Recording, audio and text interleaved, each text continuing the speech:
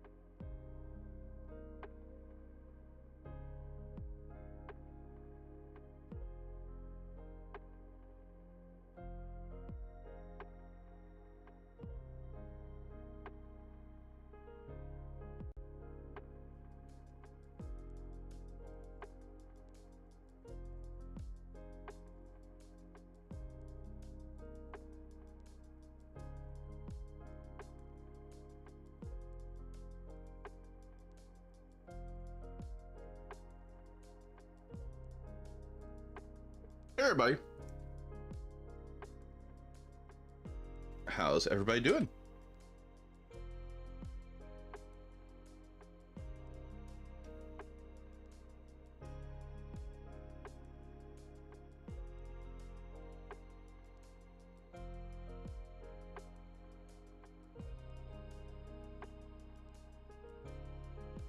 Um,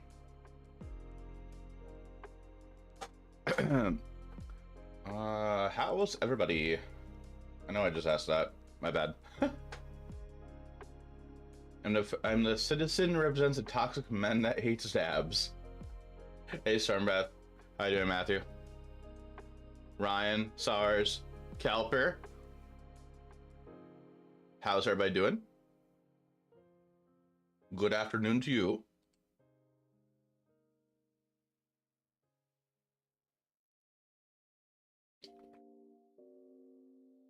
Superb, how are you? I'm all right. I need to figure out what I'm going to play for RCQs. Out of the two decks in the title, Golgari or Rakdos. Top of the muffin to you.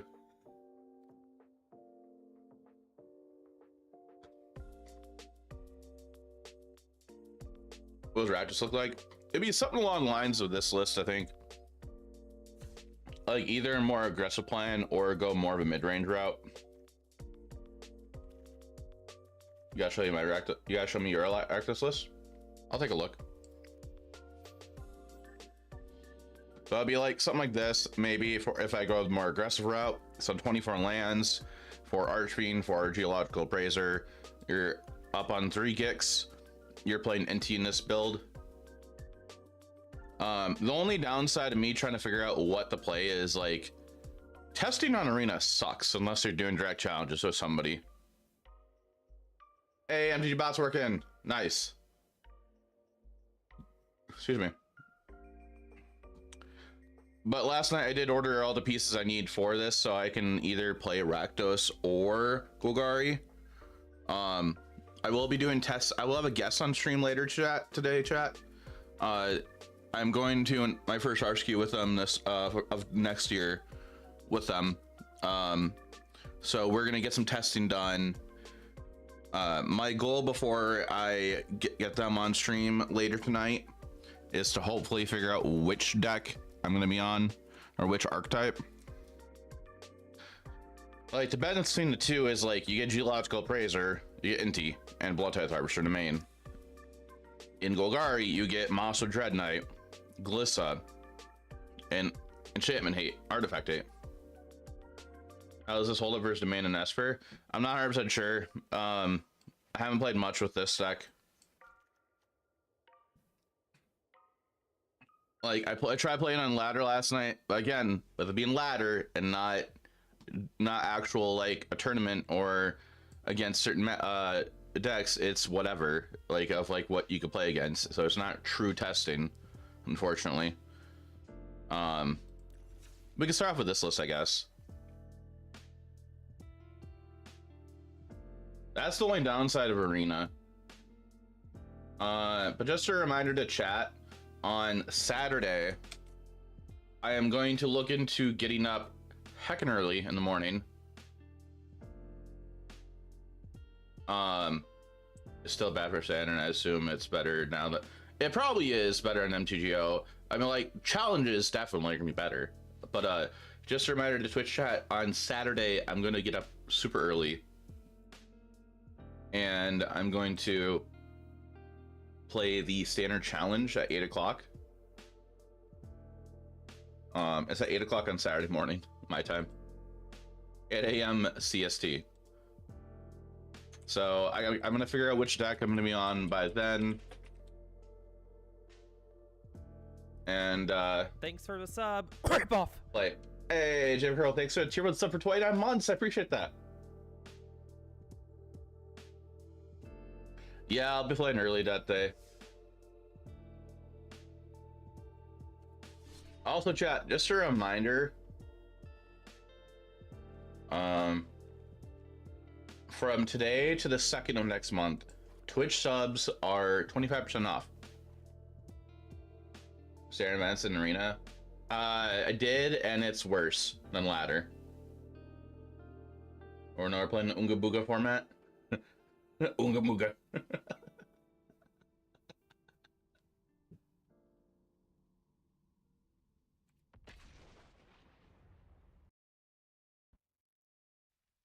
All right, new prediction for Twitch chat. Chat, we're 9 subs away from hitting the monthly goal. It'll be the first time hit the goal in a while, I think.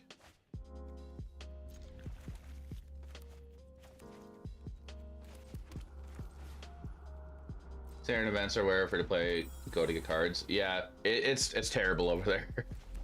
How you doing, Scoop? Is it worth streaming that run? Almost. I mean, if they snipe, they snipe.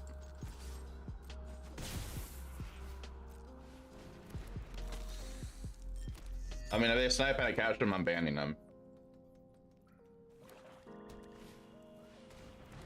Sitting in like a minute, no.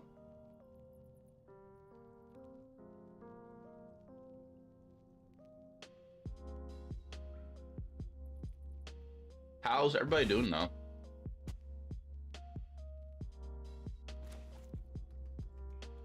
So I think we just play this tack it for 4. Then we just see what happens next turn. Has to be desperate to win in a Child's Guardian. I'm gonna need chat to do it. Yeah. All right, just trying to figure out your list. Okay. Scoop, are you gonna be doing RCQ season? Playing any paper magic during the RCQ season? Smoking ribs? That actually sounds really good. This is my home, and I don't appreciate it when people touch my things. Don't overthink.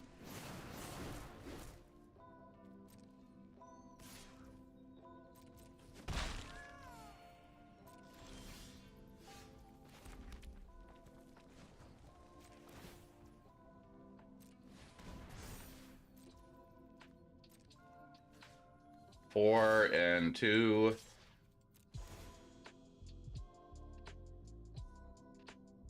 Decline. Yeah, smoking ribs sounds really good. I know when I'm not wanted.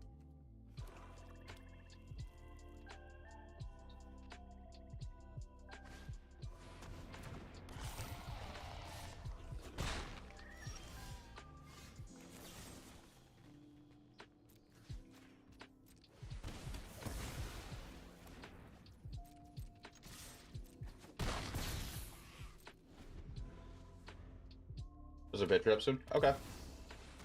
Bloodletter. We take 3.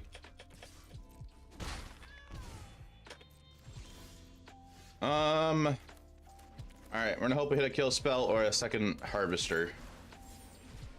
That is a bat.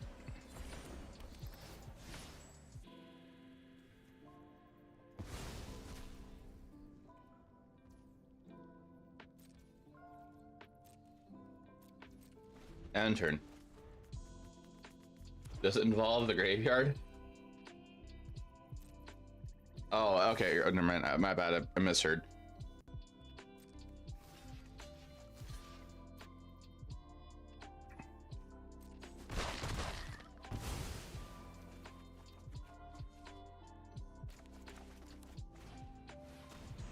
Yep.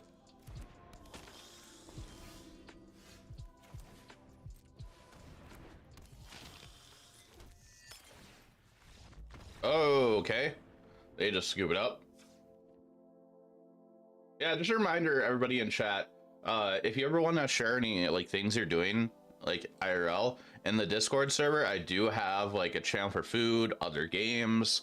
If you want to just talk non-magic stuff or music or anything, I do have channels in there for stuff like that in the Discord.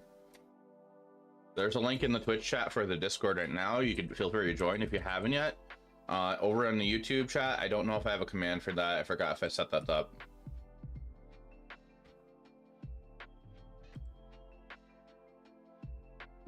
Mono black bloodletter. I'll add go for the throw.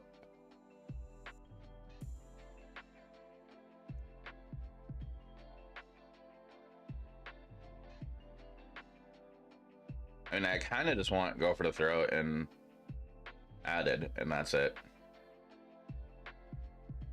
That's all I really want here, I think. Chat, what do you think? Mono black plus soul ripper plus bloodletter. Oh. Soul Ripper? That's that vehicle, right? That sounds interesting. Excuse me. It's a vehicle where you sack something and it gets like a counter and menace, right? Summon a phone stack.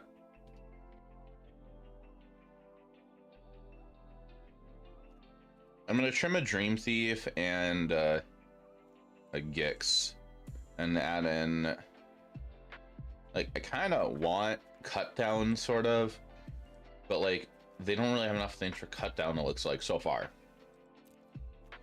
Hey DJ. I'm Mr. Commander. I've been in Commander for a while. It's just I don't do content on it really, except for yesterday. It was the first time in a while.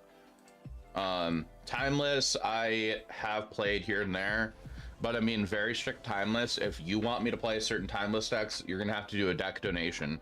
I cannot afford to play that format on the fly. So if you want timeless content, you have to do a deck dono. Exclamation point and dono for the link. And the YouTube document, to, that way you know how to submit that. The Google document. I think it's worth splashing green, though, to play Dread Knight. You can also go check out the YouTube as well.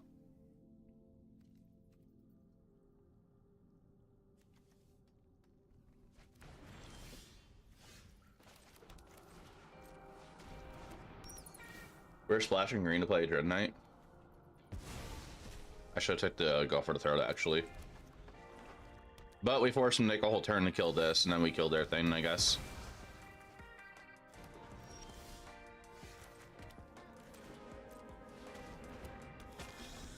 Chat, Twitch chat, there's an ad coming up in a minute.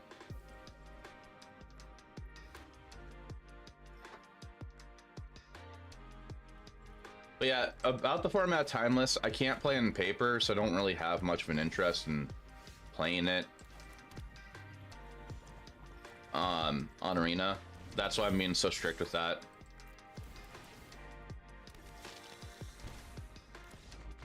Okay, sure. Yoku just conceded.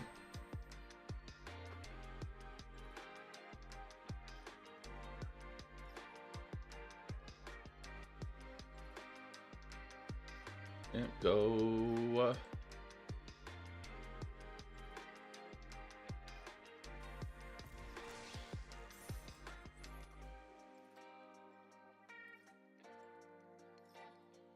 All right, I won that.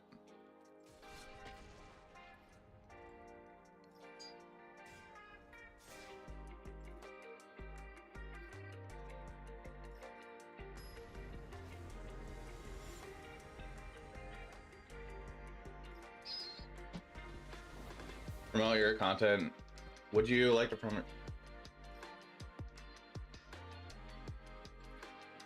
Not really, DJ. I'm sorry. Not in that format. If it was like standard Explorer, I would consider like normal historic, but Commander, not really. It's just that's not the content I usually promote or make. Hey, Green Ranger, how you doing?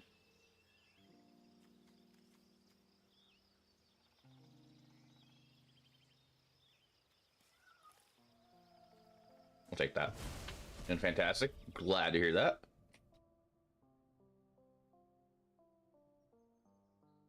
Courier's briefcase.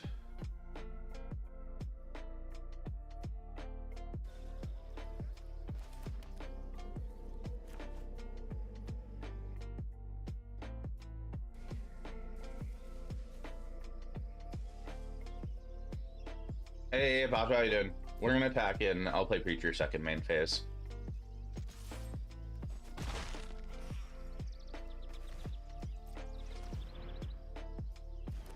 Hope we're doing well.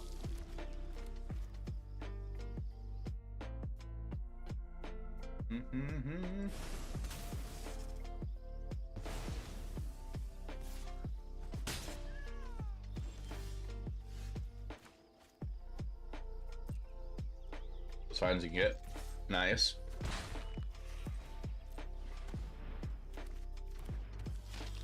Play Preacher. Hey Omar, how many subs are you to play single siege run all day? Oh my god. And do I accept pesos?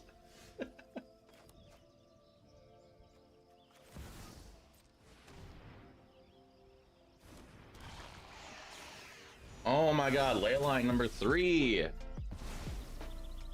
Be back after this all ad finishes. It's almost over. I'm sorry, chat. Can I draw land, please?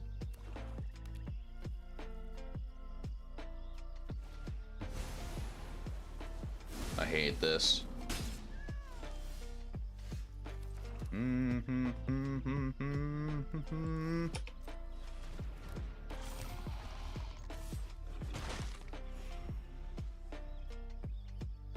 Welcome back, chat, from the ad. I'm glad you're doing fantastic, Green Ranger.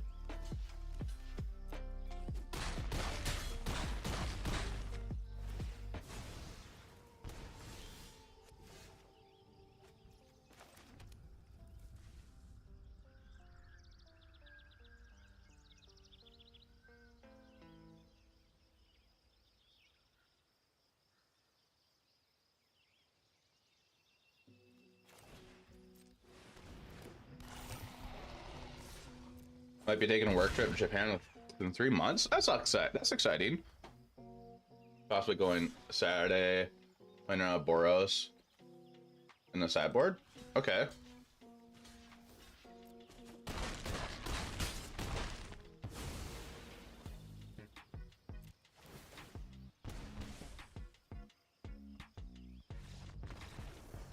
Cool. Yeah, Omar, if you end up wanting to go, let me know. Let me and John know. John is gonna be driving.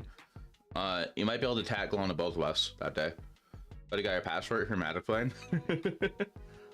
Yeah, that was close. Like keeping the bat back to block was playing the new Archfiend was clutch. And then just the static effect of Archfiend was nice. Now against Domain, we want to extract the truth, duress, cut all the cut downs, go for the throat. Probably Brotherhood's End for all their tokens they make, because once they make those tokens, we're kind of like out of the game.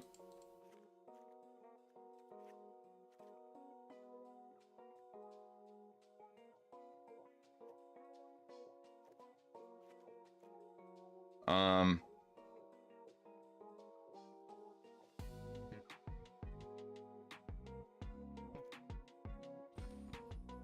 27 creatures.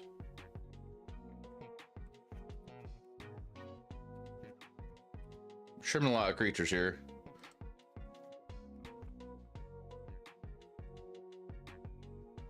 Missing the standard RCQ season though. Just play a standard RCQs over in Japan. Qualify, go play their RC.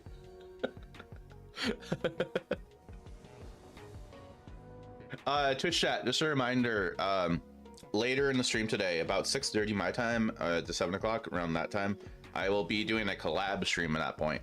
I will be doing the Saltiest. I'll have the Saltiest Gaijin on stream. I did a collab stream with them before, where they do it like a got with other creators. We're gonna be doing some testing to figure out what to do some RCQ testing for this upcoming season. Oh, that's gross.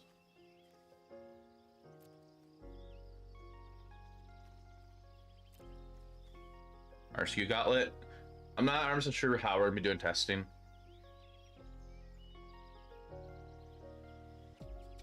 I really hate this. It'd be hilarious to qualify for multiple regions. I wonder if anyone knows crazy enough to qualify for all of them. Maybe the prior seasons.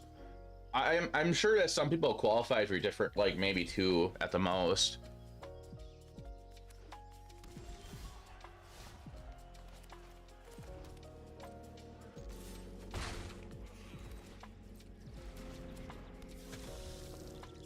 That'd be an achievement as in itself. Yes, it definitely would be. Mm-hmm.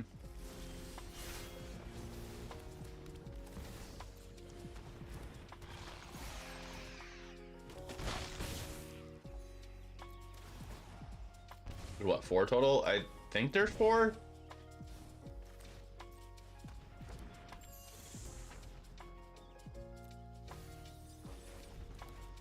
Downside, both angels.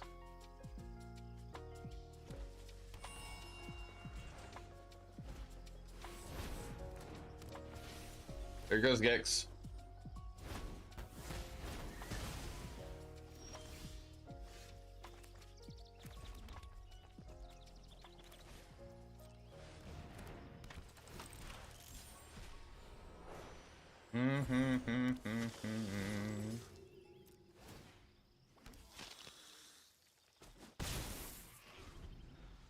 Went in the store for $24 groceries. Gotta check out her $10 and $25 bottle. Oh gosh. Spent double, yeah. Grand Slam puns.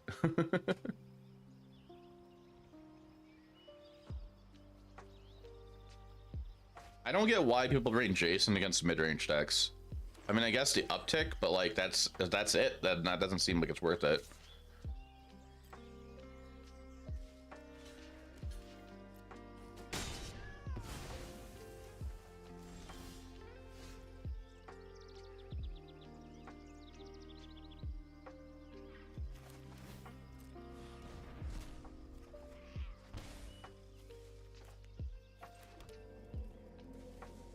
That was a play for the Angel, probably.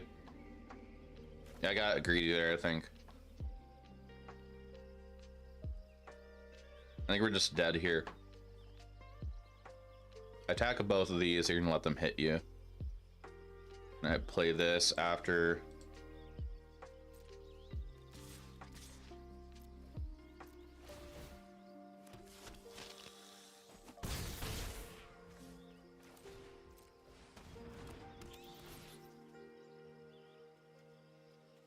Yeah, I think we're dead.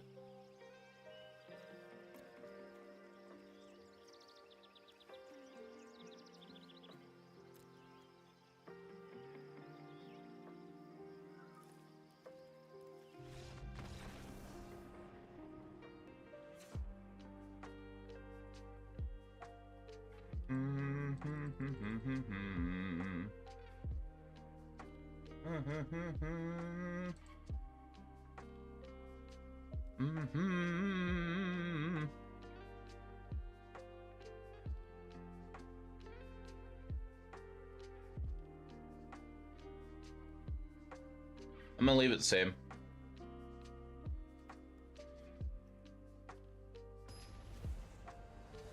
I like the idea of the Rakdos deck that we're playing, but I'm missing green. Like, I don't want to go into Jund either, because then that just comes more dirtily and slow, and it sucks, in my opinion. As much as Jund is fun to play, I just don't think this is a format for Jund. Alright, let's enchantment hate. Like, yeah, you get extracted truth, but in Rakdos, but eh.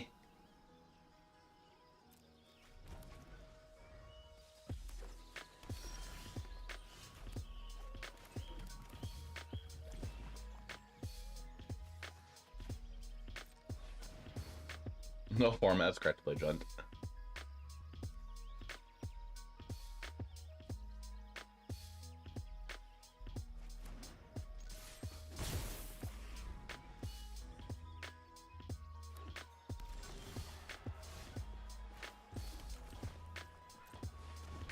Renegger spilled. Your work crew asked you to smoke pulled pork for Fridays, so that is tomorrow night. Friday morning project. Sounds nice. We'll attack in. They have a thing here. It might be discard a card, go get a basic.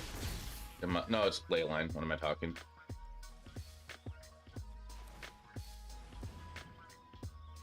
No, deep down your soul, that is facts. I mean, yeah, I mean, like, if you're a good mid-range player, I think Jund could be alright, but it's just not going to be as consistent as Golgari or Rakdos.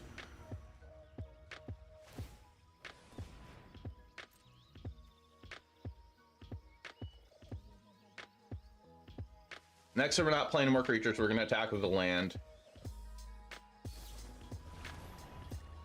They're going to hit Preacher, sure. You missed my beaver hair?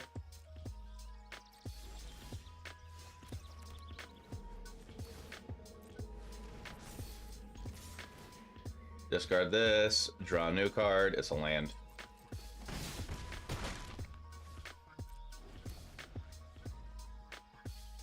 I mean, I can have beaver hair still if I don't style it.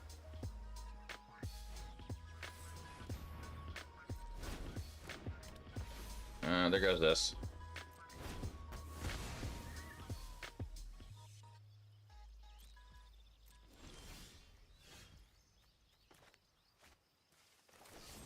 Pay 3 life, hit this.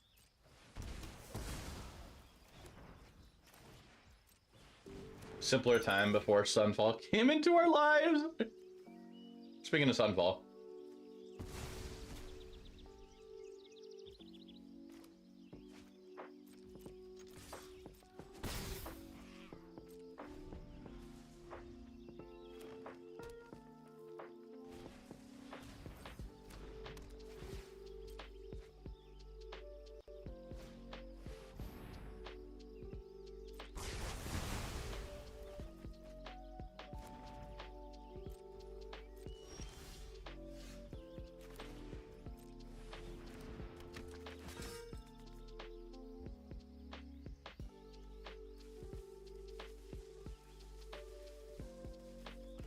We'll do this. I'm gonna just take time doing my turn.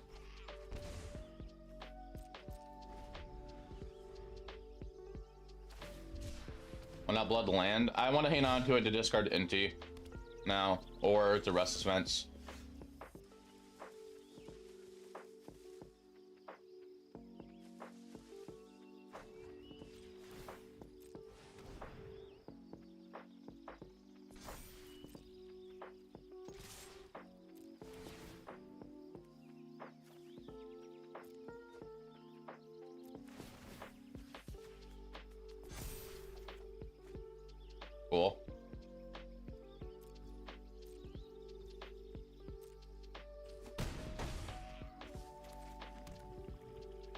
And my turn.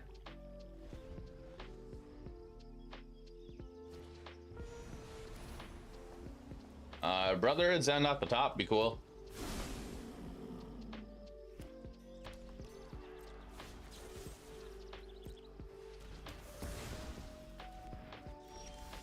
Hey, look at that. That's 4, 5, 6, 7, 3. I have 6 mana.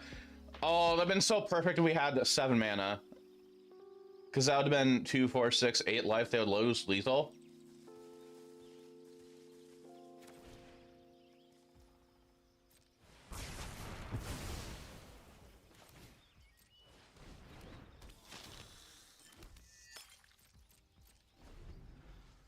But chat, there's ads starting in 4 minutes. Gross. Alright, kill spell off the top. For us.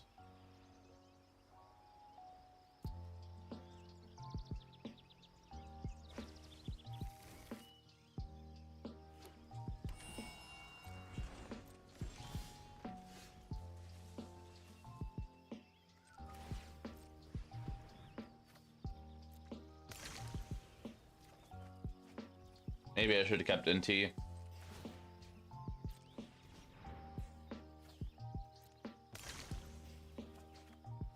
Yeah, do.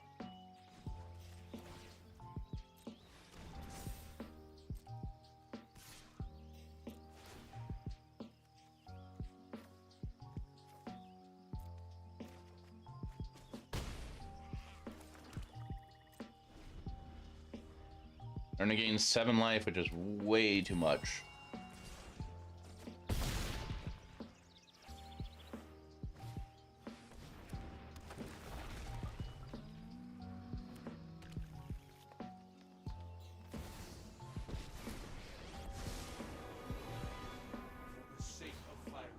Sure.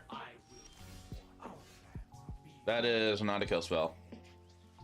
And I think we're dead here.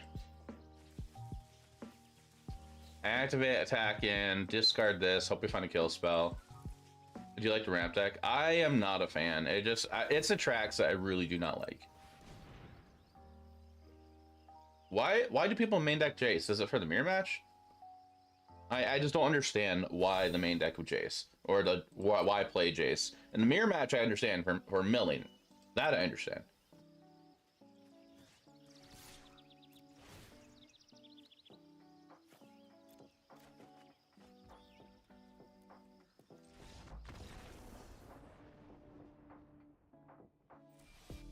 All right, we lost that, unfortunately. Twitch chat, I'm gonna start those ads now before we get into next match. So I'm gonna run those ads right now. It's a 2-minute ad, so say now.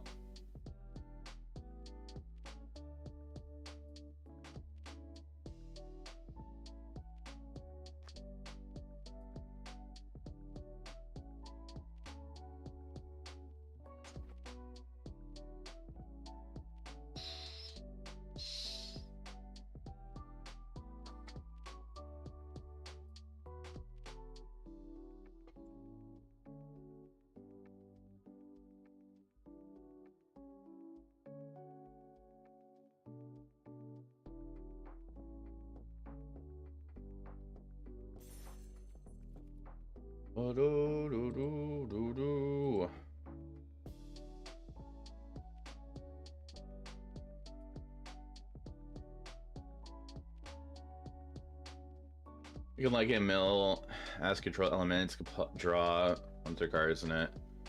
Minus 2 also could be pseudo fog if you think it's that way. Lockdown whenever the recovery is. Okay. Alright, that makes sense then.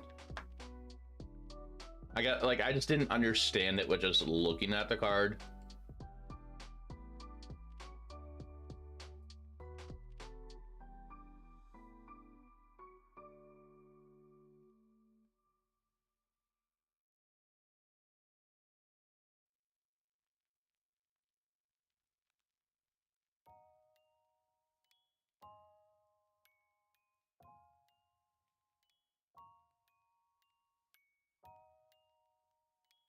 To recall, it runs many Sunfalls and Devaplates, yeah.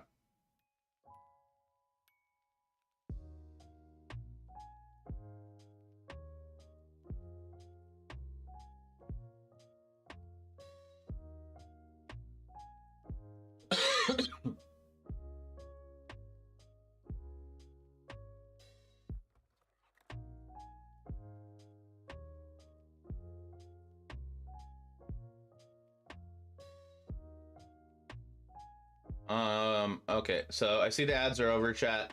I am doing a quick thing real quick. But yeah, so yeah, I think they run 4 Sunfall, and then like they run 6 board wipes. It's like 4 Sunfall and like 2 Depops or something like that.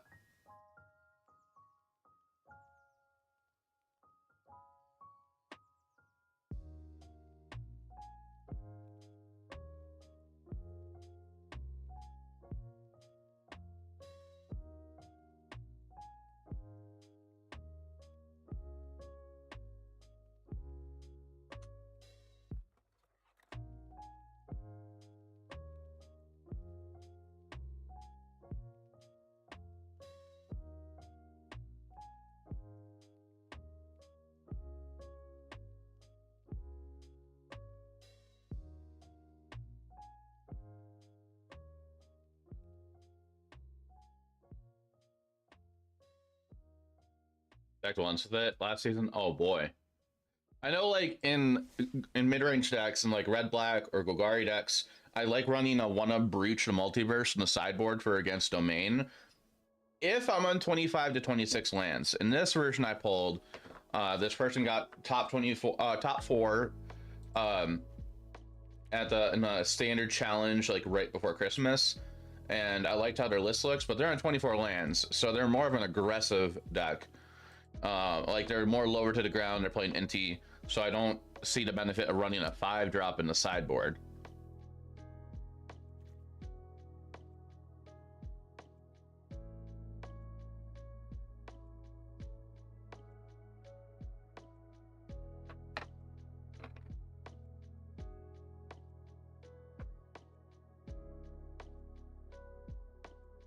That twice in the last few days by it.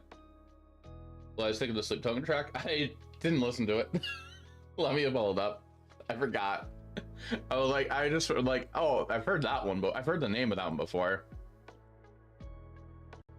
Let me look that up.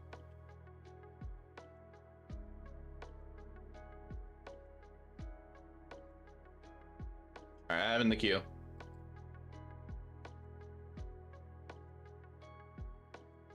I've been letting I just been letting Spotify DJ play through until it gets to like where it's not working that great. All right, I'm gonna give this another shot. Maybe I'm not playing against domain correctly, like boarding correctly. Maybe I need Liliana's, but they draw a lot of cards too. I mean, like, and they draw enough cards. It does, like, Shell doesn't impact them too much. I feel like maybe it does. I don't know.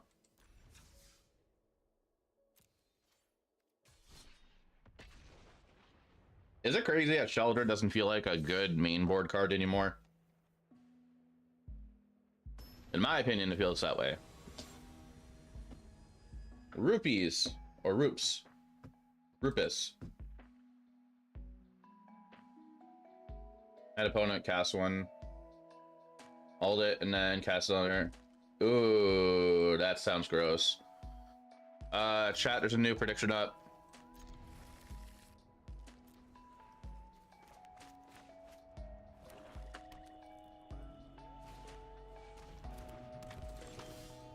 This will mention a life gain and so many answers to Sheldred.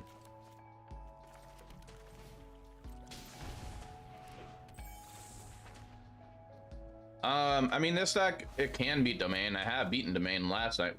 I didn't play it on stream, but I did beat Domain a couple times. It's just, it feels, to me, it just feels like any deck I play against Domain, if it doesn't end the game fast enough, it just feels too slow.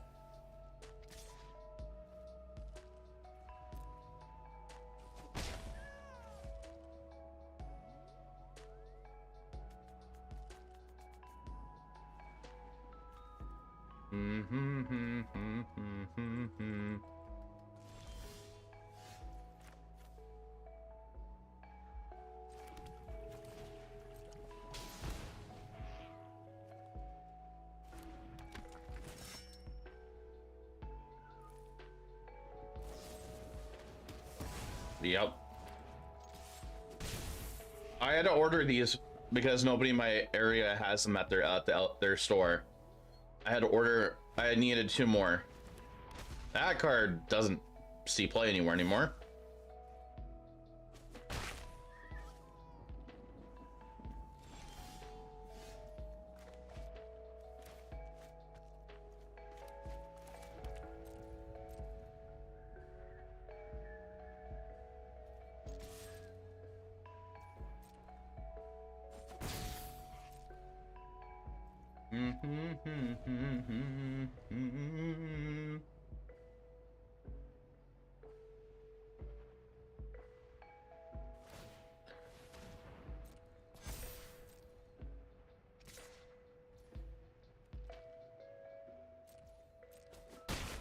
Yep.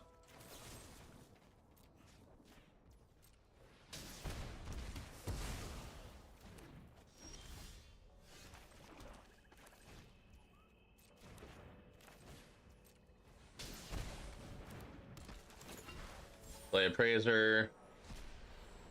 Play a Gix.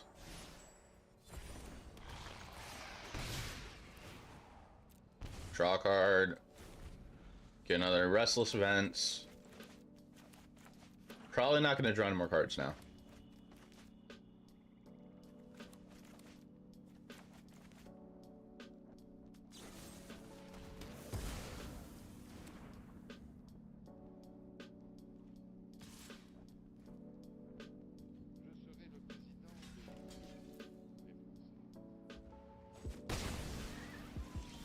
Okay.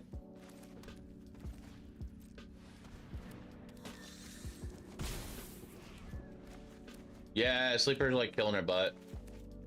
Feels like. Felt like.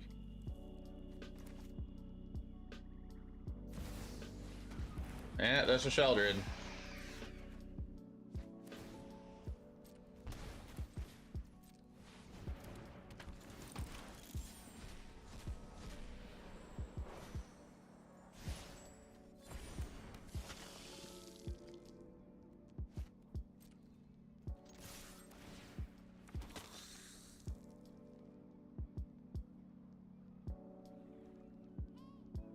My pain lands are hurting a lot too. Oh, okay. They have to have another one then. That's the only reason why they block. I mean, even though they should have just took it, in my opinion.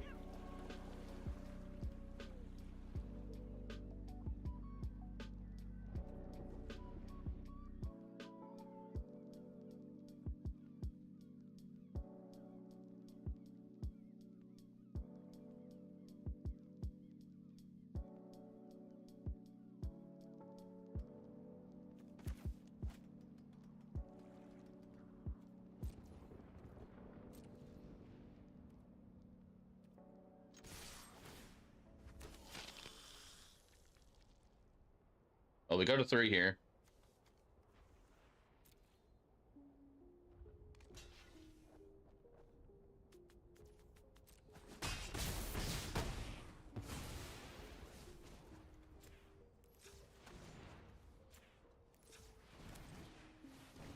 Blocking there and losing it.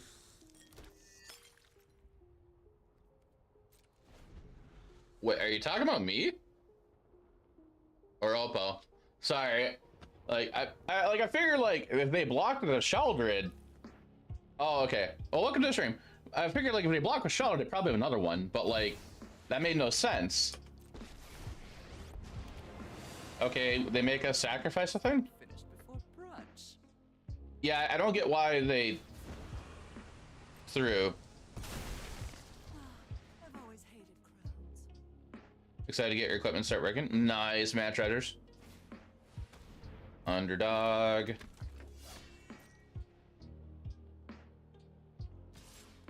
I don't get why they're okay.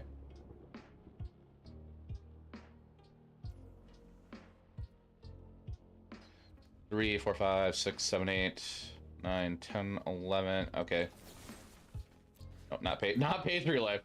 Yeah, we're gonna let this happen. I'm at the block. So 3, 6, 7, 8. 9, 10.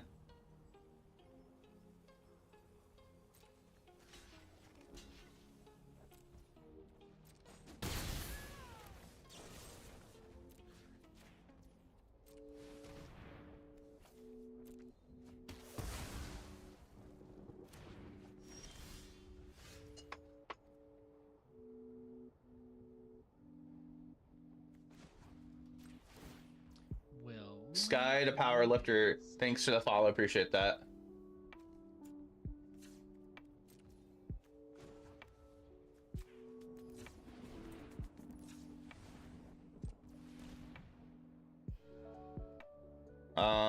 Actually,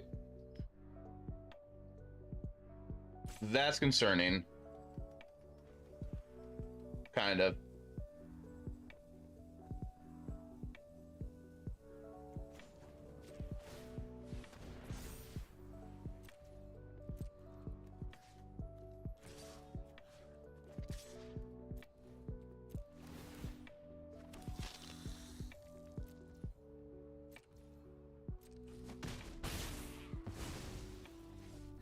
It's no fun when they hit back.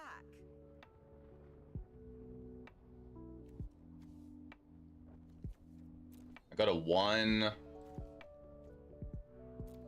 I got a 1 on attack. I'm gonna have to double block and hope they don't have another Trespasser or a Sheldred. Hey, Tyrant. It's going. Domain is still annoying. Is there a chance for a Praiser combo in Standard? No, there's no chance for a combo deck like that in Standard.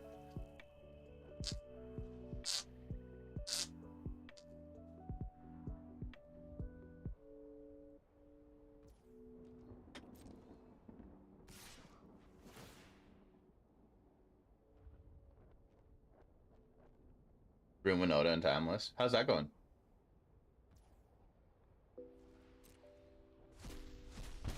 Good.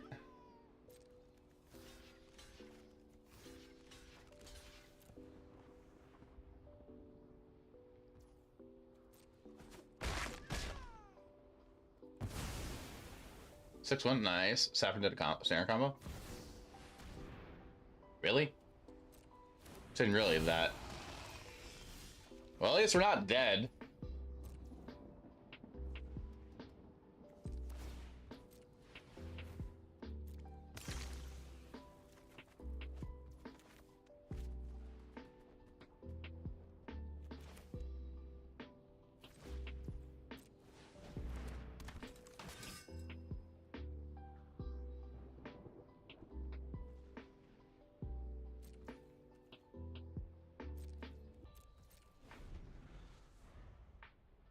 I didn't know that like somebody did a combo deck with Praiser in Standard. I figured it just wouldn't be good enough.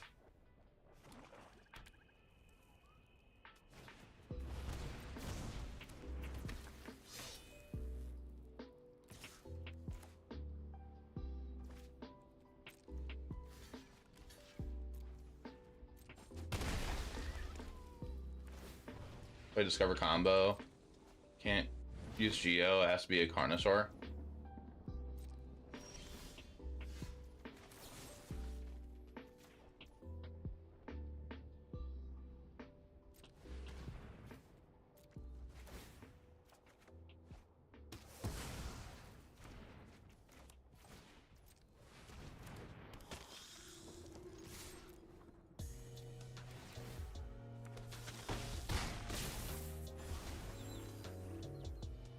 All the clones are 4 mana. Okay. Oh yeah, they're bad clones though, aren't they? Alright, 8 mana, 1 card in hand, 2 cards essentially. But if they do that, they're dead.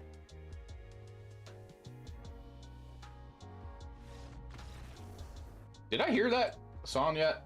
By Sleep Token? I don't think I did. Or I just didn't notice it.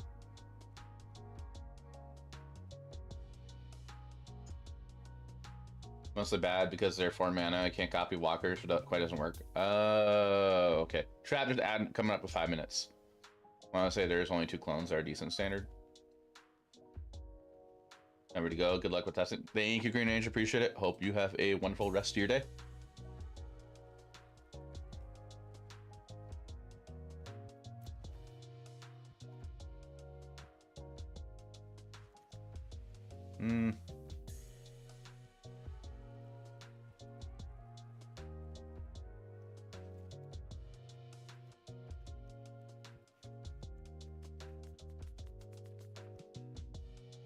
So far, moved from standard here in Noob for it. It's been actually kind of fun minus domain. Domain's been kind of just makes it feel meh. By yourself. Sell lines at them for Legacy. Oh boy. I hope you have fun with those. The version Seth played had a slight chance to whiff because of 3 mana haste giver. Okay.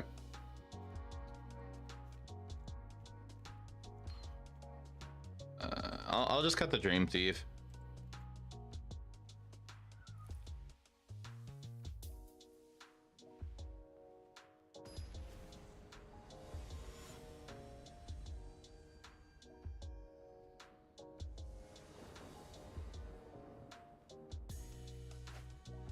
Mulligan. Why not new Dreadbore? There's not really a neat reason to use it when that's sorcerer speed when you have an instant speed kill spell with Bear Triumph. We'll keep this hand. I'll put the mountain back. I'm also playing the base 75 that's that was in top 4 of the standard challenge.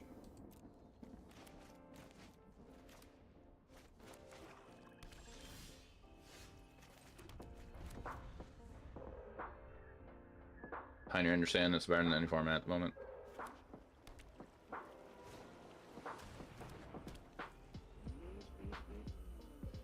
Okay. That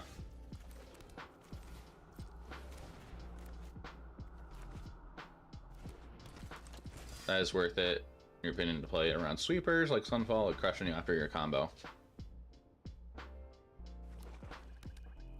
Do do do do.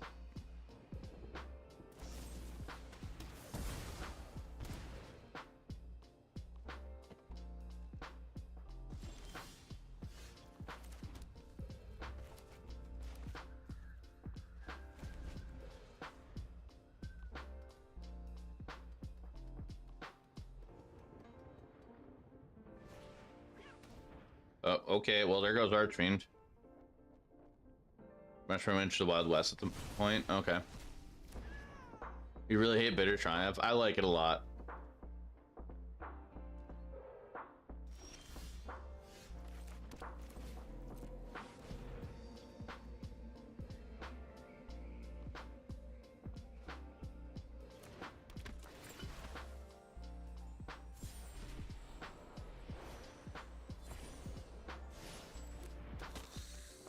Chat, just a reminder, it's an ad coming up in a minute and a half. Are they gonna finally eat from their own graveyard?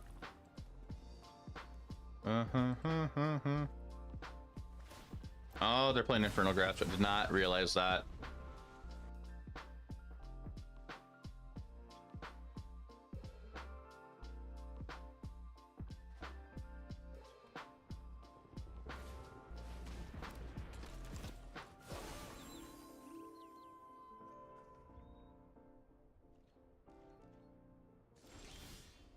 At some point next year, you want to pick up an old duel.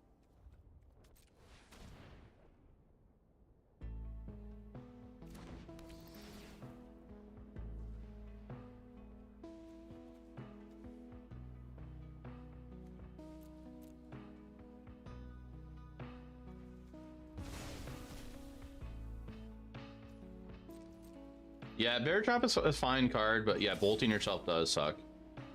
So you have to at least point a piece of reserve list. Nice.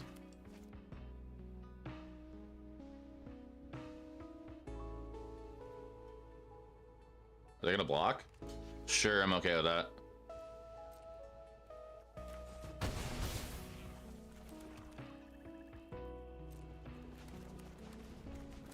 I mean, I'm gonna deal 6 to myself in a second, probably.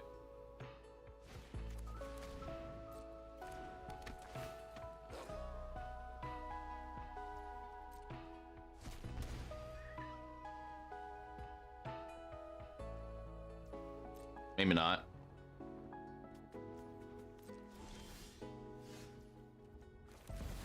Okay. Whoa. All right, attack in. Yeah.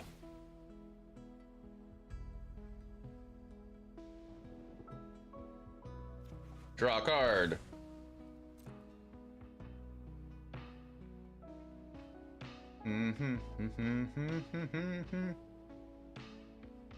Atlanta crew.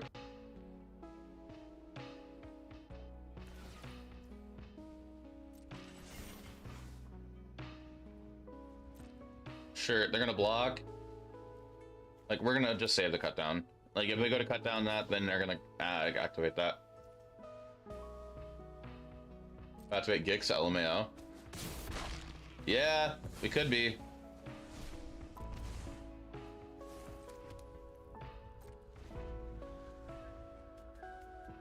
I really like activating Gix. Nobody ever expects it. Nobody like ever does it. Sure, you have an 0-4. You have a Misery Shadow.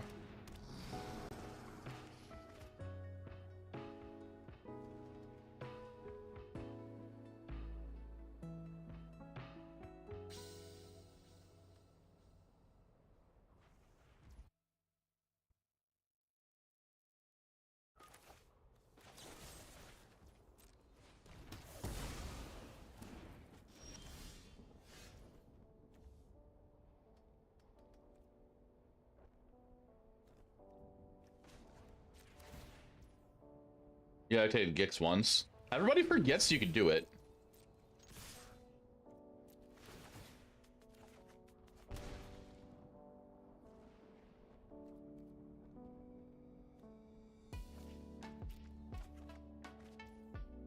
No, okay, that's funny. Gotta live a life.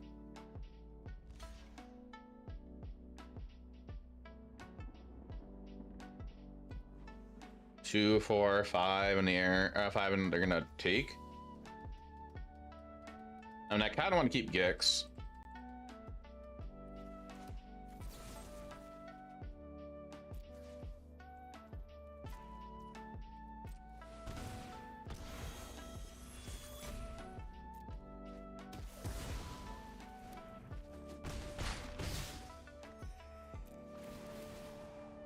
Now you know why I forget.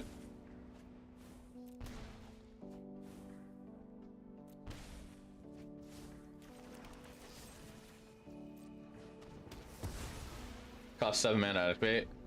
Yeah, I mean, yeah, it does cost 7 mana to activate. But in standard, you get to it. In Pioneer, you would probably don't. The Flesh Quarter.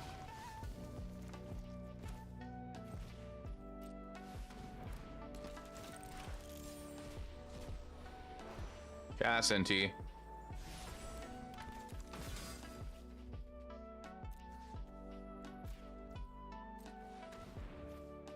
Discard that.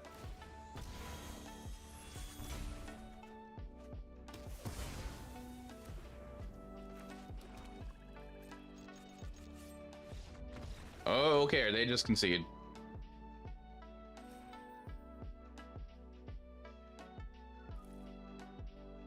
All right, let me check my record with this deck.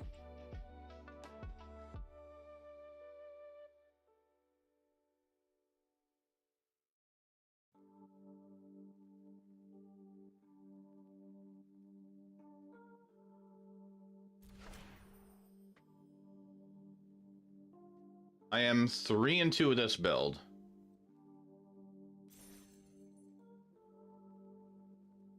My losses are to Domain and Esper. The wins are against an Orzhov deck and 2 mono black decks.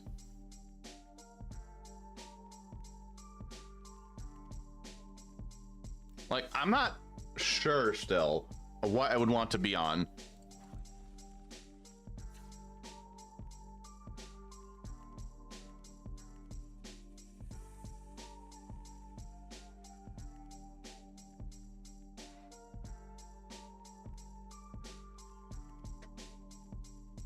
Like, NT is really cool. I like NT. I just don't know if I want to be on Rakdos or Golgari.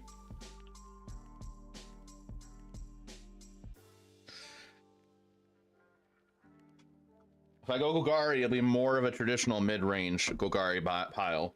It won't be aggressive like this deck. Like, it'll still be a Gix deck, but I don't think I'll be on Sheldred's in main, or if I am, it'll probably be 2 because Sheldred just doesn't really feel good in the main board anymore. In a paper meta, I think Sheldred's probably fine in the main because you don't know what to expect to hit, to go against. Chat, what do you think about that statement I just said about paper standard meta and Sheldred being okay in the main since you don't know what you'll be against?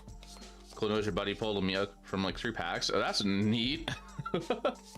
Makes sense to you. Like, I feel like playing Golgari, I was trying to play around and build a list last night. Why should not feel good anymore? She doesn't feel good in the main board anymore because there's so many decks that don't, she doesn't impact the game that much anymore. This is something I was trying to play around with last night, chat. It did not feel that great. Mostly because I feel like I ran into a lot of like traditional meta stuff. I went 1-1 with it, so I didn't give it too much of a chance. I played against it might have been Domain and I won, and then I played against Blue Black and lost.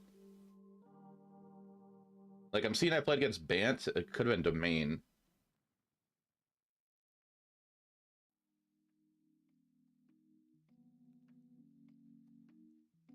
As of what cards that hose a Shelly? I mean, it just people don't.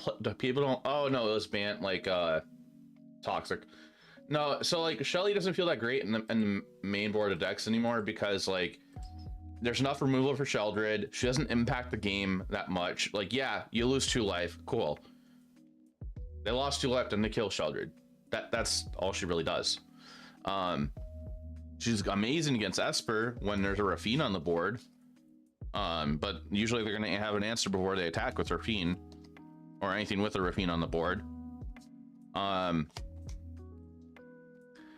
I don't know, she just doesn't feel like she impacts the games anymore that well anymore. It's not that great of a card against Domain, even though Domain does care to take care of her. She just doesn't impact the problem with Sheldred now. She doesn't impact the game that well in standard at the moment.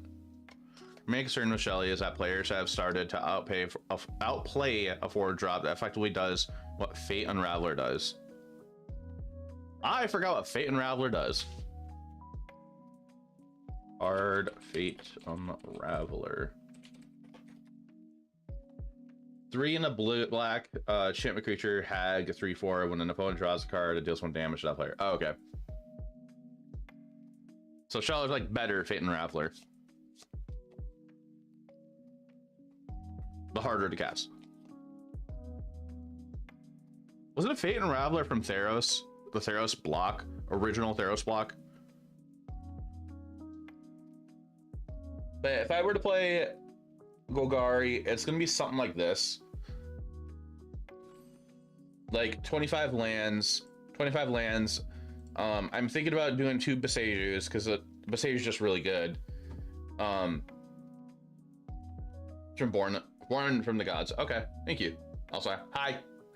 I think Sentinel of the Nameless City is just too good of a card to not play. So I think 2's okay. 2 Gix. Some number of Preacher, I'm on 3. 3 Glissa is my standard. I will never go below 3 or above 3. A Tenacious Underdog, I really don't know if I like that card or not. I think Underdog just feels kind of meh at the moment. Like, it's basically a 4-drop at times. I don't like the idea of Liliana in the main board.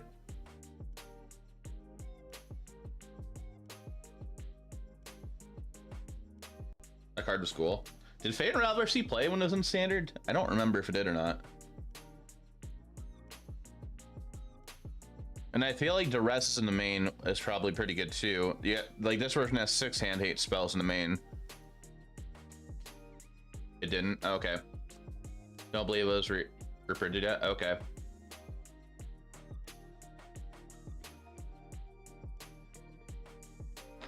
I don't know. Chat, what do you think?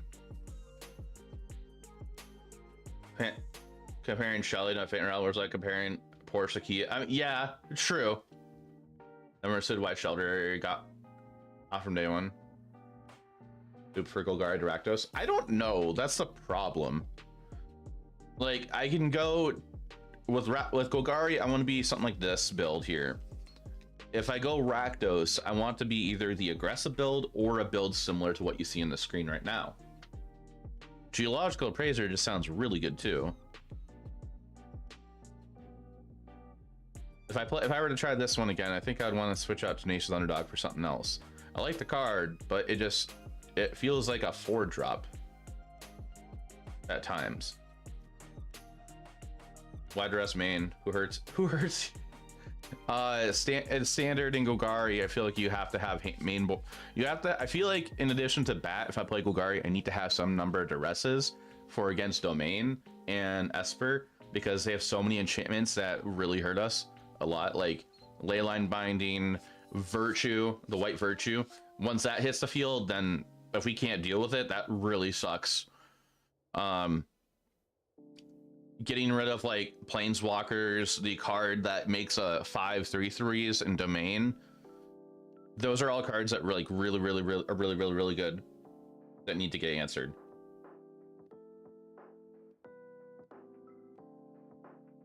And I feel like in Golgari, Sheldred main is probably okay. Sideboard is something to adjust here and there, maybe. I'm kind of falling off of Anoint with Affliction. Because like Golgari you see a lesser amount of times now. So I'm kind of feeling like Anoint's not as good. That Golgari and Esper is a match I would like this card for.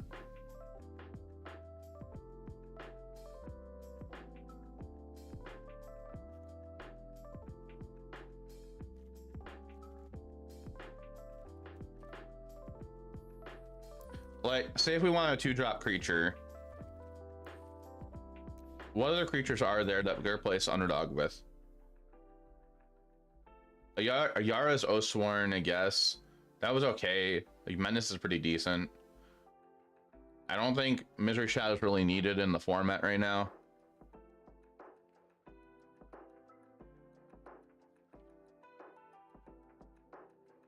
Mainboard Liberator would be interesting as a one-of.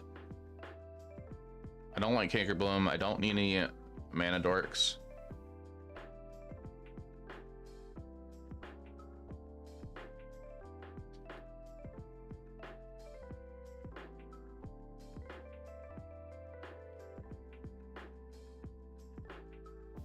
Not really any Golgari cards worth it.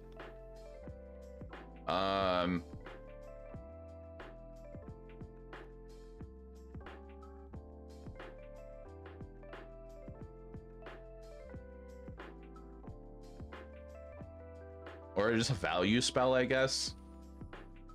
What other like value spells are there out there?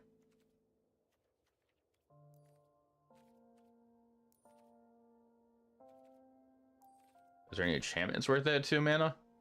Probably not. Well, that's banned. Underworld Dreams. That's very CMC. Is that in standard now too?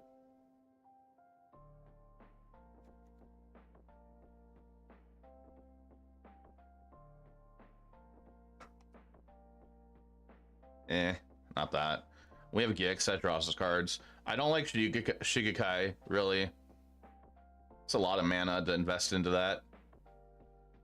Ironcrag. I mean, I don't need any mana acceleration, no. That's the thing. And welcome to the stream. Think of it as like Orcish Bowmaster, and that's not even standard.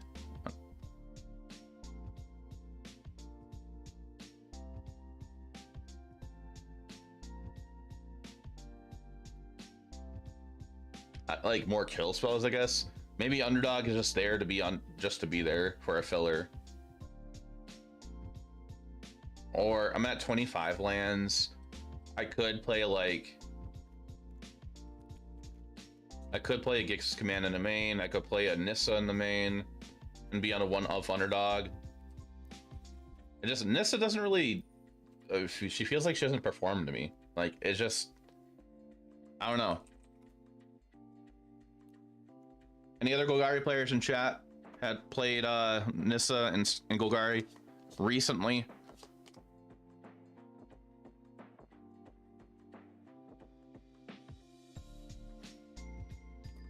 Also, Twitch chat, heads up, there's an ad in 4.5 minutes.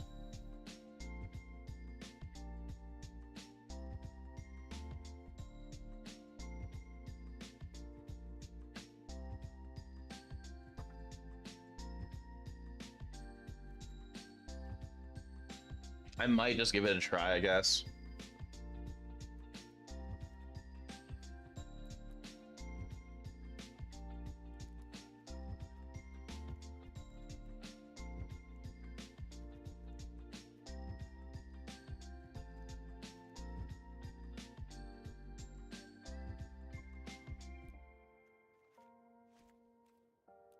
Put Breach in the board.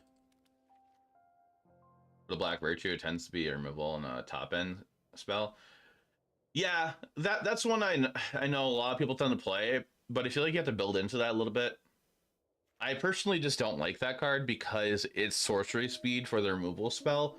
I would rather have all my removal be instant speed. I would like to be proactive when I play mid-range. Like, this is just a personal preference of mine. That I would like to be proactive when I'm playing any kind of mid-range deck. I don't want to just like wait and do stuff on my turn and not do stuff on my opponent's turn. Like, my only proactiveness in this deck is really the removal spells and activating creature lands to block. So like, I guess maybe I'll give this a shot again. Like, I'm on 25 lands. I'm going to be playing 2 Besejus for more enchantment hate.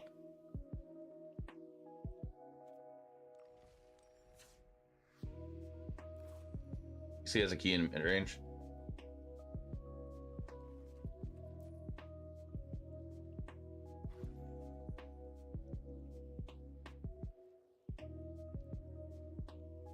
I don't know what to name this deck.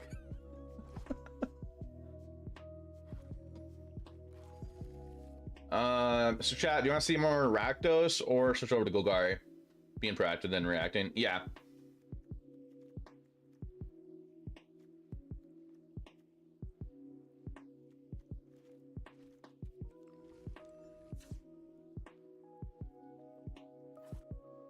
Golgari.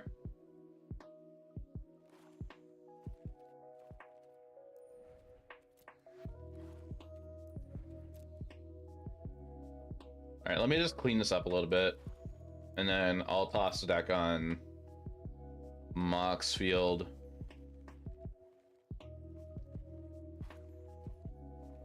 Let me take a look at this one real quick. 4, 2, 3, 3, 3. I was trying out some weird stuff in this one. Eventually, I'm learning how to.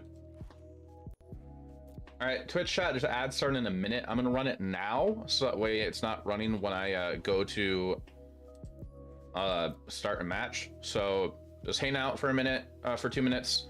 You're not gonna miss any content. I'm just gonna toss the deck list on the Moxfield, so I'll be back in just a moment.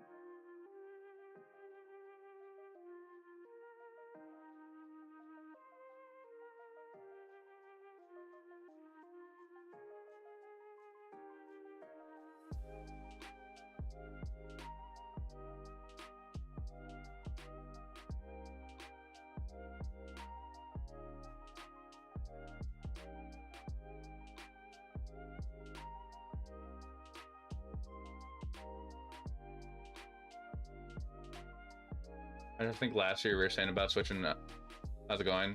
and a general update of life. Oh, bro. Aldo, exploring job market stuff. I am doing all right. I am mentally feeling better. I was let go from my day job, last month in November.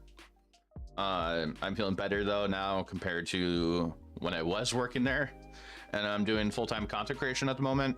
I am going to be looking for a part-time job though, starting sometime next year. I've been kind of just taking the rest of the year off. Yeah, I've been better overall right now. So I've been like streaming more often on Twitch and YouTube, and just enjoying life. Hope you're doing well.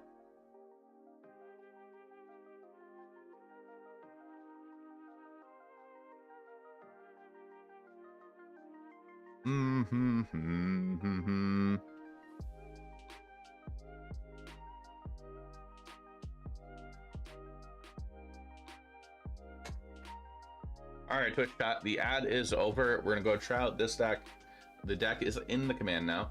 Ooh, full time. Congrats. Thank you. Appreciate it. Like, I'm not making as much as I want to, but I'm doing okay. Well, Elder Jeep Fiend. Thanks for that follow. I like the name. I'm gonna take it you like Elder Jeep Fiend, and you probably like Jeeps. In Twitch chat, there is a new command I'm starting, or I mean, a new prediction.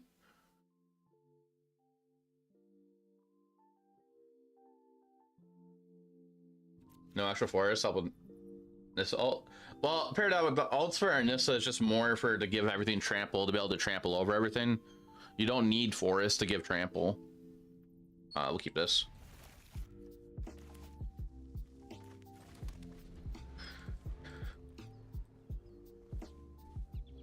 This is just kind of there to fill a spot, really. We're against domain, it looks like. Redab, how you feeling? How you doing?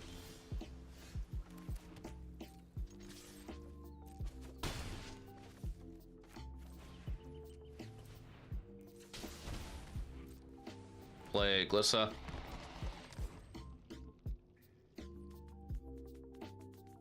I'm assuming we're against domain, since they played Cavern of Souls on Angel. I guess we're gonna find out.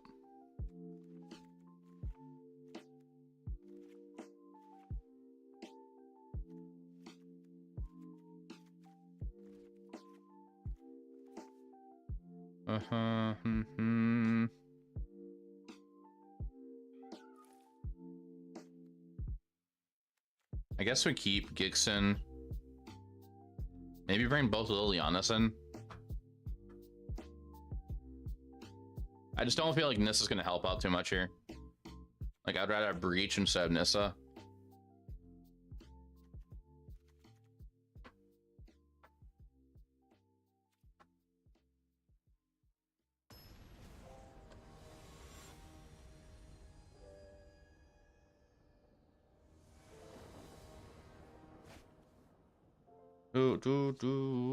We'll keep this.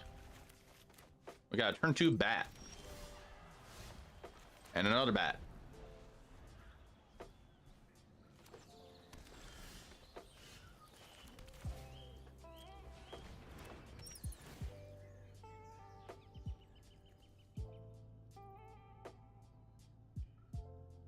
I think we just let them have the herd migration, so we take the angel and then Sunfall.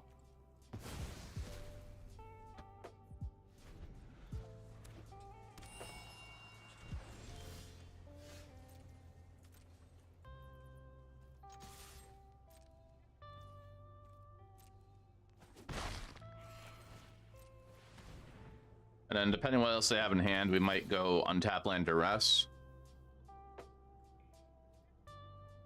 Okay. We'll just go tap land.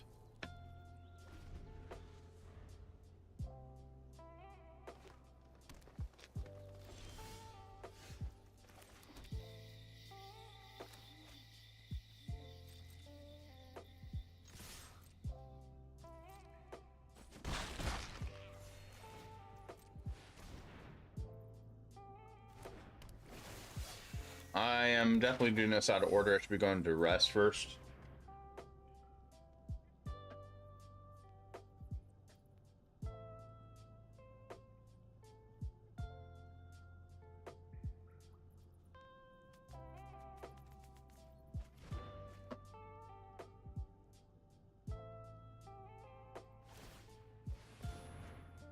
Okay.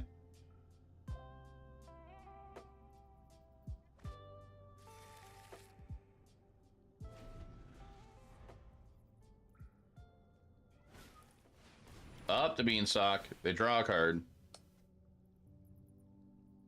There are 3 ley lines left, and 2 more herd migrations in the deck.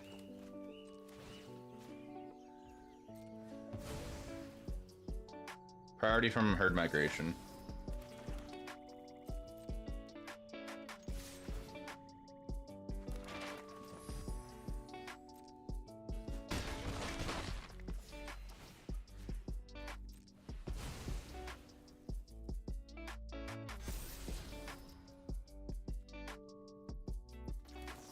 We're gonna go ahead and exile this now since we have a Tranquil Frill back on top.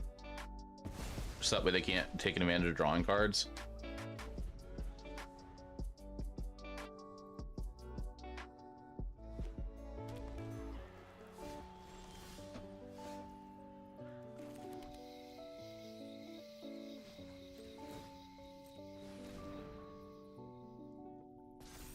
Back in for 10. 10.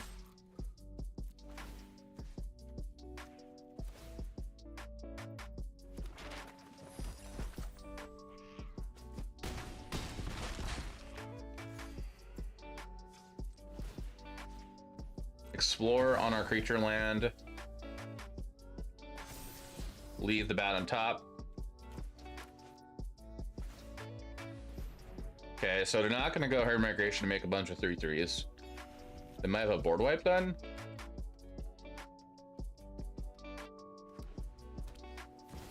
Nope, it's just a track. So, oh, okay.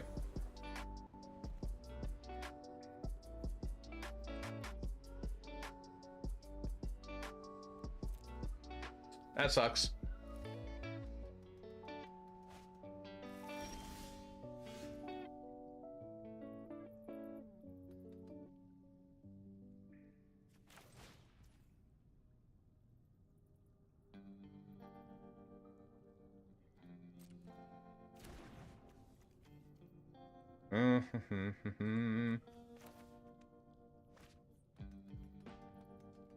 If I go here, I'll take 4 mana up.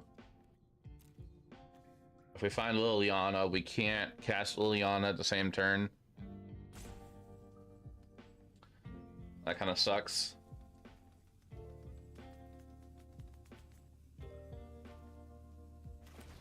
All right, well, I guess we're gonna take the Depop.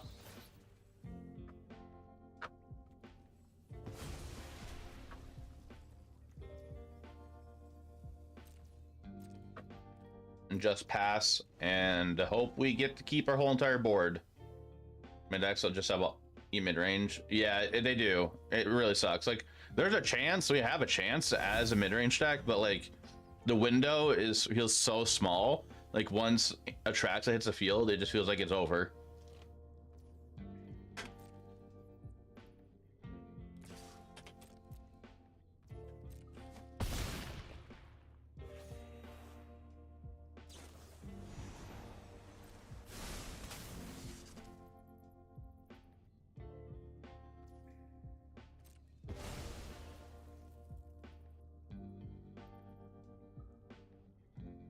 That's the only thing I don't really like about Standard, is this deck. It feels miserable. All right, we're just gonna go to game 2, game 3.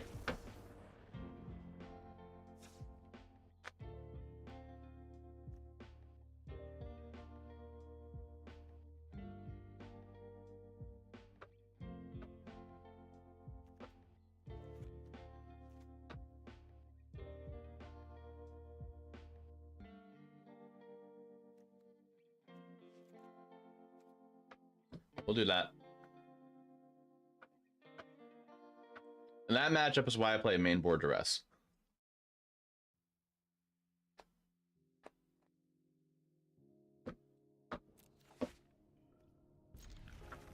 there a combo deck in standard? There's Convoke, which is kind of like a combo deck.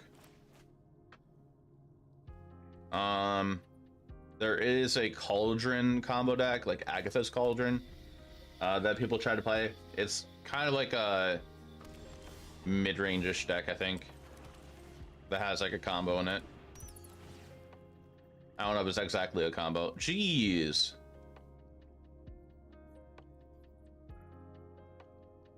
I guess I take Leyline. Play Cruelty Gixxer this matchup.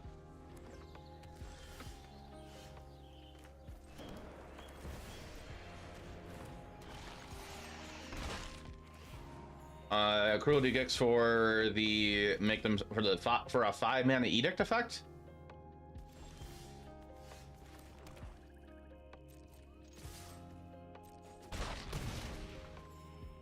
Draw 2.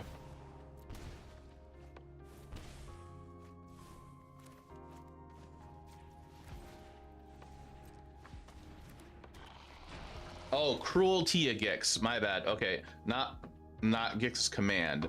Okay, cool. We got it because they didn't draw lands.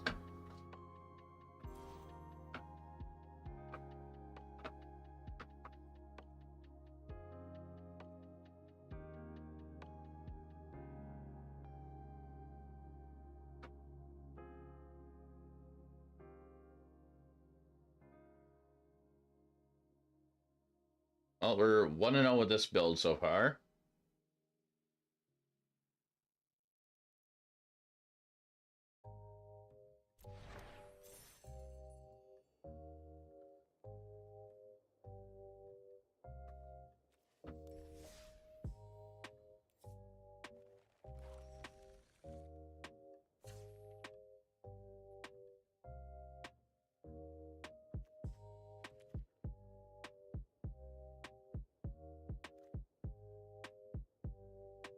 Trying to think, like, for the domain matchup, what feels correcter and what doesn't.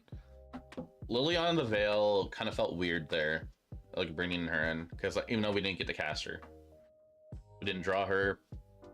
Only way she would have impacted the game is if we had an extra land, we talk a new mud, get Liliana from the graveyard, if we milled her, and then down tick her to get her the Atraxa to win.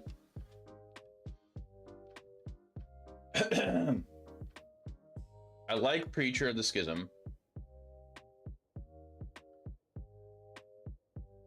I kind of want Sheltered Edict in the sideboard.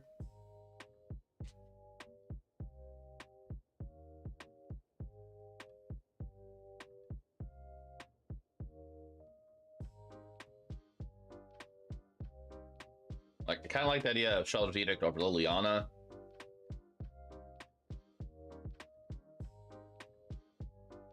This card help because the deck is mana hungry. I mean, like, the idea of Liliana is if we get Liliana down early game, we can start hitting their hand. But Liliana, in general, is another card that's felt like she's kind of fallen behind in the format. There's just like people kind of just cast a lot of things either early or she just doesn't impact enough. So I'm leaning towards cutting Liliana completely from the board, adding one of Shelter's Edict and another sideboard card.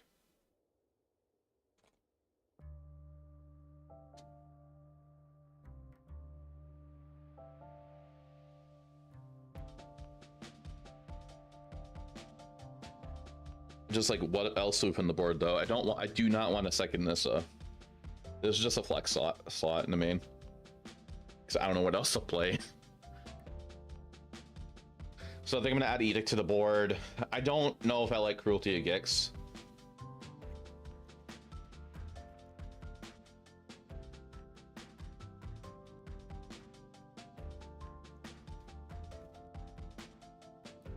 Twitch chat to add in 5 minutes. Does help you estimate. The idea of Edict is just to have another extra kill spell for against planeswalkers. Like in the sideboard right now, I have what, 1, 2, 3. I'm gonna say 3.5 right here. 4.5. Basically 4.5 kill spells on the board. like bitter over edict so you can target. I understand that. That's like I have bitter in the main.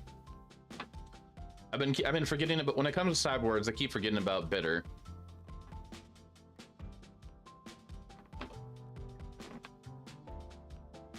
Yeah, because the matchups you bring bitter in against, like, you're not gonna have too many against aggro.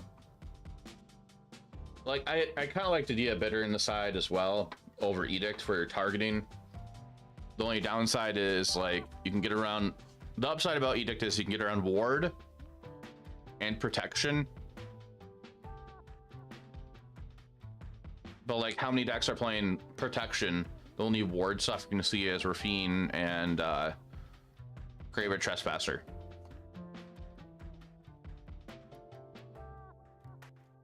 All right, we'll do that instead. We'll try that out. Now, as for in the sideboard of the other option, just taking a look at this real quick. Yeah, it's a 5-mana saga. Our opponent, we can Thoughtseize them on for a creature or planeswalker, basically, or pilfer. You can pilfer them on Saga 1. Grim Tutor on Saga 2. I think Grim Tutor it is. And then reanimate on 3.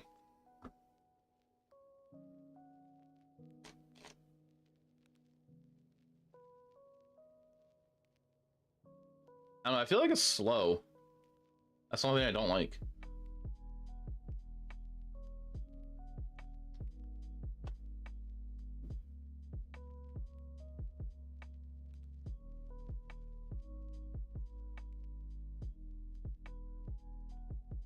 Twitch chat, the ad is starting up in 2.5 minutes.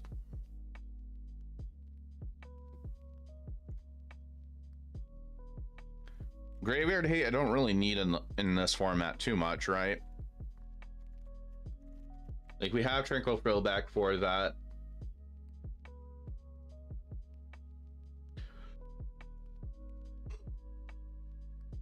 Excuse me.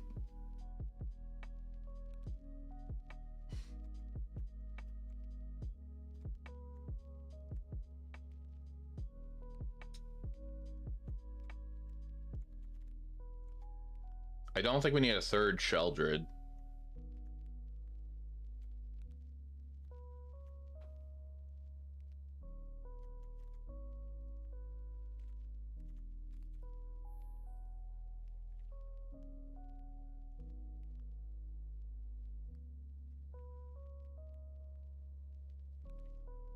Sorry, chat, I'm just trying to think of what else to toss in the board before we go to our next match.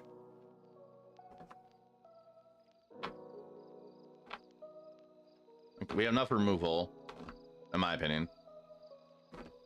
Plenty of removal. I have eight removal spells in the main board.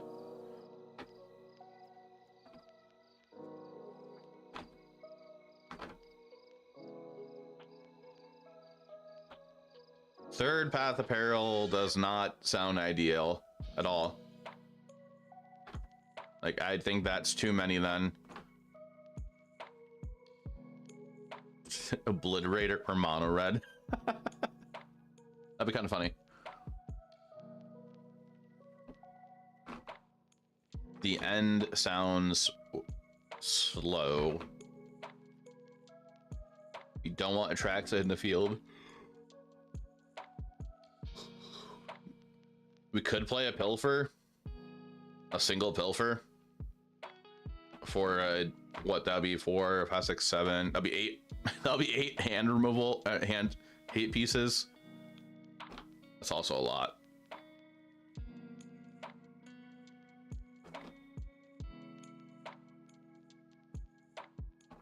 Twitch chat, the ad starting like right now. Just heads up.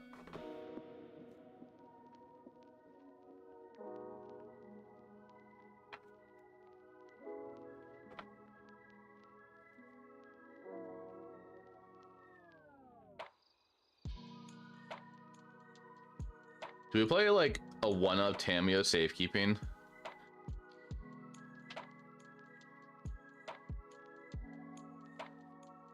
Probably not worth it.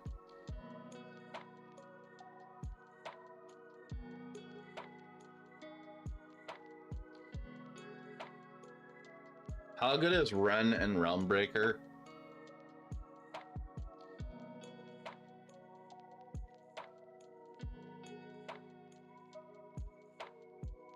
Because you can uptick, turn a land into a creature. Up to one, so you don't need to actually pick one. -2, so you can mill 3 cards, put a permanent card from on the mill cards in your hand. -7, you get an emblem. I think the idea of this card sounds actually kind of okay against like domain. I like the idea of this more than Liliana.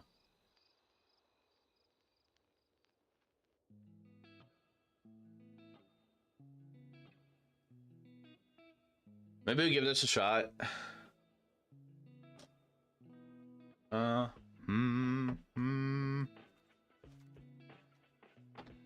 Sure. All right, let me give that a shot. I'll update the Moxfield link real quick while the ad's running.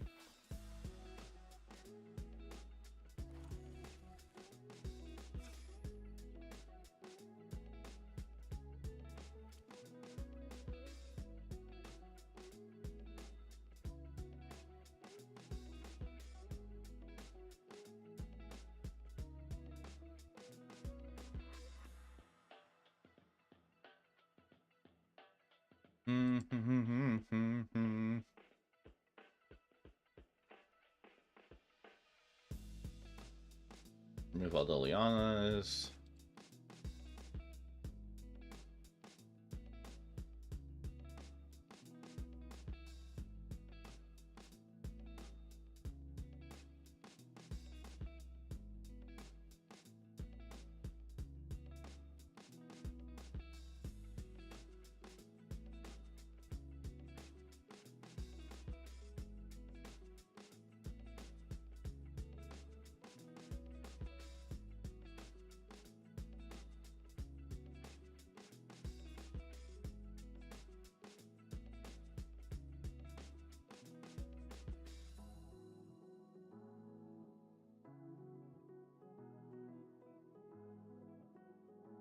Welcome back, Twitch chat. I updated the deck. I'm gonna try out, I cut the 2 Lilianas. I'm gonna try one of Ren and Realm Breaker and one of Bitter Tramp on the board.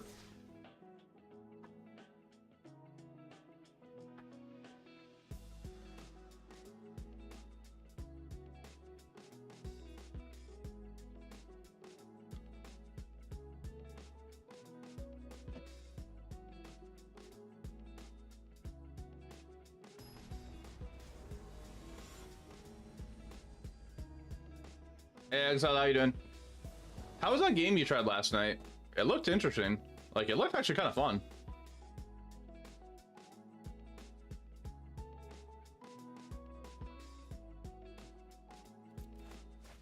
They're number 410. Otherwise, this was fun AF. Okay. You're gonna play more tonight on stream?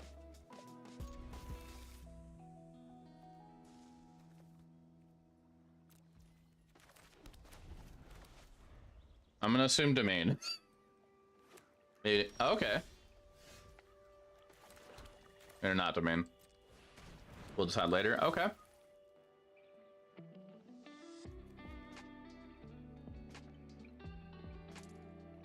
So they're blue-black.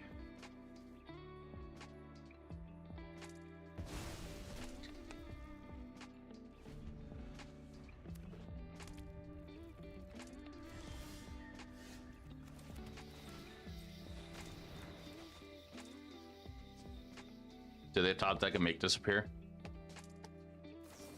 They did. Ugh.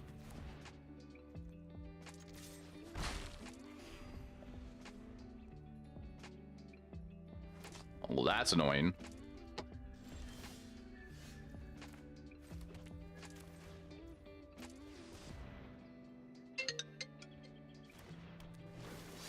Way more different games now, though. Nice. We'll wait a turn.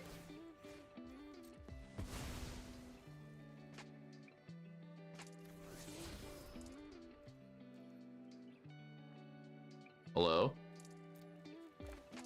Hi.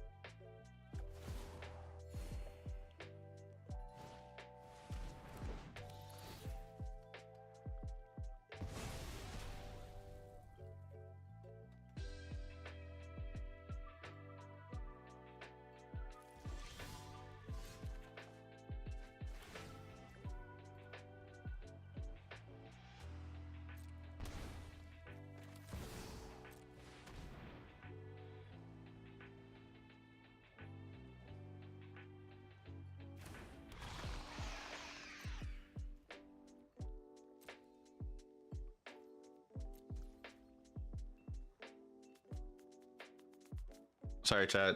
Family called me. Exile. What are those? Hello? Alu?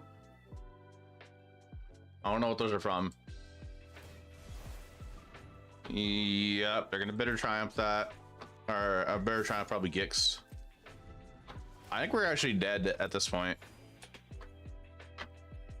I haven't explored blue black at all because I don't have any of the mana, and I don't have some of the other cards you need. No, I can see them now. Yeah, no, I can see them.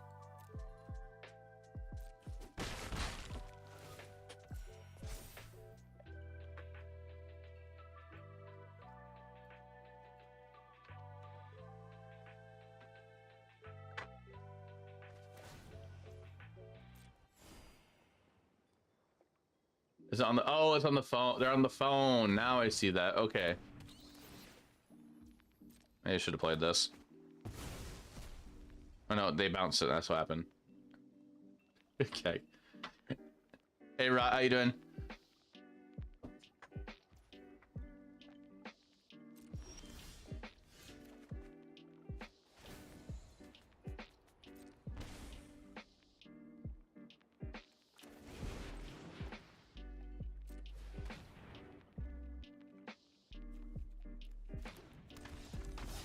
We're done here. Trying to figure out if for RCQ season if I'm going Golgari or Rakdos. We played some Rakdos earlier. Now we're on to Golgari.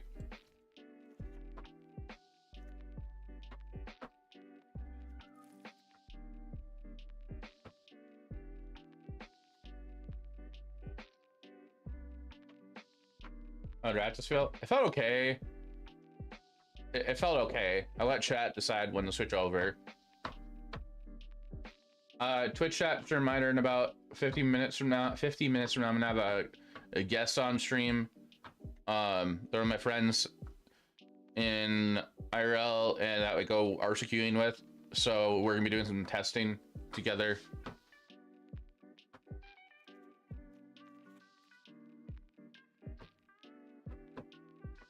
Not to go mono black, or is it no longer viable?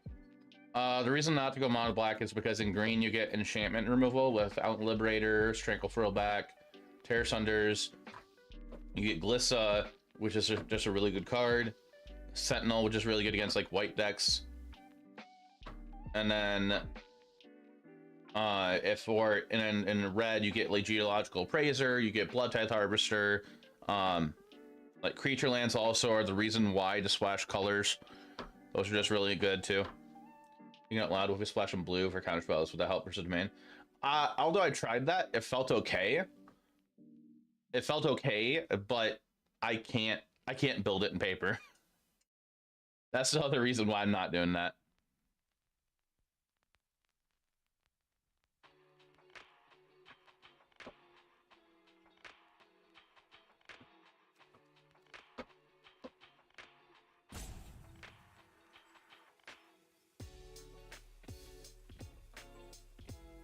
I don't have the physical cards for it.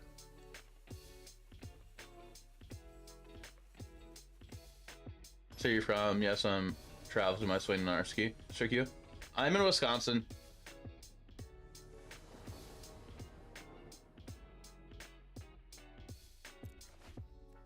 We'll keep this. We won't have this in turn 3, but that's fine.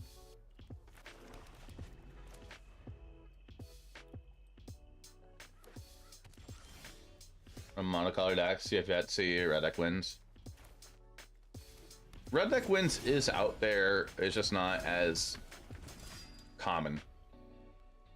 I feel like in paper it'll be more common.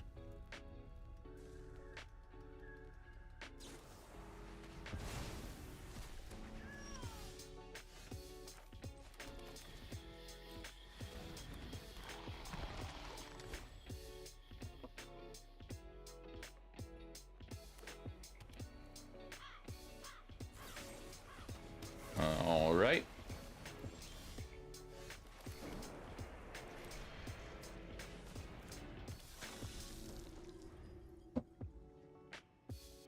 See what they do here.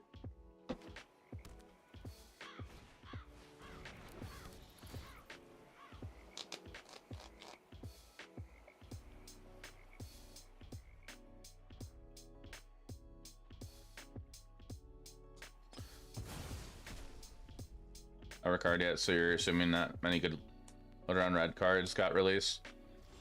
There are some like red mono red decks out there, it's just not many.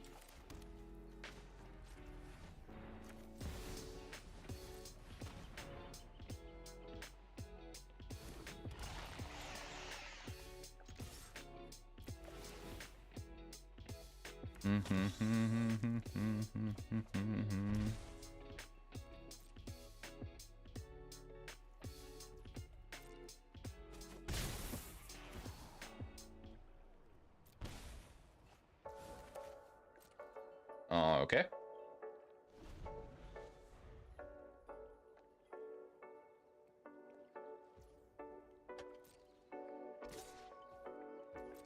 What happened? I tapped the colorless creature land first to make sure that doesn't happen. To make sure that like this is used up when I don't need it.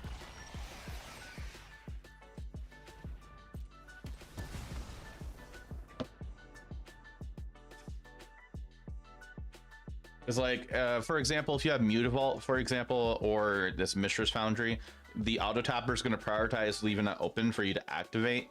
Even if you don't have like enough to activate it, it's going to prioritize it all the time. So that's why I'm tapping that myself.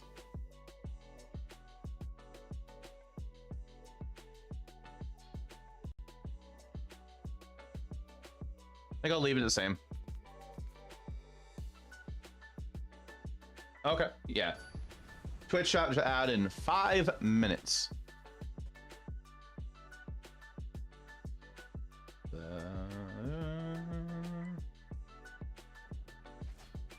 That's too slow.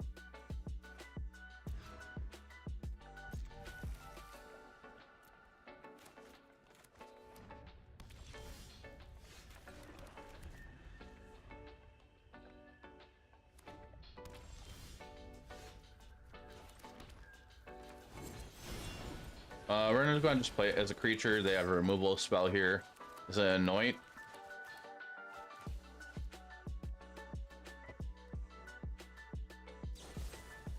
No, it's a cut down. If they're playing Trespasser, they're gonna play it now. Land Trespasser? Nope, Gix, okay.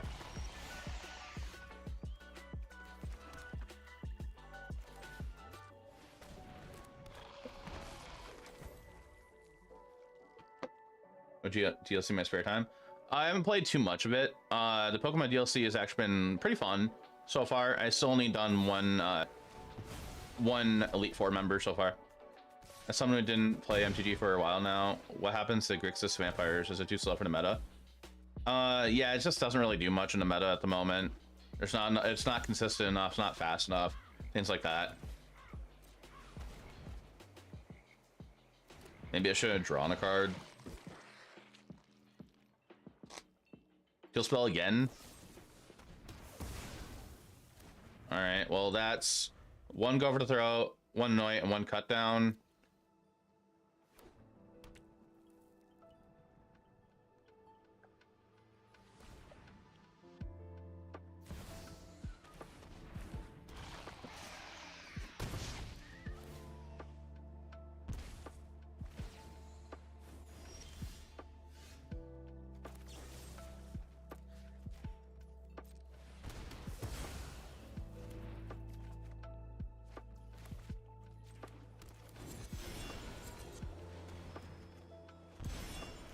Oh, we found a land a little late.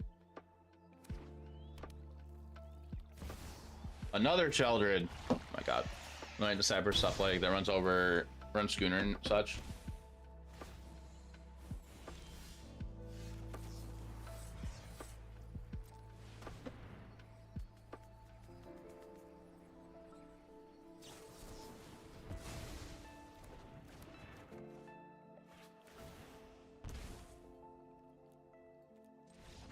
All right, well, we lost that.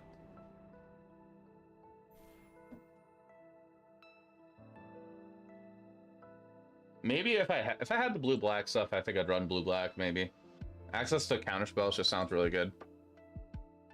Play mono black where you have green, it does. Boo counter spells. Boo counter spells. We hate those.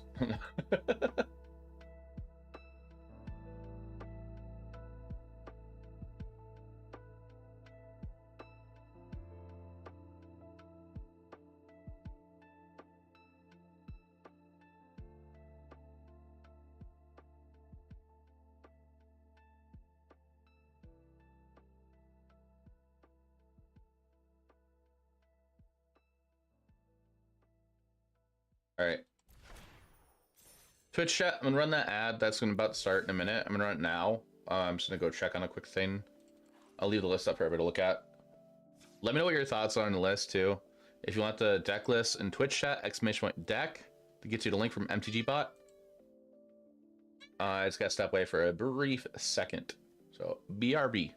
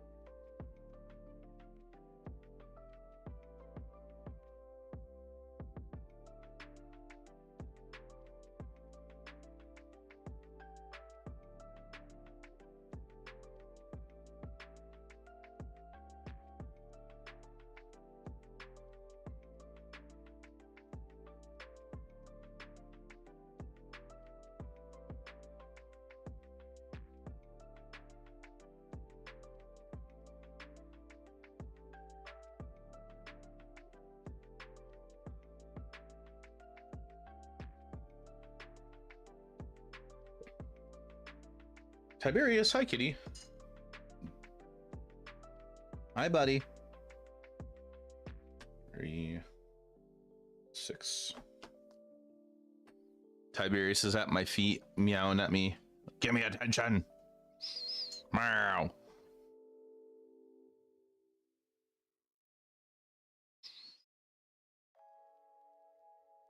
Welcome back from the ad break, chat.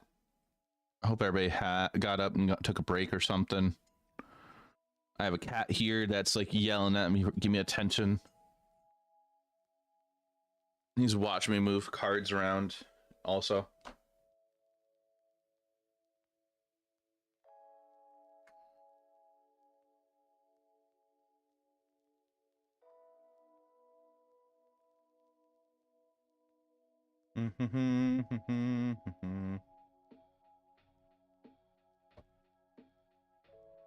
What does everybody think about the deck so far with us playing a couple matches?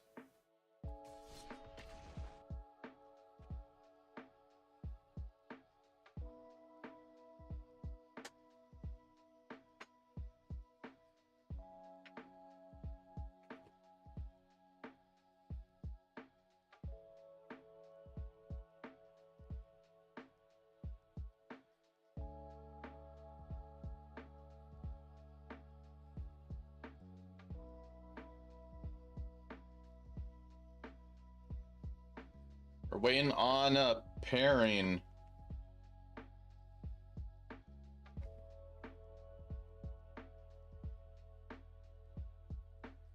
I like even though you're a terrible best three.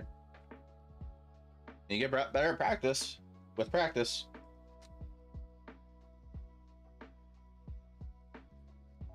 I'm actually pulling cards out for this, for Golgari and paper right now.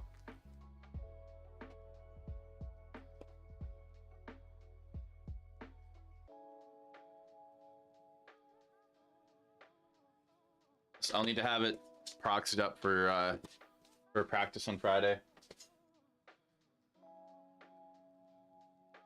I think we're gonna mull this. Hello there, General Kenobi. Welcome to the stream. Well, look who it is. And Thane, thanks that follow.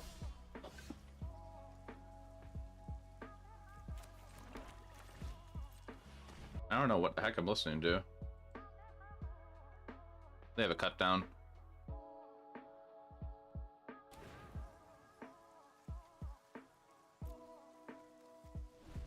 Look at that. Hope works. Golgari for RCQ this season. I might be playing Golgari for RCQ this season. I'm not 100% sure yet.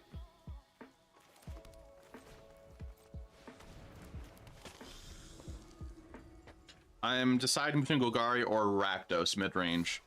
I have the cards for both. They have a kill spell.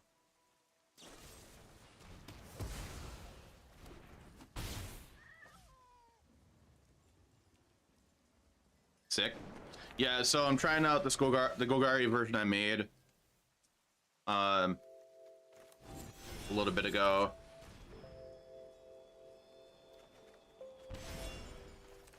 Still not sure yet. So we're chump blocking that creature with our Mosso Dread Knight and hoping they didn't find any good cards off the top. Or to match us with other medics. It always feels terrible against Domain. I'm not gonna lie. Like, we have chances to win the games and everything, but it feels terrible, that matchup, every single time.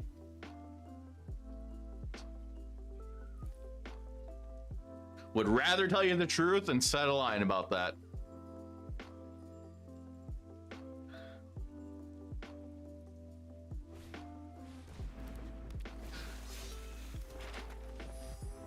That's what I was thinking when you asked what I thought about the deck. Lol.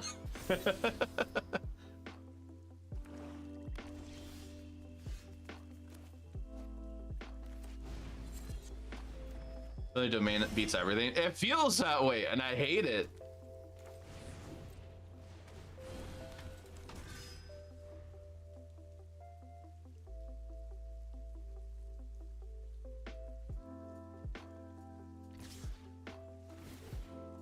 Yeah, we're also losing this game right now.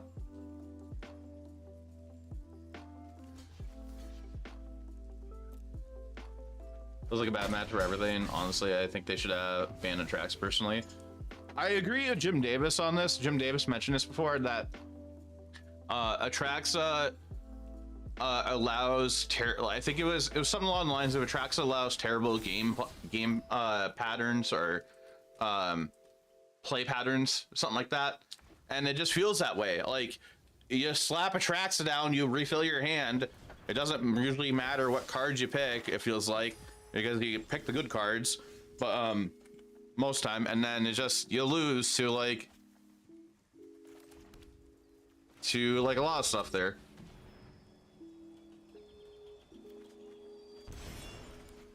And some of my friends are just telling me, like, play Domain, play Atraxa with Domain. Like, you know, it's not a hard deck to play. You'll be fine. I'm like, I don't want to buy it. Has an okay match versus Domain. Draw 5 wins that game 9% of the time. Yes. As soon as it hits the field, I just go next. Yeah, we're losing this game one. So, like, Caliper, I was thinking about looking at Domain, but that's too many cards I don't own. So I'm kind of like, with the cards I do own, I'm kind of like in a corner of like, I'm either playing Golgari or Rakdos. Unless if I have friends that can loan me everything for another deck.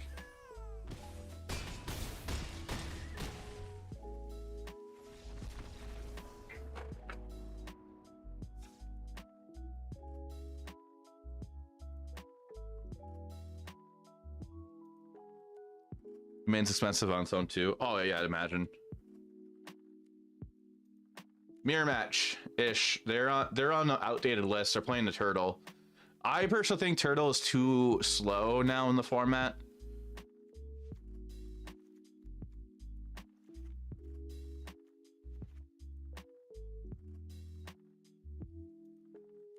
So if they're on turtle, they're gonna be on virtue as well.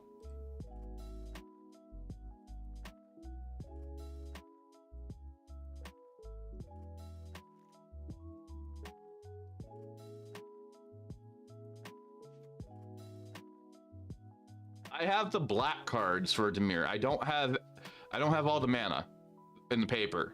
I can play on arena. It's just in paper I won't be able to do that.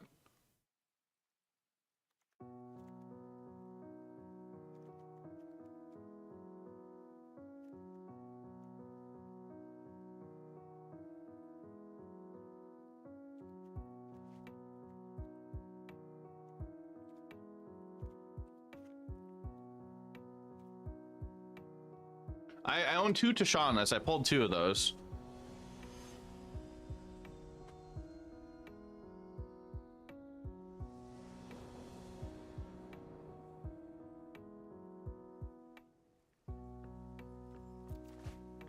They're nerfing soldiers. It's okay. It still doesn't feel the best, but it's okay.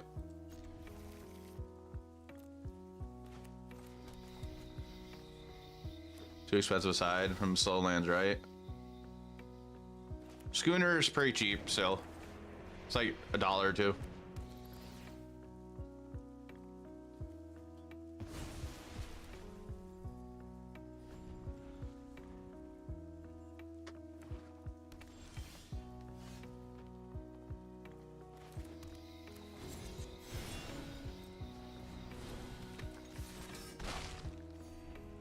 Maguire 2 and 4 C Note Scout helps a lot.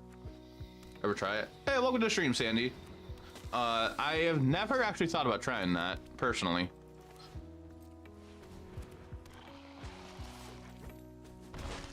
Are you trying to be more an aggressive route then with playing C Note Scout? Has reduced the number of domain lists being played. I think you gear for that and accept that domain matchup for what it is. Maybe. All right, well, here goes Nissa, I think.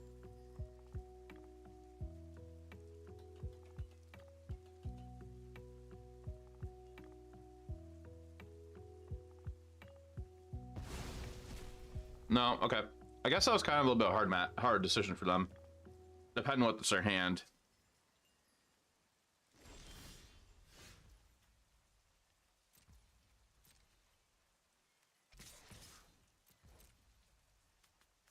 Because the cut down was good versus them. Yeah, it's good versus them until they get virtue or a flipped wedding announcement.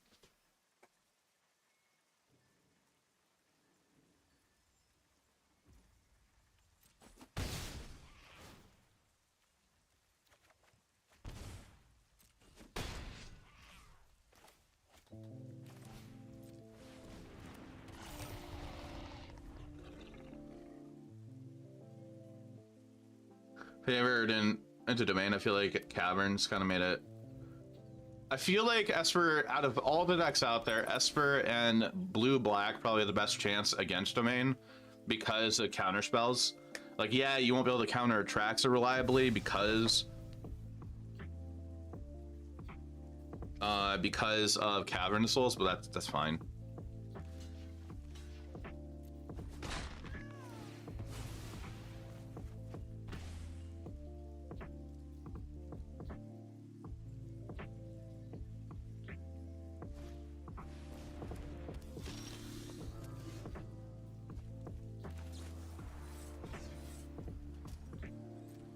Okay. Possible food porn. Even then you have to chance. Yes, that too. Like you can counter the ETB. How's Rakdos? What kind of Rakdos? Rakdos mid-range, that's more of aggressive than this deck run. Chat, in about 20 to 30 minutes we're gonna have a guest on stream. Oh, that looks really good. I like how it looks. That looks really good. I will hydrate with water in a second.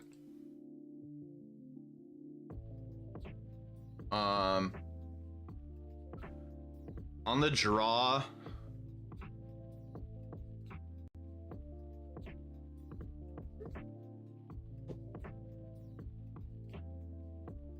I just want to leave it the same. We don't know if they're on virtue still. Like, I'm assuming they have 1 to 2 virtues.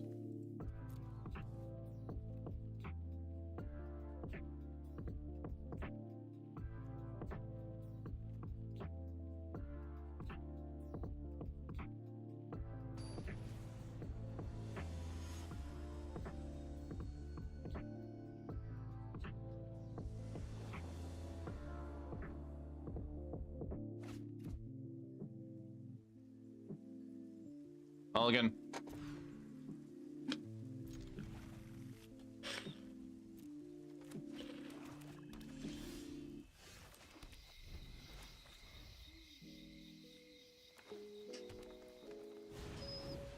They're just playing Mosswood at straight up. Okay.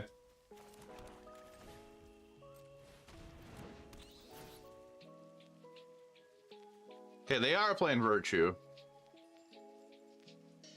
We'll take their Virtue.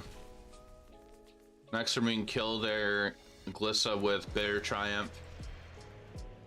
We take 3 damage.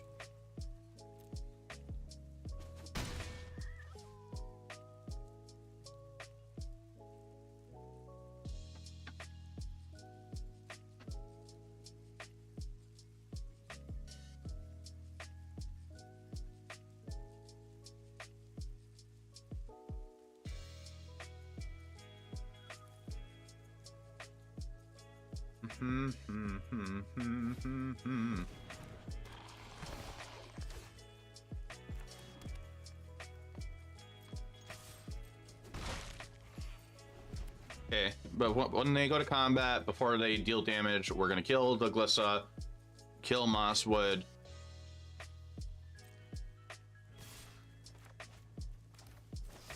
Pay through life, kill you.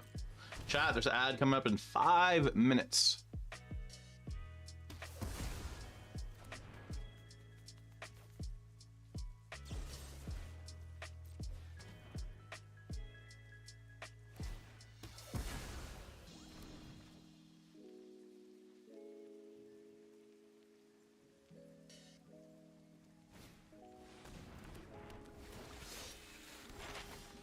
Okay, they're giving up on land drops, looks like.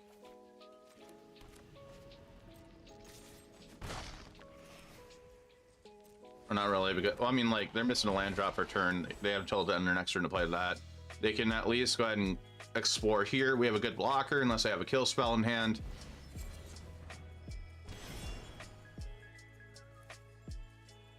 Which they need black mana for that now.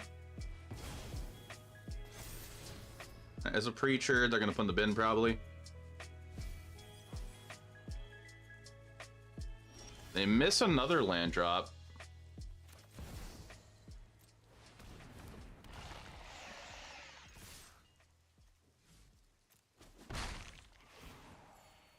Black source? Nope.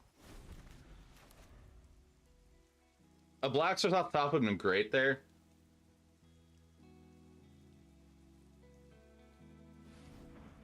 Colorless, Deep Cavern Bat.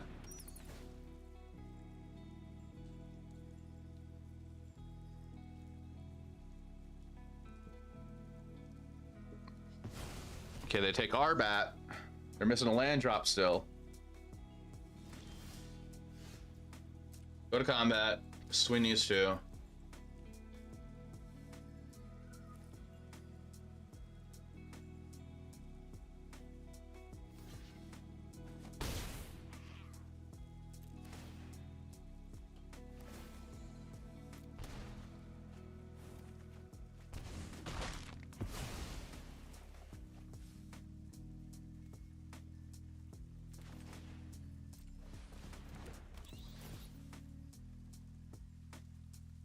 I'll just take the Virtue back. And play Mosswood as a creature. Like, they have a decent hand if they got land drops on curve.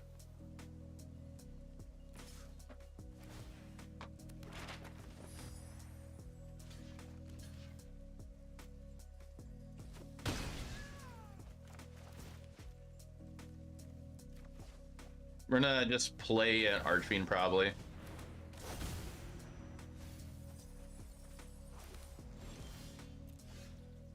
Ooh. Well, I can exile the Blossoming Tortoise also.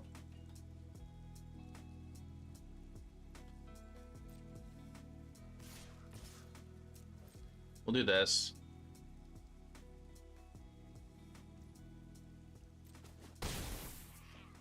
We're gonna draw 3 cards this turn.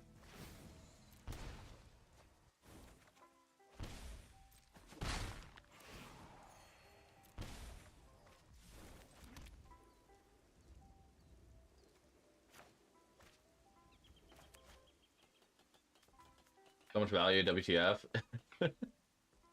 It does, but like it still like feels like it's not enough against certain matches. If I play Arching the drops, they don't have a flyer the block, which is good. Yeah, I'm gonna just play Arching the drops, and they need to deal with it.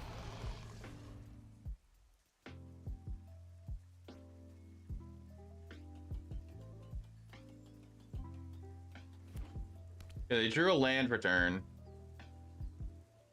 I guess the way they can deal with it is gonna be their Gix command. Colorless.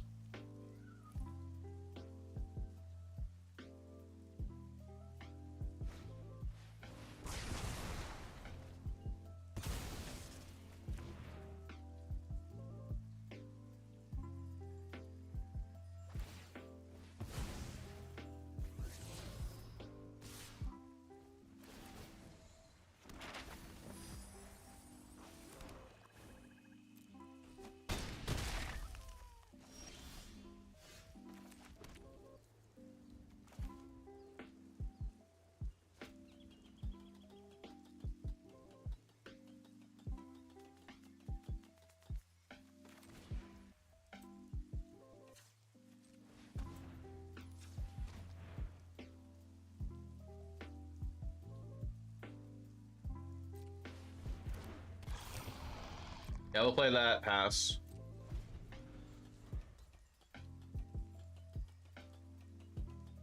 They have 2 forest cards in the field for their Nissa. We have our 1 of Nissa in our hand. And they brought Liliana's in against us. I don't agree with that.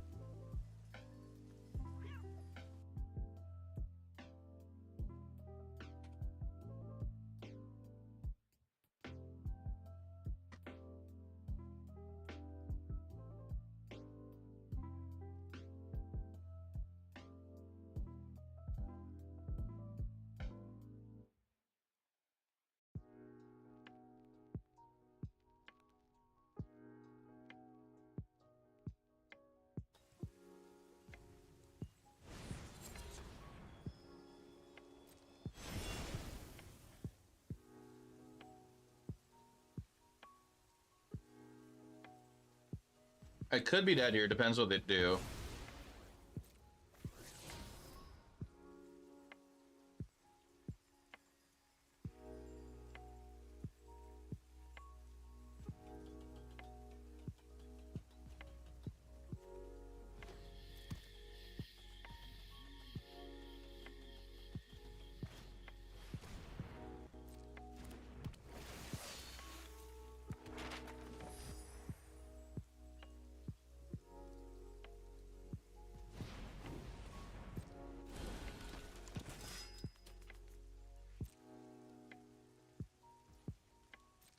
Okay.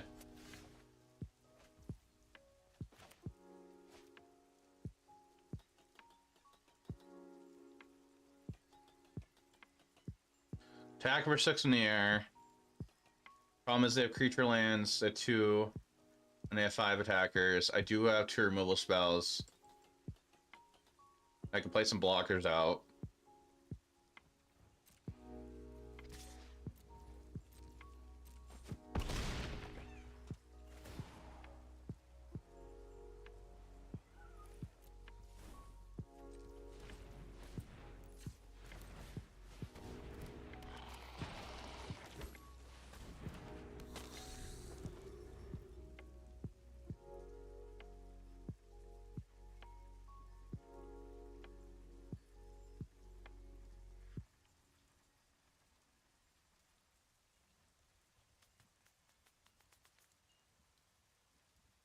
I think I should have left that back. I should have left that back.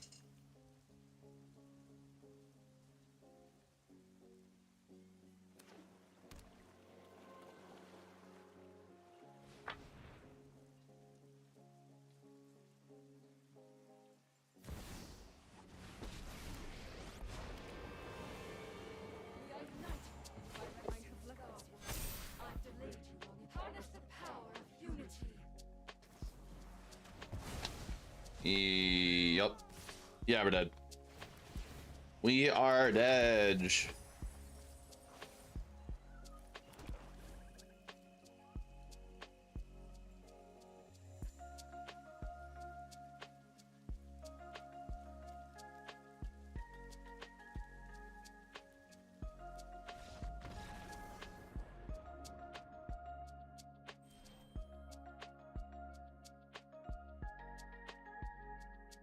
All right, that's unfortunate.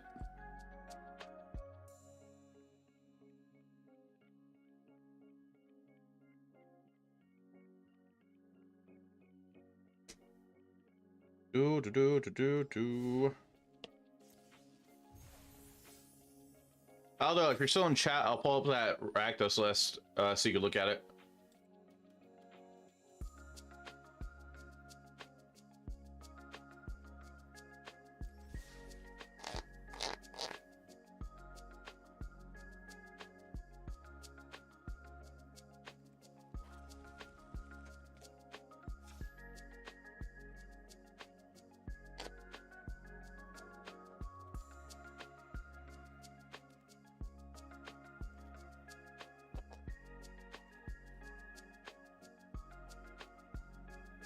Chat, we are gonna have a guest soonish. That's gonna help us test.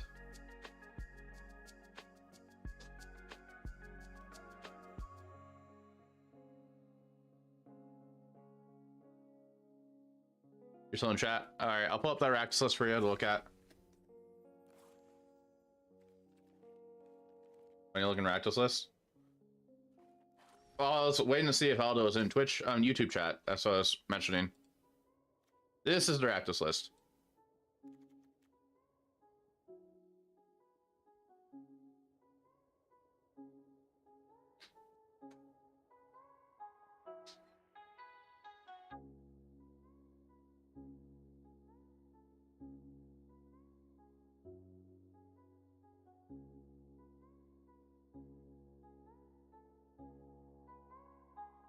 Maybe it shouldn't be on a single Mistress Foundry.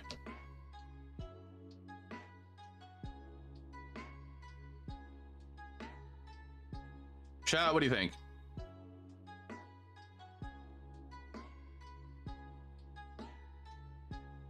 NT did Batsugix. NT is pretty cool. I'm so undecided with this format out of the two decks of what I want to be on.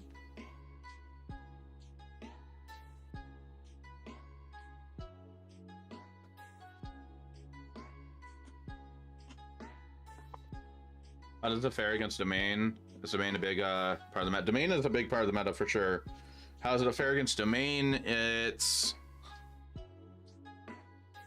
It can get there, it can win games, but it can be kind of slow as well.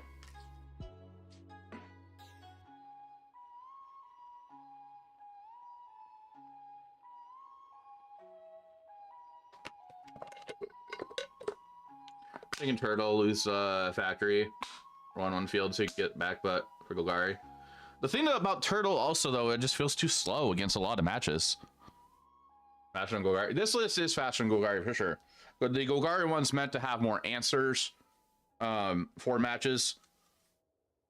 So it took advantage of the 20% back on TC player. A gift card promo. It's got $200 for $40 back. And your family doesn't communicate well. Like, also got your TCG player cards for Xmas right now. Over $600 in credit for that place. Jeez, that's nice. Gonna play with it. Play with white for Alistar and Mother machines. In Golgari? I don't think it's worth it. Personally, I don't think it's worth it.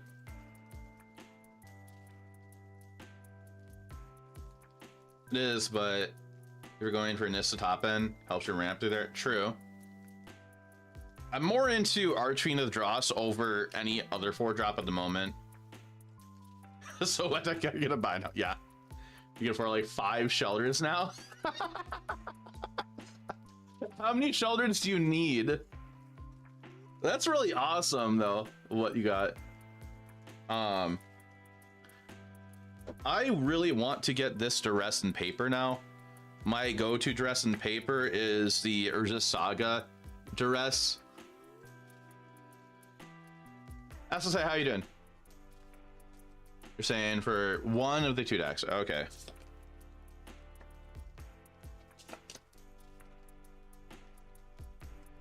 Correct. Dross players not blocking your Glissa, lol. More than once. That's happened to me before too. I mean, like not me, but like I've done that before. I actually have a Twitch clip of that. It was hilarious. Probably grab some if you're able to Nykthos. I'm actually tempted to sell my Nykthoses. I don't know if when I'm gonna want to play Golgari. I mean, not mono green. I mean mono green Devotion anymore. Not a single card of theirs is an ETB. I can tell domain that is all ETBs. Not a single card of theirs isn't an ETB. True, that is true. But by the time you get a Elish Norn out for that, you're probably lost the game.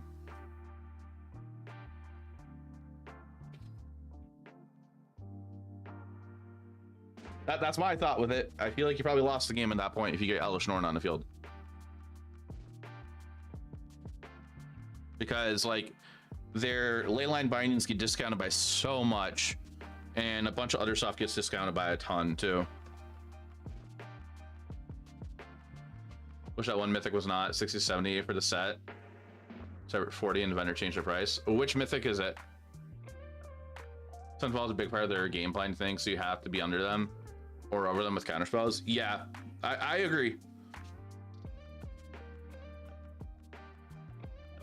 3 of this. 1 of you.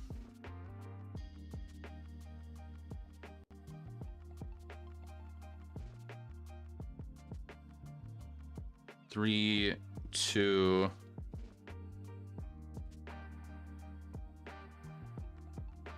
Hey, quick, how you doing?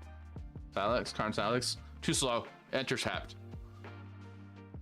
Oh yeah, Bloodthirst Abstract. I forgot about that. You were talking about that earlier. Need more Duress and Plains. I totally do. I got Preachers coming in the mail.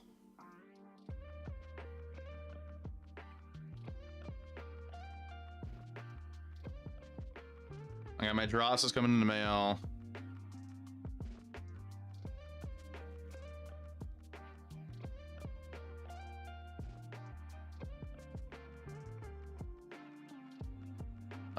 This thing I need to find too.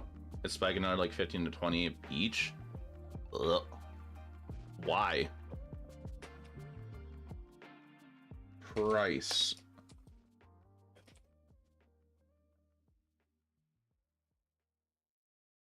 Oh, it's like $6. $4. Domain you're stumped on. I don't know, for Domain, it feels like you just have to kind of be the unfair deck against them too. Sort of. Or get under them. Saying RCQ season is going to start soon. Yeah, that's probably why.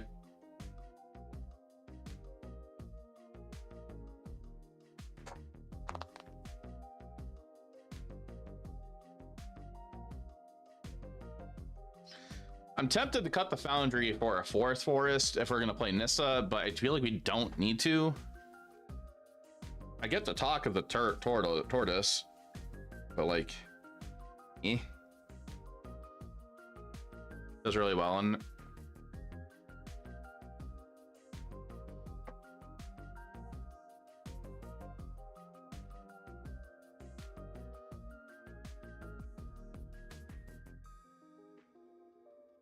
Chat. So we got some more people in chat. I'm gonna be doing on super early stream on Saturday. I'm gonna play in the standard challenge on Saturday at 8 a.m. my time. I'm gonna renew my subscription for standard only, and I sold a bunch of stuff I don't need on Moto, so I got some ticks. All right, we're gonna have a guest in a minute. You hear me all right? Hello. Howdy. How you doing? I'm doing. Keeping busy. My audio live on your stream yet? Say something. Howdy. Yeah, they can hear you. Do you need me to mute you for a second? No, you're good. Okay. Hold off on what I was doing. But, all right. So you need me to help you play test some standard. I understand that. Yeah, I'm trying to figure out what to go with still. I'm stumped on Golgari or Rakdos. Before I say anything else, chat, the voice you're hearing now is Saltius Gaijin. They are local to me. I go with him and his group to like some RCQs or other events here and there. We're going to an RCQ next month, and we're just getting some RCQ prep. And I need the help mostly, like to figure out what the heck I'm gonna play. That's totally understandable. Also, he does stream as well. So 2 times a week, right, or 1 time a week? Currently we're on a break until the new year, but it'll be 2 times a week, Tuesdays and Thursdays. Be doing a lot of timeless content, mostly on Thursdays, and then there'll be some standard Pioneer Modern content on Tuesday. It'll rotate with the RC schedule. Okay. And chat, if you want to go follow him, his link's at the very top of the chat. You can just hit the purple heart up there. How did the RC go? He wasn't in the RC, but his team was. No. Yes, Team Fanny Pack is who I play with. I did not qualify for Atlanta, unfortunately. Was a bit brutal. Having to sit back and watch everybody have a blast playing Pioneer. It looked like so much fun, right, John? It looked like so much fun to play 9 rounds and then cut the day 2 and play your 10th round day 1. Oh yeah, fun stuff. I heard they didn't get done until very late.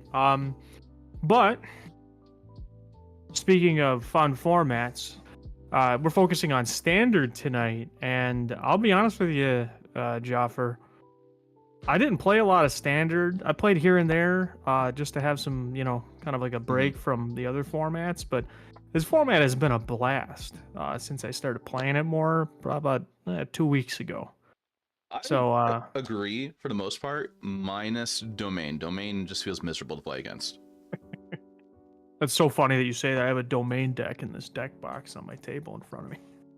I figured, Bryn was in my chat the other day. He's like, just play Domain. We like the whole team is going to be on it. And I'm like, I don't want to. That's actually not true. I have the Domain deck. I had pretty much all the pieces minus like the 50-cent standard rares that don't see play anywhere else. Okay. Yeah, I mean it is one of the better decks to be playing, because it just goes over the top of so many kind of the other like mid-range strategies, but I don't even think that's 100% true all the time anyway. And then on top of that, like if Arena and MTGO are any indication of how the standard metagame's gonna end up looking, as well as looking at the card prices, different decks, you're gonna be playing against a lot of mono red aggro in the coming like weeks and months. Matter of fact, I went on a stretch last night where I played against mono red aggro on the Arena ladder. What was it, like 14 times in a row, best of 3? In like, lower ranks, you'll run into that a lot. I don't know what rank you're in, but like I've run into it maybe, honestly, in the Mythic ladder like 3 to 4 times a day maybe, and I play 8 hours a day. Yeah, I do think when we get into paper, that's going to be a lot of people's entry deck. Yes, because it's so cheap. Yeah, it's like $80 to play the kind of stock version. You can play cards that make it more expensive, but I know a lot of people who aren't looking forward to playing a lot of standard, or people who are gonna who don't own Shieldreds. So they're gonna be looking at decks that don't play Shieldred. So they're either going to go all in and play Domain, or they're going to probably just go a little bit in and play something like Mono Red. So I actually like where you've been going, which is these mid-range decks that aren't completely dogged by the Domain ramp strategies, but have a fairly decent game against like these small ball aggro decks that are running around. I've been leaning more towards Esper than the Rakdos and Golgari personally, but I do see the appeal. Pretty much any black-based mid-range deck right now. Yeah, for me, the appeal of playing Rakdos or Golgari is due to like card availability and like comfort zone. Yeah, if card availability, You just say you don't want to issue, spend money, Jeremy. I mean, like I literally can't. in my position, I probably spent maybe $20 or $30. I thought you got $20 per subscriber on Twitch, right? That's how it works. I wish. That's saying Twitch chat is playing Mono Red as well for the RCQ season without Bloodthirsty Adversaries. Those cards went up in price. Oh, chat, there's an ad turn any second. Not shocked to see that card go up in price. It's like a very obviously good card. So not shocked by that at all.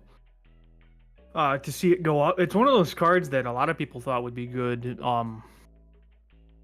like in Pioneer for a little bit, and it was for like half a minute, but well, we'll have to see how card prices play out, because I know a lot of standard cards have been going up. That's why I actually I went out of my way about 2 weeks ago to pick up all the cards I thought I might need. I do try to keep a pretty stocked collection, but standard cards that are only good in standard are not exactly cards I sought out. I went last night. I was looking at prices of stuff, and I was like curious how much Esper would be for me to build. Shattered Sanctum, that card is more expensive than what it should be. If you look at the availability though, like if you look at how many are being sold on TCG Player, it's very limited. Like it is crazy, yeah. Thankfully, we have a very good couple good local game stores. Yeah. Where you and I live, and I very rarely ever have to buy things on TCG. But in fact, I think I bought $18 for the cards on TCG Player when I was buying cards for standard, and $9 of those dollars was my expedited shipping. So that's kind of a small goal of mine whenever I do have to pick up cards. But I see you got a Golgari deck looking pretty mid-rangey. Yeah, I don't know if you're on the stream or if you're watching through your Discord, but both. Okay. So I was playing around with this, like trying to figure out what to do. I have Nissa in here as just a flex slot because I don't know what else to play.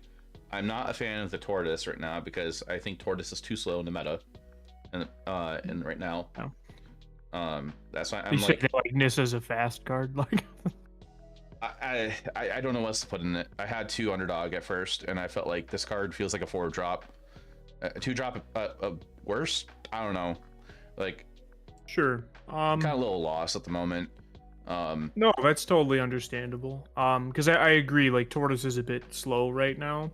I think if as standard develops, I think the format is gonna slow down because clearly these removal based decks, if they get one more good cheap removal spell, it's just gonna completely throw a lot of the aggro decks off. But yeah, looking at what you got here, I mean, we could play a 4th Preacher or a 3rd Sentinel. Yeah. Wouldn't be terrible, but I do feel like Nissa has been very good. It's very good against the white deck specifically. Being able to pop Virtue, Wedding Announcement, and even to a lesser extent, there's that green-white enchantment deck is popping up again, and I've had that come up a few times That more on MTGO, oddly enough, than Arena. Same with the mono red deck, but I've been playing a healthy amount on both platforms just to be sure I'm getting a good idea what the metagame looks like. I decided after figuring out like more of an idea what I want to play, I'm gonna start playing some challenges. I'm gonna play the Saturday standard challenge. I think that's a good idea. I think and this goes for anybody who's prepped any format, you know, this I guess more so right now applies to standard being on Arena, is that you can't trust the Arena ladder to be a 100% accurate representation of the metagame at any given point, because like the ladder ebbs and flows super like viciously. And I mean I always, I don't know, this is anecdotal, but I also feel like I'm gonna, yeah, you know, so I play against a lot of the same stuff like in a row a lot of the time. Let's put it that way. yeah, like the way I've been kind of discussing it with my chat, like I'm getting frustrated with playing on Arena Ladder because it's not true testing. It's sort of half testing, I guess. You get an idea of how your deck works. You get a good proof of, you can get a proof of concept is the way I like to think of it. Yes. It's just you don't get a good testing against what tournament meta you're going to run into. No, player quality is not something that you can control. Yes. On Arena, and like if you're somebody like me, like I don't play up to Mythic every round like you do, because you focus mostly on this, and also you stream full time, or I have to, you know, dedicate my segments of time to like Pioneer and Modern, and I can't do that on this platform. So you know, so even so for people like me who don't play up to Mythic, I get an even less consistent player quality than you would if I wanted to play test on here. So that's I like to try new things. I'll try them on Arena, and then once I feel good about something, I'll take it over to MTGO and I'll play a standard league, and then just sort of go from there to see how I'm feeling. Okay. Yeah. But I like what this deck looks like. It's so crazy how you're almost a mono black deck. Yeah, that's kind of almost every Black X deck. It feels like, except for Esper. Yeah. And Sandy. Yeah, I feel like cut down is kind of needed for the third one in the main. Like in a paper meta game is gonna be more random than it is you're gonna see on Arena or MTGO. So like, I'm not a fan of Sheldred in the meta at all in main board, but I feel like if I'm gonna play in a paper tournament, I'm gonna need Sheldred in the main board. It's just the quality of Sheldred's kind of gone down because it's just a 4-mana 4/5. Cool, they lost 2 life. It died. It's a Baneslayer Angel that's not particularly great. So people playing their Actus version lately don't know what's better. Yeah, that one I also do have. I'm gonna pull it up real quick on the screen. So I don't know if you saw it yet. I don't think I have. No. I played it a little bit earlier. I like how more aggressive it feels, but I don't know. It just doesn't. It's nice, but then it just feels like I'm missing stuff. This person, Karate Dom 10, played it to the top 4 of a standard challenge before Christmas. Yeah, I saw this list. Scrubbing the standard decks. Okay. From that version you saw, Sandy, had 5-drop dragon. Yeah, there's versions out there are like this with the dragon in it. Yeah, I've seen it with the dragon as well as with the Carnosaur, being another really big, big card for these. Yeah, I mean, I'm kind of seeing everything I would expect to see here. But I definitely get the feeling, like you said, that this definitely feels like it's missing something. Like, I don't know, like Geological Appraiser feels nice. Like, cool, I get a free card in my hand or cast a free card. I'm not actually sold that card's particularly good. Like, it's an okay card, but not like really it good. feels good against the other Rakdos decks.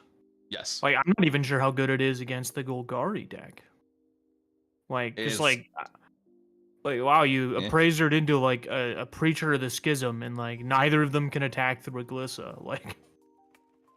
Like it feels, I don't know, it feels like the problem I have with this card, and this might be because I'm a huge Magic boomer, is that like Bloodbraid Elf was only very good in Standard because it killed exactly Jace the Mind Sculptor. It was a 4-mana 3/2 with haste that essentially drew a card and made some mana. Because it would hit, basically the deck almost always hit creature or it hit like lightning bolt. Okay. So I don't feel like that. Like I feel like a lot of the reason we're seeing Appraiser get a lot of play is because a lot of people are like, well, clearly, Bloodbraid Elf is very good. So then this card must be very good. So I haven't been sold, and I'll tell you from my experience playing against it, it's not been very impressive. I could maybe see again also like the mono black deck, the mono red deck, struggling with it because it's just like that deck.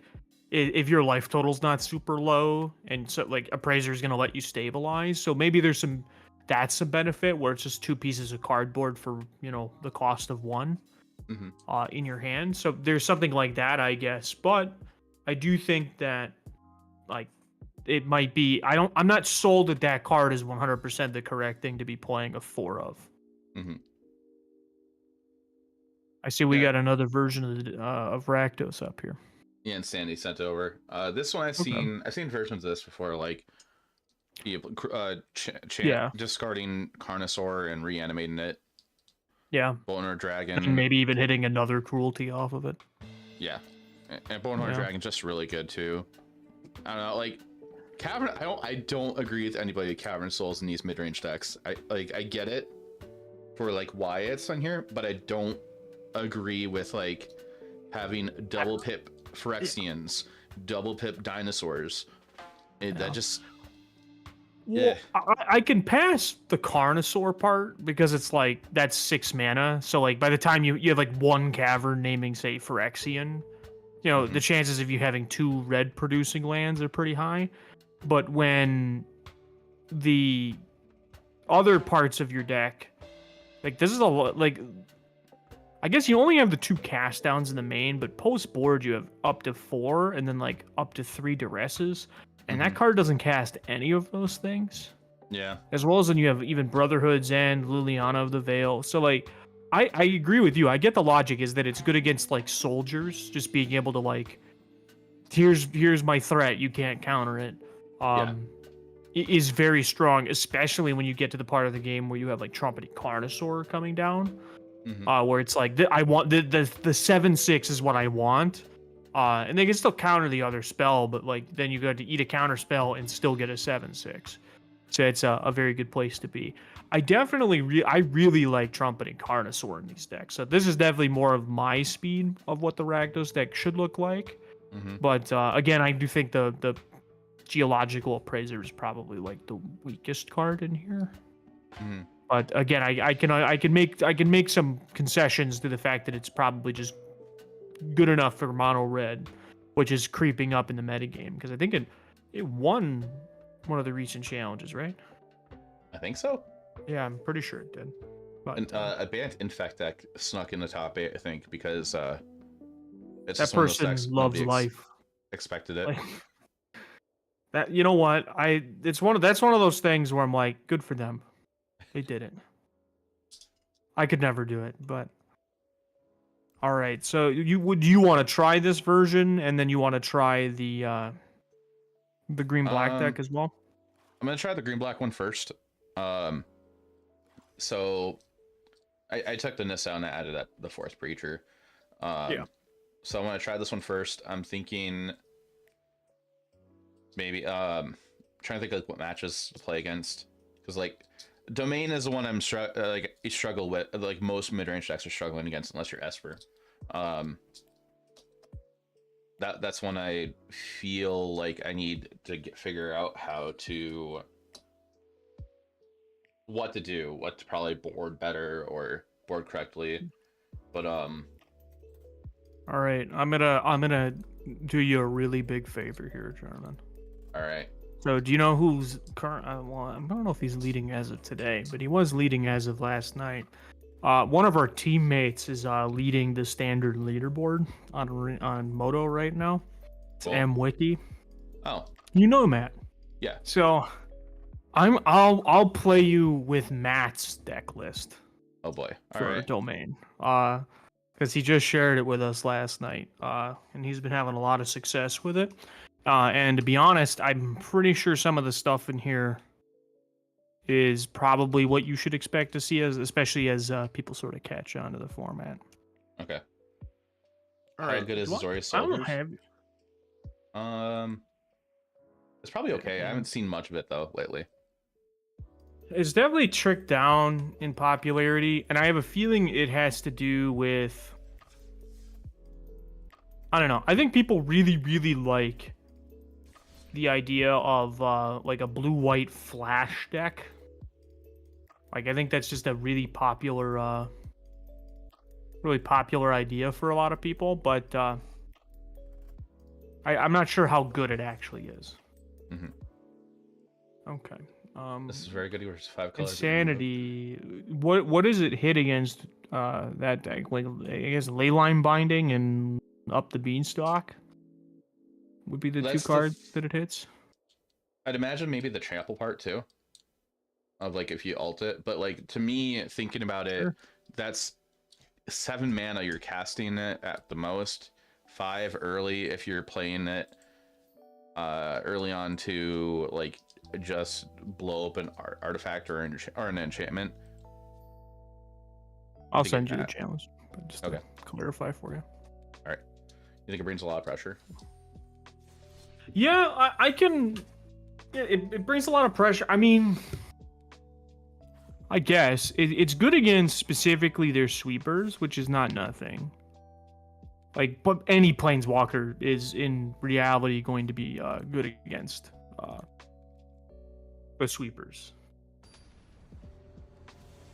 Your 50-60 from finishing that deck, would that be better from red deck than red deck wins? I mean, soldiers versus red deck wins.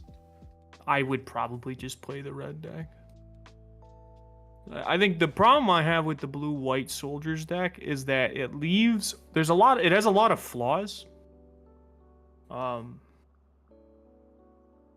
I confused myself for a second. It has a lot of flaws, and it's a deck that if you get ahead, you stay ahead, but if you fall behind, you stay behind. Doesn't have a good catch-up mechanic. And the red deck is kind of similar to that, but the red deck also is just far more aggressive. So it has a much easier time of getting out of the gate fast. We're on a mulligan. I'll keep 7. Twitch chat, heads up, there's an ad coming up in 4 minutes. So like with looking at turn 1 plays, like say if I'm on this deck and if I have like a Mosswood in hand, I see like a Triumph Blade that's not Esper. Turn 1, I feel like I'm inclined to play Mosswood as a 3/2 right away just to try to apply pressure.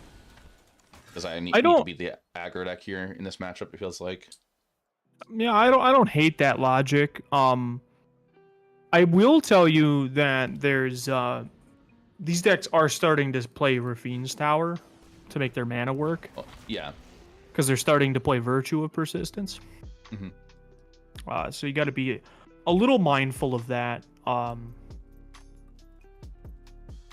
Look at Golgari versus 4 color. They ain't good. Yeah, I know it's not good.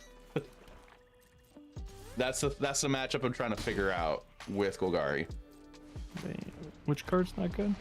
Oh no, Golgari versus 4 color or Domain in general. Oh yeah, no, this is a horrible matchup for you. Like there's a chance, but it's a very slim chance. Yeah. Told you they were playing Virtue. Yeah. A lot of people are trying to get me to play Virtue and Golgari, and I just don't like the idea of that because I'm not playing into self-milling my graveyard, and I want to be proactive with my kill spells. I mean, that card is proactive. It's a sorcery. Like you almost have to play it proactively. I mean, like, I want to be able to have all my kill spells be played on my opponent's turn. I mean, I don't think that's necessary. As much as you might be, as much as you might think. I do get the logic though. is that you want to be able to like, especially like to turn like cut down's the most important one against like the low ball creature decks. Being able to go like untap Black Source into interesting choice. That means you have another Deep Cavern Bats. Okay. I probably should actually take the Sunfall. Thinking about it. Yeah. I mean, I could have attacked. That's my bad. I didn't count my lands first. That's on me. Red Black versus Domain. White Red cards or versus Domain on untapped right now are the End and Pilfer. Pilfer seems okay. The End just feels bad because like you're using the End on their Atraxa once they cast Atraxa, and they've gotten an ETB off already at that point. Yeah, there's definitely like that's not like an ideal spot to be dealing with Atraxa. The best thing you could probably do for stuff like Atraxa, I mean, in your case, it's just kind of hope not to play against it, I guess. But because yeah, there's that card is quite good. Who has a discombobulated voice? This is Celtius Gaijin. Stormbird, do you remember the Gauntlet? I love that you still reference that. It's like forever ago. That's how he remembers it. I suppose, yeah. That's how a lot of folks are gonna remember me. Oh, I hate that card. I love this card. I don't know about you. I've been playing it a lot lately. I will say I'm actually shocked by like the inconsistency in standard card prices. Yeah. Like the fact that Archangel is 50 cents, but kind of crazy to me. At this point, I feel like I'm just conceding here. I have nothing to deal with your. I don't have many answers at the moment. Looking at your deck list, yeah, that would check out. This definitely got away from you. Like I'm gonna concede here, but like I have Archfiend, Gix, Preacher, Terror Sunder, Cutdown. Cutdown's a dead card in this matchup. Yeah, it doesn't really do anything. Like nothing's gonna help out. Yeah, you're gonna play that guy. I'll just swing for 1 million with the little dude. But yeah, to answer some questions I saw, how is the Esper matchup? So for the Golgari deck, I think is what they're asking. The Golgari matchup, I mean, it's a mid-range matchup, right? Like I'm sure you've played it a lot, right? Yeah, it's okay. It's like not. It still doesn't feel. It feels like Esper is more favored, but it's winnable still. It's just you have to fight more for it because like it feels like at times it feels like Esper can just slap Rafine on the field, attack in, and they're gonna have all the answers. Well, that's where that main deck Shieldred can be really clutch. Yeah. Yeah, that's why I think that like I think the Esper deck is probably the best deck to main deck Shieldred because you just have like you can go Shieldred, attack, connive to gain 4 life. Like you can get a more immediate value out of it. Where I think decks like you mentioned that it doesn't always feel great in the Golgari deck, and that's true. Like I do think the decks like this one, it's a bit more of a struggle to make that card work.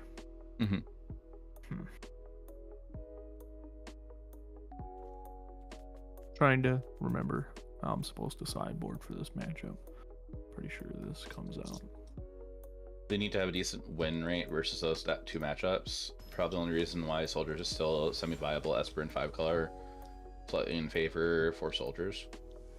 Well, I mean, it's very good against Domain Soldiers, but I do think Domain and Esper are going to suffer from people don't want to spend money on the standard cards they need to play those decks, at least for the first probably like month and a half of the RC.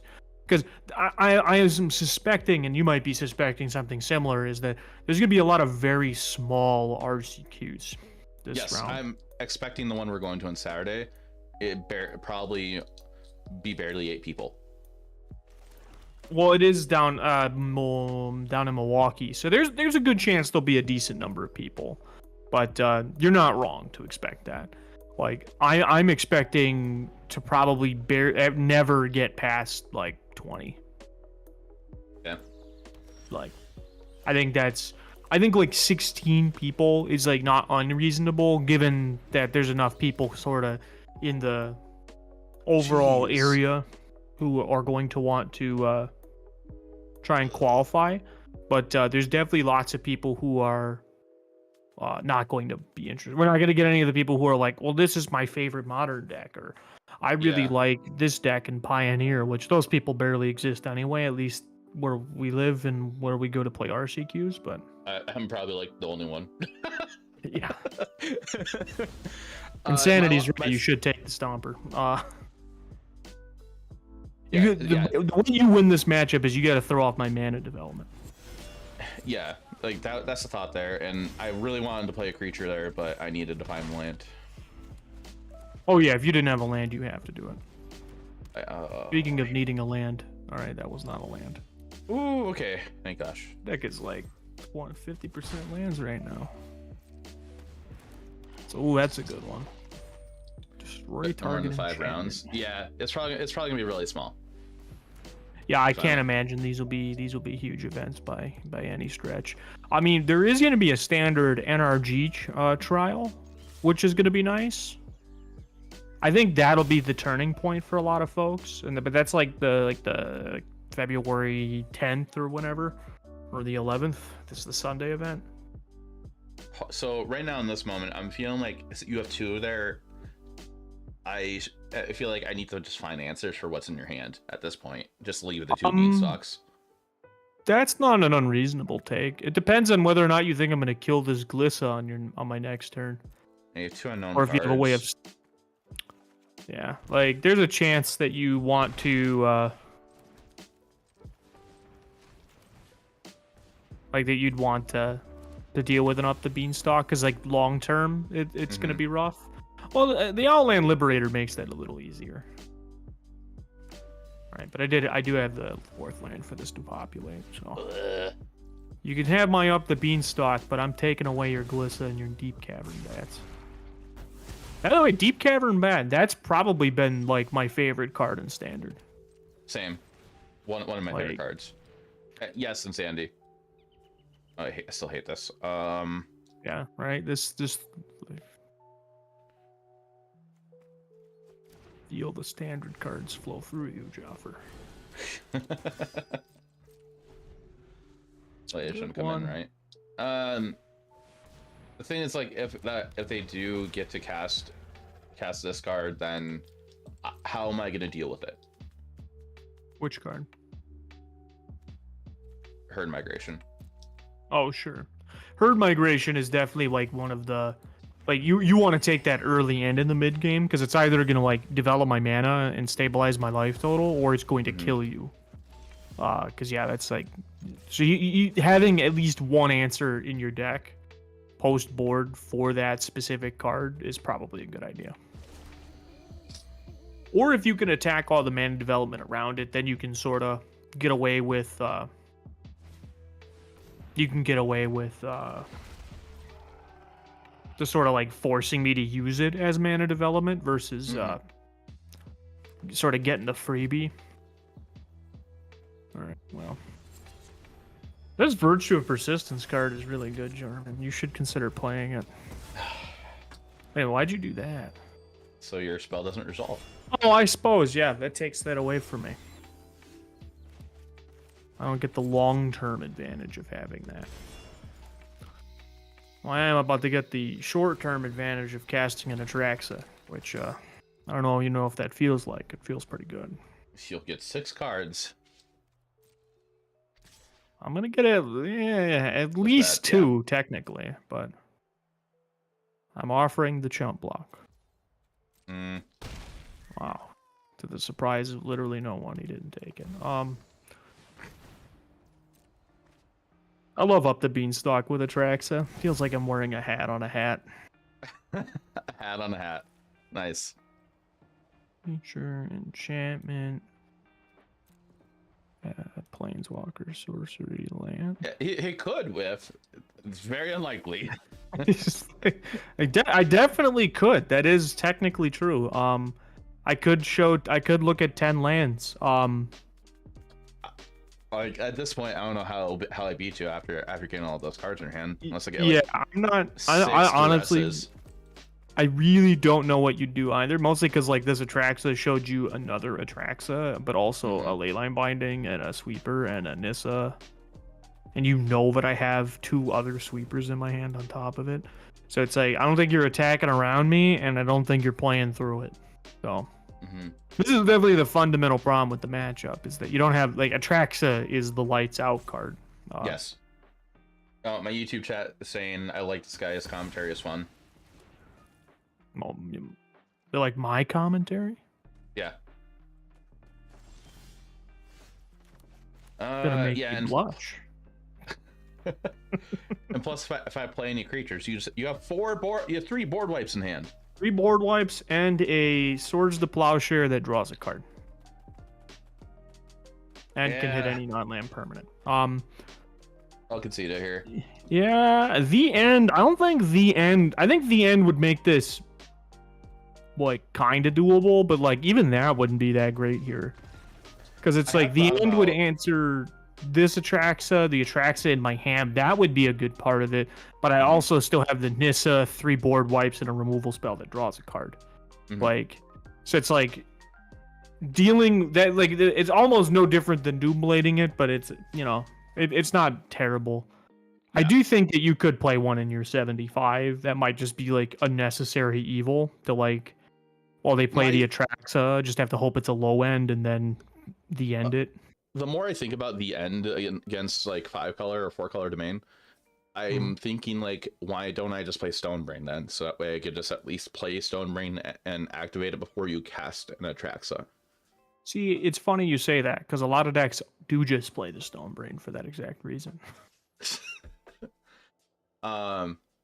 Sinrad's I version is think- quicker versus 5-color. It probably is. Like the version I was showing earlier with the NTs, that one's more of an aggressive mid-range deck, Yeah. almost an aggro deck.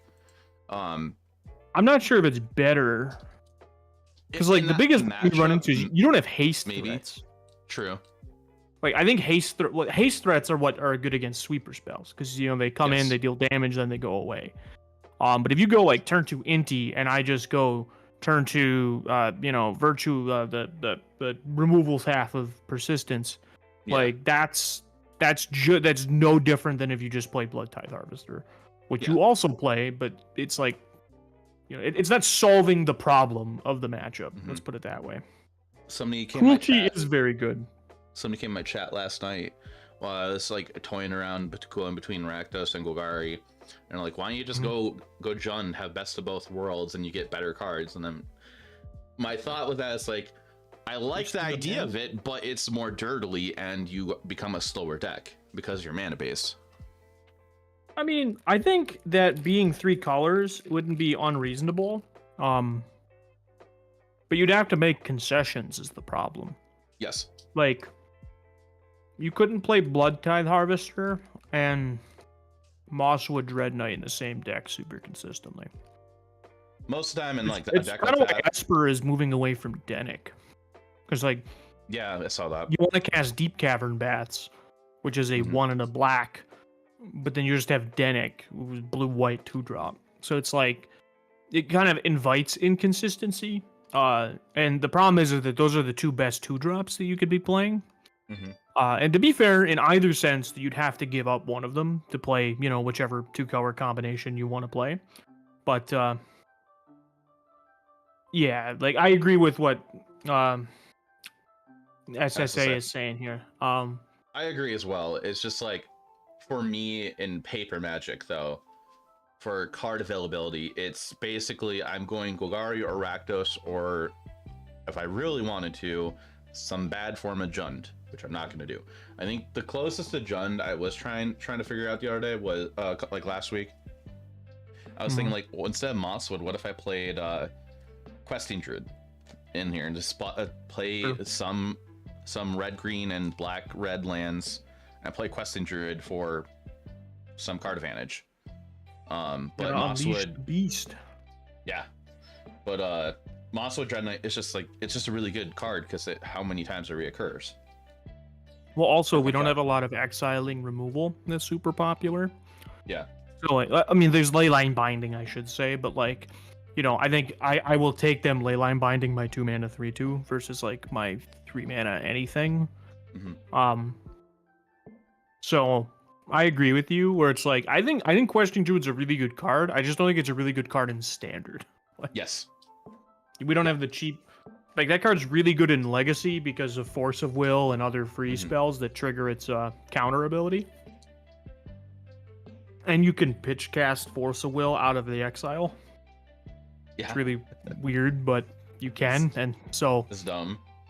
yeah, like you can hit free spells, and so Modern too. yeah, Modern too for similar reasons. I mean, it's a little worse without Fury, in Modern for sure. So I don't think decks will play it nearly as much, but yeah, like it's still good in Modern. Again, because of the lower mana curve, where this format is not particularly a ton of cheap cards. I think I agree with that statement, SSA you're making about if you think that Jund is bad Esper. If you're playing Jund, you should just play Esper. I think I agree with that. I just kind of talking like, minus the Questing Druid comment thought. I was just kind of talking like hypothetical, like if I were to consider a 3-color deck, I could play a bad Jund deck, but I agree that I should just play Esper if I'm going to do something like that. I do think that there is unexplored space in this format. That's true, SSA. It is coming back because of that card. I do think that you could look at. There are 3-color decks that aren't Esper that could be really good. My thought is Abzan is an option because there's enough good single pip cards in black, green, and white that you could play, because that adds like Wedding Announcement, Lord of the Third Path if you want it. And if you're willing to, you can even play Virtue of Loyalty, which I think is just a very good card to make your deck more aggressive. So it's like there's room for experimentation in the format, but like we're not here to reinvent the wheel right now. So let's put it that way. Yeah, no, and I showed you an idea last week at FNM, and I did play around with it and changed it a bit. I'm sharing my screen again, going Sultai. Like the idea to Sean's Tidebinder and just counter spells just sounds really good. With playing it, mana just feels bad. I mean, like, if I can share with any insight, Tidebinder feels incredibly bad. I've been playing that card a lot in the Esper deck, and I couldn't take it out of my main deck fast enough after like 15 matches. It was just terrible most of the time. I've been liking Tidebinder personally. Mostly like domain, it's nice, like to stop leyline triggers. Yeah, you can counter. There's a lot of triggers you can hit. It's just, I don't feel like that's a lot of mana to be doing stuff. And there's better ways of stopping leyline. It's really good against an Atraxa. Like that's probably that's another card that's just better in Modern. But I'll tell you, from as a person who plays a lot of Rhinos, the cat's out of the bag on Tidebinder, so its stock's going down. The only thing kind of holding it together at this point is that it's a wizard. But my problem with Tidebinder in a deck like this. So have you ever heard the anecdote about why you can't play Liliana with Counterspell? No, I actually haven't. All right, well, it's because they suck together. But that's the short story. Okay. No, it's like the cards, the way they play aren't like 1-in-1. Okay. So like Tishana's Tidebinder, very good in Dimir, very good in Blue-White Flash, because you're playing at instant speed the whole time, or at least you can. So the fact is that Tishana's Tidebinder unplayable as a sorcery. Looking at this deck, right? Like you have some removal, you have Make Disappear, you have a 2-mana 3/2 that you have to play at sorcery speed. You have 5 3-mana cards you get to play at sorcery speed, and then you have 2 Sheoldred. So like we talked about when you showed me this deck, like in this deck, your Glissa actually costs 5 mana. Yeah. Because you want to be playing it and holding up Make Disappear the whole time. Same with Sentinel, same, and to a lesser degree, they even could cost 6 if you're trying to hold up Tidebinder the whole time. Yeah. So like there's a ton of issues. So I think Tidebinder's best suited in a deck that has other flash threats. That it's like, oh, my opponent didn't do anything. Let me play this other flash card. Because otherwise you're just giving up tempo. And that's more important than most things, at least in modern day Magic. You can't waste mana whenever possible. So if you're just holding up Tidebinder, they don't do anything to Tidebinder. You either have to just play the Tidebinder so that you at least advanced on the board a little bit, or have something else to do for 3 mana. So like a card like Quick Study, for example, might be a really good fit in a deck with Tidebinder, because worst case, you just fire off the Quick Study and draw 2 cards. But yeah, like you got to be sure everything's trying to play to the same speed of the game.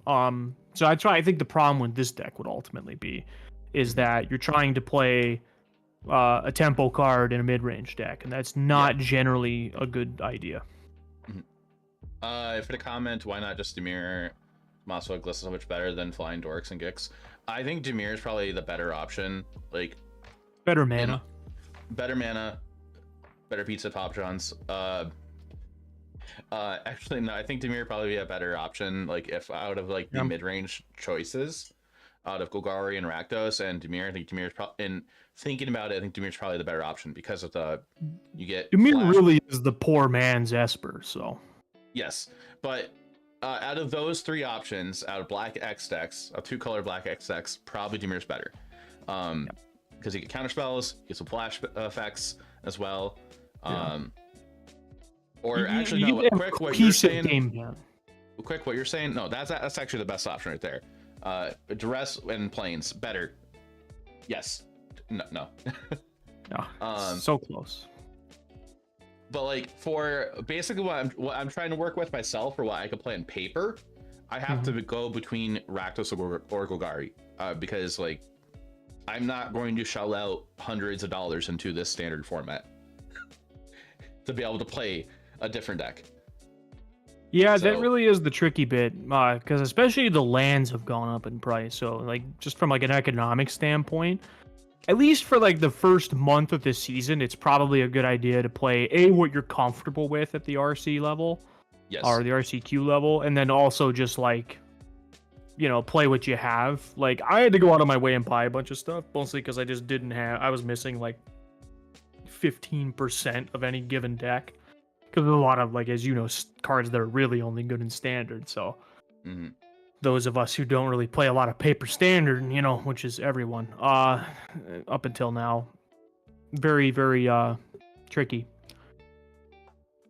I'm not sure what you mean by that, Funk Doctor. Do you mean card prices are the problem, or? Oh, there's an ad. Perfect. Yeah, like once the ad's over in 2 minutes, then they'll be able to hear you. But for subs that can hear me. You can play Red Deck Wins. The thing is, I don't want to. I would have to buy a whole brand new deck at that point. And that'll be more than the $20 I already put into standard. Yeah, it's not a good time. And it's especially me with me compared to not like trying to. I'm not trying to sound like woe is me or anything like this with me stating this. Me in my position compared to like John in this call with me or anybody in Twitch chat, I am a full-time content creator. This is my only job right now. I can't afford to put a whole ton of money into this game in paper. So not unless there's any subs that want to become very generous sponsors. Also, speaking of that, subscriptions are 25% off until the 2nd of next month. So 25% off for your own or gifted. I like corporate Jaffer. Like, it's one of your new characters. It's where you just wear long sleeves to cover up your tattoos, or like. Thanks for the sub. Rip off. Hey, Gladstone, thank you for that Prime sub. I appreciate that. Oh, that's good. I could ship you Red Deck Wins if you want. I would rather not do that because you are gonna wait too long for me to get that back to you. Yeah, I mean, if you're giving it to him, that's one thing. But yeah, if you wanted it back, that might be a problem. Like, I know I could borrow some cards from you guys and you and the rest of the guys in the pack too. But like, oh yeah, I mean, I'm pretty sure I have the most robust standard collection at this point. So I think I'm the only member in the pack that actually is willing to buy cards regularly. Yeah. But that's a whole other problem. All right, now I wanted to touch on something because Funk Doctor Spock said that this was the whole issue with a 3-year rotation to incentivize paper standard. I think I'm actually curious. I want to expand on his thought, if you don't mind, Josh. Sure, go ahead. Because I want to clarify, because there's a bunch of elements and a bunch of problems I know that standard has. One is rotation. People don't like rotation, and by that I mean, let me clarify. People who don't like to spend money don't like rotation, and that's a very reasonable take to have. I do think for the health of the game, you need to have a rotating format. Like, look at the dumpster fire that is Yu-Gi-Oh! At any given moment in time, at least from a competitive standpoint. That game doesn't rotate at all, or when it does, it's like Modern Horizons rotation, where it just like power creeps cards out of their game, and then heavily bans a bunch of stuff after about 6 months. But I do think that all good points. Yeah, and it's like I do think standard needed to be a longer rotation so that when you do buy cards, they're around longer. I think this first year is going to be the worst for standard. I think after the first year, people will feel better about it. Or rather, it will have a better experience. Because I'm sure you might get this, Jarman. This is the first year. It wasn't designed with 3 years in mind, the current card pool. I agree with a lot of people that have mentioned this. Like, I'm not I think it's a good idea, and like as a whole idea as a whole. But I don't think it was a good idea when they implemented it. They should have implemented it at a rotation. So that way we would have fresh standard, and hopefully they would have had cards designed for this in mind. Well, the problem you'd run into with that is you'd have like a 5-set standard that would then grow into, a 12-set standard. Okay. So that would be my concern with that, would just be from like, you'd have this card pool that start very small. So all of the cards, because there's such a narrow selection, the cards would actually be even more expensive, and then they would just gradually go down over time. So I think from an economic standpoint, I mean, Okie Scoop brought it up. It's the standard only staples are too expensive. I'm going to be upfront with you. None of the standard only staples are particularly expensive. Every card that's expensive in standard is probably good in another format. Sheldred. Because even now, standard only cards seem to be within the range of $0 and $5, where you get into like, what's a good example? The slow lands see play in Commander, they see play in Pioneer. You get into Shieldred. Shieldred's played in every single constructed format. And Commander. And Commander on top of that. Wedding Announcement, Standard, Pioneer. I'm sure it's in Commander. I agree with you, Okie Scoop. I do think that they could power down Standard, and they have. Like, there hasn't been anything particularly broken in Standard since what? Kamigawa? That was probably the last time something really broken happened. Yeah, I mean, like, at least from Standard specifically. Obviously, Appraiser was an abomination, and Pioneer and Carnosaur wasn't much better. But then there's problems with like cards like Amalia. But I think that you need to let cards in Standard be uniquely powerful, so that they actually have value to people who don't just play Standard. And then you just have to fix those things in older formats, because those formats are designed with that in mind, where Standard isn't. So over in YouTube chat, Patrick, wasn't it done at a time for rotation? They banned the Problems, Invoke, Fable Buster, and kept those sets. Like, they did. They did do it ahead of what would have been a rotation. Yeah. Yeah, it kind of felt like a mini rotation at that point, but like, which the annual ban should be, but. My thought was like they could have done it at an actual rotation when the new standard cards that were gonna rotate, and then from now on, there would be other issues. Like the standard staples would be incredibly expensive, especially as we got closer to the NRG and the RC, because the card pool's small. Smaller the card pool, bigger the demand will be for every individual card.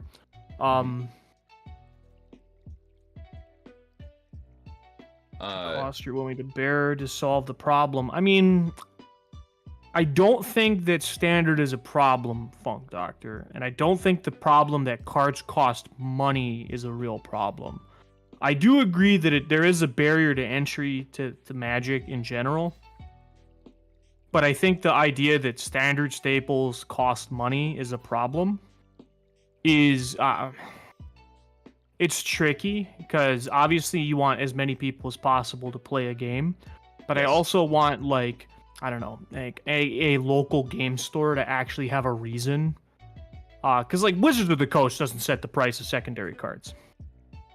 Yeah, I agree with you, Funkdar. It is a problem for a lot of people, but you know, I think that's less Standard's fault, because I don't think Jaffer is buying into Modern either, like for the same reason but much worse. So I think it's more of a problem with Magic than it is a problem with Standard specifically. Right? Mm-hmm. I didn't misspeak, Jaffer. Are you currently planning to buy into Modern right now? I actually just sold out of Modern. My point exactly. So I think, you know, standard staples being expensive is one thing, but you know, the game is expensive, and that's just always been true. Mm-hmm. There was a whole like discussion on Twitter, I think, right after the RC, the last RC, about this. And like I noticed this last night of for like one particular card, kind of going back to the price of.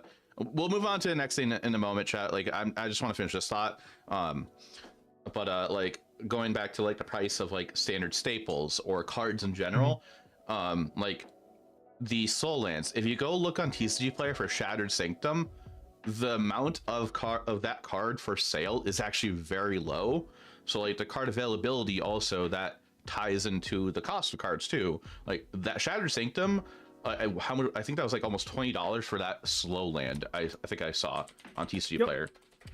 Just not a lot of them out there. But and in total, I think out of all versions across the board, I believe it was around 70 to 80 sellers, like available of that card available, or something like that. But so like.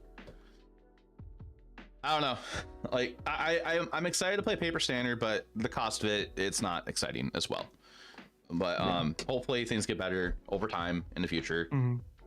But well, I mean, I'll be honest with you, German. That's a little optimistic, but yeah, I agree. We can hope. Yeah. But yeah, like the other thing, and just to expand on that point about cards are expensive, it's like, well, cards, they've always been expensive. You know, I've played this game forever at this point, and you know, standard, I guess it technically was cheaper in terms of dollars, but you know, not in terms of like actual value. You know, Gideon was the best card in the last time standard was, you know, 18 months, and that card was quite expensive. You know, Gideon Alexander card, but we can move on from this point, because we could talk Magic economics all day. Yeah. There's no right answer to whether or not how expensive cards should be, because obviously it's entirely dependent on who's having the conversation, what the right answer is going to be. Like if there's enough of a want for a discussion like this, chat, maybe if John is willing to in the future, maybe we can have a stream where we just have like kind of like basically like a podcast, I guess, or we have a discussion. That's also if John is interested too. Always. Well, you know, the back half of all my Thursday streams now are a podcast. Okay. Specifically about topics like this. So my normal co-host is a streamer by the name of Drabby Noobs. You can find him by searching at Drabby Noobs. But we get into these types of conversations a lot for like about an hour every stream, because it's important to talk about them, and especially important for people like you, Jarman. Or Jaffer, I keep switching back and forth. It's okay. As to you know, having these conversations, because I do think, like, you know, it's important to like discuss these types of topics out on the public sphere. Obviously, I don't want anybody to feel like they can't enjoy Magic. That's never my point. But I'd love to have a full-on discussion, because, you know, my background, for those who don't know me from my content, is, of course, I have a background in mathematics and analytics, and I studied a lot of economics. in college. It was my practical focus for my mathematics. But Doctor, so don't feel I bad about love having these conversations. Sorry, I didn't. Sorry, I interrupted you. Funk Doctor, it's okay. Don't feel bad about it. It's No, it's all you're right. good. You're good. These are the types of things that come up in playtesting all the time. Mm-hmm. Yeah, you It's argue just about kind of like a things. sidebar for a moment, and that's fine. That's the fun part about like having, I think, like having like a guest on like on a show or something. You get into like some content that is normally not discussed or in more detail. Like I do talk about some of the stuff on stream, but we're talking about it in more detail right now, which that's completely fine. So don't feel Absolutely. And to curve your point, Okie Scoop, Shieldred's played in every constructed format, and Gideon wasn't. So that's why Shieldred's twice as expensive as Gideon was. Or is twice as expensive. bad. Scoop, Now I I'm love done. the emote. I love that emote. Now, going back to playtesting stuff. Yes. In You wanna your try opinion, Rakdos now? Go ahead. John, keep going. Try another Golgari or try a version of Rakdos from my end. Well, so you still want to play against Domain? Sure. Yeah. All right. If you're gonna keep playing your exact Golgari list, I'm gonna be honest. That's probably a waste of time, and we'd have a probably more productive, a more productive playtesting session, discussing what your deck needs to do, and then playing some matches, like Okay. figuring out what what does a game where Golgari wins look like, and how do we get there, Yeah. right? And so we can go from there, and then maybe discussing specific card choices, because I have a feeling that if the Golgari deck's ever going to have even a little bit of an edge in that matchup, it's going to come down to some very specific deck building decisions. Okay. So To try what and I'll do improve then. things. What I'll do then. Okay, I am sharing my screen. I'll pull the Golgari list up again then. And what? I guess. What are your thoughts? I guess with looking at it. Or I can't think. Oh my gosh. Sure. So some of your best tricks when it comes to the matchup. So like if we think SSA, that I have a feeling they're both not great, but like there might be a chance red black is better. Though it's not a very good one. I have a feeling, depending on the build of the red black, it probably has a slight better like the more aggressive matchup. deck might have a slightly better matchup, but it's probably still not very good. So my thoughts are thinking about your game ones where you're winning. I'm certain that your best creature on the battlefield is Glissa. Yes. Because it can like eat through my enchantments, take counters off of stuff. It's really hard for me to block. Because everything's just chump blocking Glissa. So that's one thought, is that the games you're winning are probably games where you have either duressed and Deep Cavern batted my mana development. So like, I'm stumbling, maybe not hitting my 4th land drop, which is kind of the key land drop. And then like you're pressuring me with like specifically Glissa, any of the card advantage creators would be good here. And then probably just being able to continuously do that. The problem I think that you're going to end up having no matter what is that you can't Thoughtseize the top card of my library. So if I just rip a sweeper, the house of cards comes crumbling down pretty quickly. Yes. So that I think is ultimately going to be the issue. But I do think that's probably the game where you're winning, is where you're like attacking my hand, taking away my ability to develop mana, and then as the mid game comes around, taking away my ability to answer multiple things at the same time, and then beating me down that whole time while I try and scrap together some answers. Now, the hands where the problem you're going to run into is you only have 6 hand disruption pieces. So is there a chance that you'd want to play like is it Pilfer, the 2-mana hand disruption? That hits or it's basically Thoughtseize. Right, there's Pilfer and Extract the Truth are 2 cards you could be playing. that So- aren't terrible. One thing I was doing beforehand when I was on a different build of Mhm. Golgari, I was on 7 hand disruption in main board. I was on 3 duress in the main, which felt okay, but it was a lot. But I do like the idea of Pilfer more than Extract the Truth because Hits the in sweepers. green, yeah, because it hits the sweeper, it hits anything, and Yeah. like in green we already have Terror Sunder and Beseju and out liberate our Trakel Frillback to deal with enchantments that are on the field. Mhm. So we don't really need to have our opponent sacrifice any enchantments.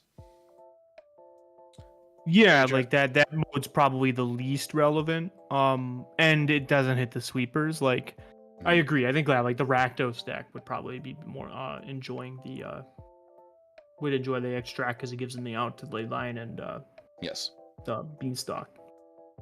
Chat in a card I've been trying. Fighting or could do Palm Vexus. Ninja. Yeah, that's a card. I forgot about that card. Let me pull it up. So it's like, here we are. 3 mana, 3/3 ninjutsu for 2 and a black. ETBs with a menace counter, and when it deals damage to a player, you may remove a menace counter from it. And when you do, that player reveals their hand, that you exile a card from it. That's not bad. How many creatures? Because you have to ninjutsu this out for it to do that. Yeah. You don't really Like- have a lot of 2 and 1 mana creatures to ninjutsu out. I mean, what you could do, I guess, like our 2 mana creatures we have is Deep Cavern Bat, 1 Underdog, and 4 Mosswood. Like if you attack with Deep Cavern Bat, they don't block, you ninjutsu this in, they get the card back in hand. You hit them, remove the menace counter, you get to look at their hand again at whatever new cards they have, and you Thoughtseize them. And then you're probably not gonna have the mana to play Deep Cavern Bat afterwards, so No, Make it not on this- turn 3, right? yeah. I like the idea of this, but like if this was 2 mana instead of 3 to ninjutsu. I suppose no.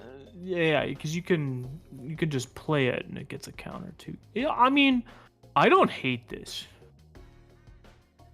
and it's really good with Glissa, and Yeah. it's really good with Dread Knight.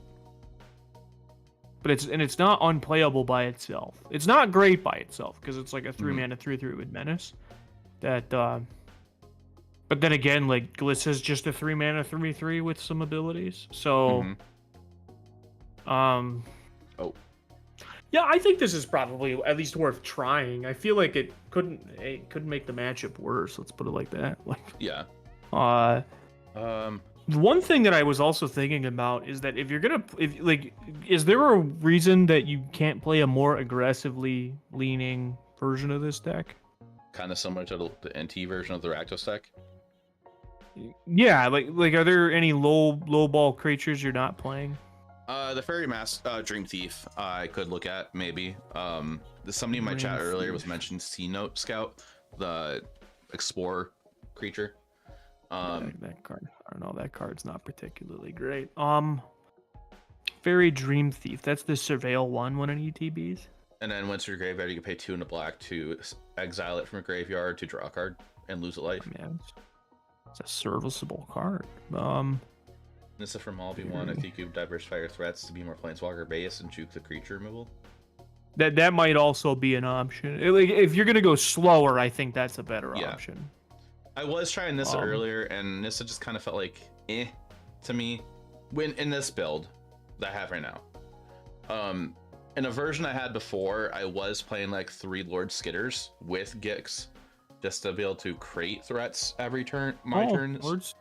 Lord Skitter is very good with Biting Palm Ninja. Yeah. Make a bunch of So- 1/1s. Here, before I change anything here, let me just do this. I'll clone it. Sure. And let's say we make a more aggressive build. So probably gonna be no duress in the main. Actually, I like duress and aggro decks, but I mean, like being able to put a bunch of stuff on the board, you just gotta think about it. It's more like a turn 4 duress or a turn 3 duress, where you're like duress plus 2 drop. yeah, To like tag a sweeper and put more pressure down, Or if they have multiple sweepers, then you know, like you could like cast the draw path of Dread Knight proactively. So I actually think it's much better in an aggro deck. Okay. At least in the context that we're trying to improve, like this one specific matchup, I should say. Yeah. So like, if we try to be more aggressive, I could picture. I think the only one-drop creature that's worth it in this deck is Fairy Dream Thief. I don't like Evolve Sleeper. You're dedicating so much mana to level that card up, basically. This has an effect that you can do once it's dead, which This is good in your early and late game. Like, yeah, it does a bunch of stuff. I mean, Evolve Sleeper's not bad, but you'd have to be... Problem with the card is that you need to be playing a lot of 1-mana creatures. So, like, if we were playing a really low-to-the-ground aggro deck, then Evolve Sleeper gets a lot better. But... Because then you can go, like, turn 1 Evolve Sleeper, turn 2 level it up, attack, play another 1-drop. And, you know, that just being sort of the way the game will play out when you have a lot of 1-mana cards. My thought was, yeah, Fairy Dream Thief. I think if you're being more aggressive, you could even look into playing Hopeless Nightmare. Just, you know, 1-mana deal 2, they discard a card. It also opens the door to some more options. Like if there's any bargain cards we end up wanting to play. Because there are some really good ones that these decks could be playing. Like the Candy Grapple's not bad. As a versatile removal spell. okay. The other one, what the hell is this? My thinking is also like Fairy Dream Thief does pair well with Gix. We could go up to a third Gix. I do like the idea. If you're aggressive, you should, yeah. I like the idea. I think I'm gonna probably end up cutting Underdog, but and Shelter's probably gonna be in the sideboard now. But I'm kind of liking the idea of playing Lord Skitter again to help just develop a board of just like make a 1/1 each turn, and if we go with the bargain with some bargain cards, you can bargain the tokens. Yeah, no, I agree. I think it's quite strong. There's also the other 1-drop that I was thinking about was Stalactite Stalker. Isn't it a terrible card? Oh, the Descendant thing? Yeah, it's a 1/1 with Menace. Gets a 1/1 counter if you descended. Which, if we're going to be playing cards like Fairy Dream Thief or anything else that we could set up Descend, card's pretty good. And it's a built-in removal spell. Yeah. Which it's it's similar to Harvester in that way. Yeah. My only thought with this, if like how much like Descent doesn't count tokens. No, only permanents going to the graveyard from anywhere. So like I'm not too sold on this card. I just haven't played much with it, so I'm not really sold on it because of that reason.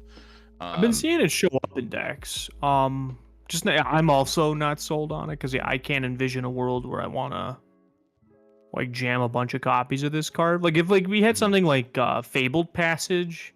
Or like if Evolving Wilds was any good, like that might be a consideration, but yeah, like just not the direction I think these decks will need to go. I'm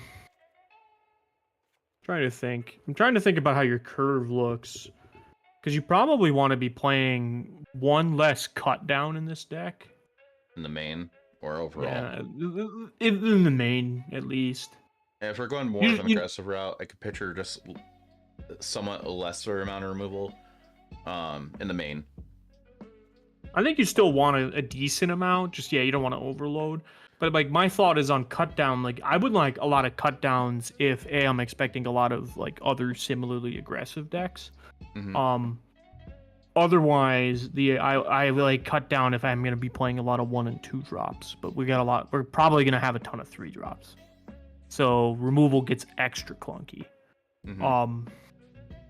My thought would be we could play 4 copies of Dream Thief, and if we wanted to do Biting Palm Ninja, we might even want to look at like another 2-mana creature that we could get away with. Okay. Something just to set up, attacking feeling like aggressively.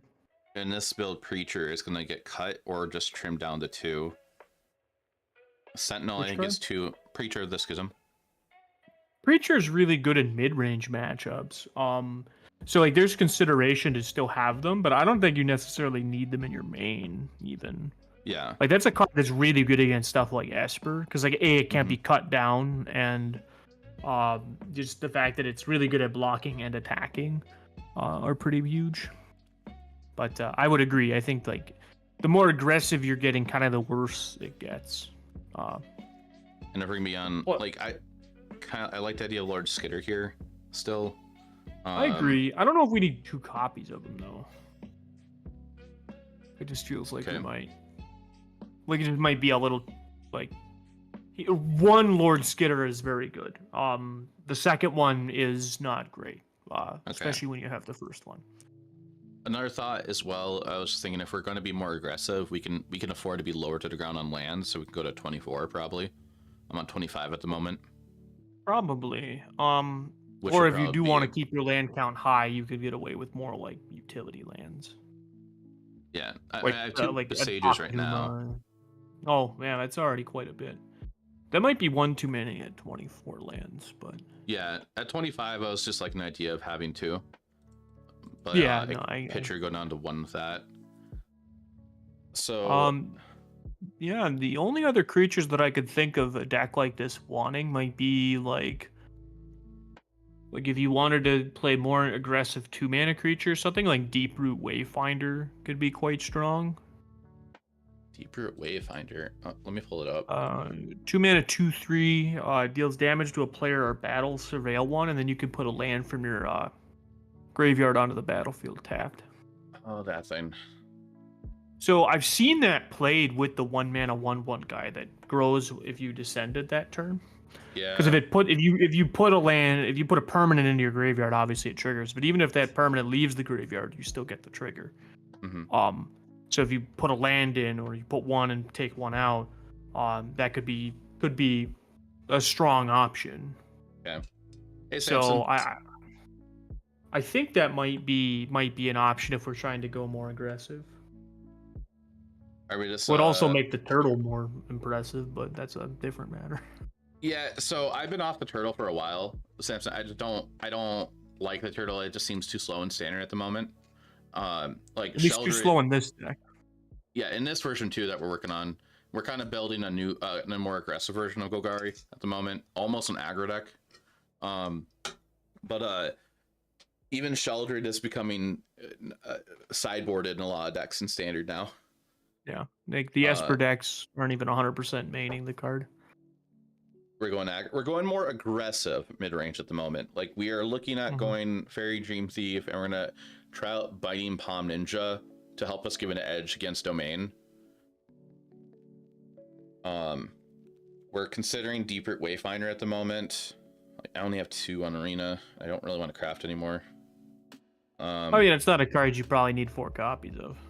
Yeah, 2 is probably okay if we consider that. The other thoughts that I had with other potentially aggressive cards is if we're going to be going heavier into creatures, then Quirion Beastcaller is quite strong.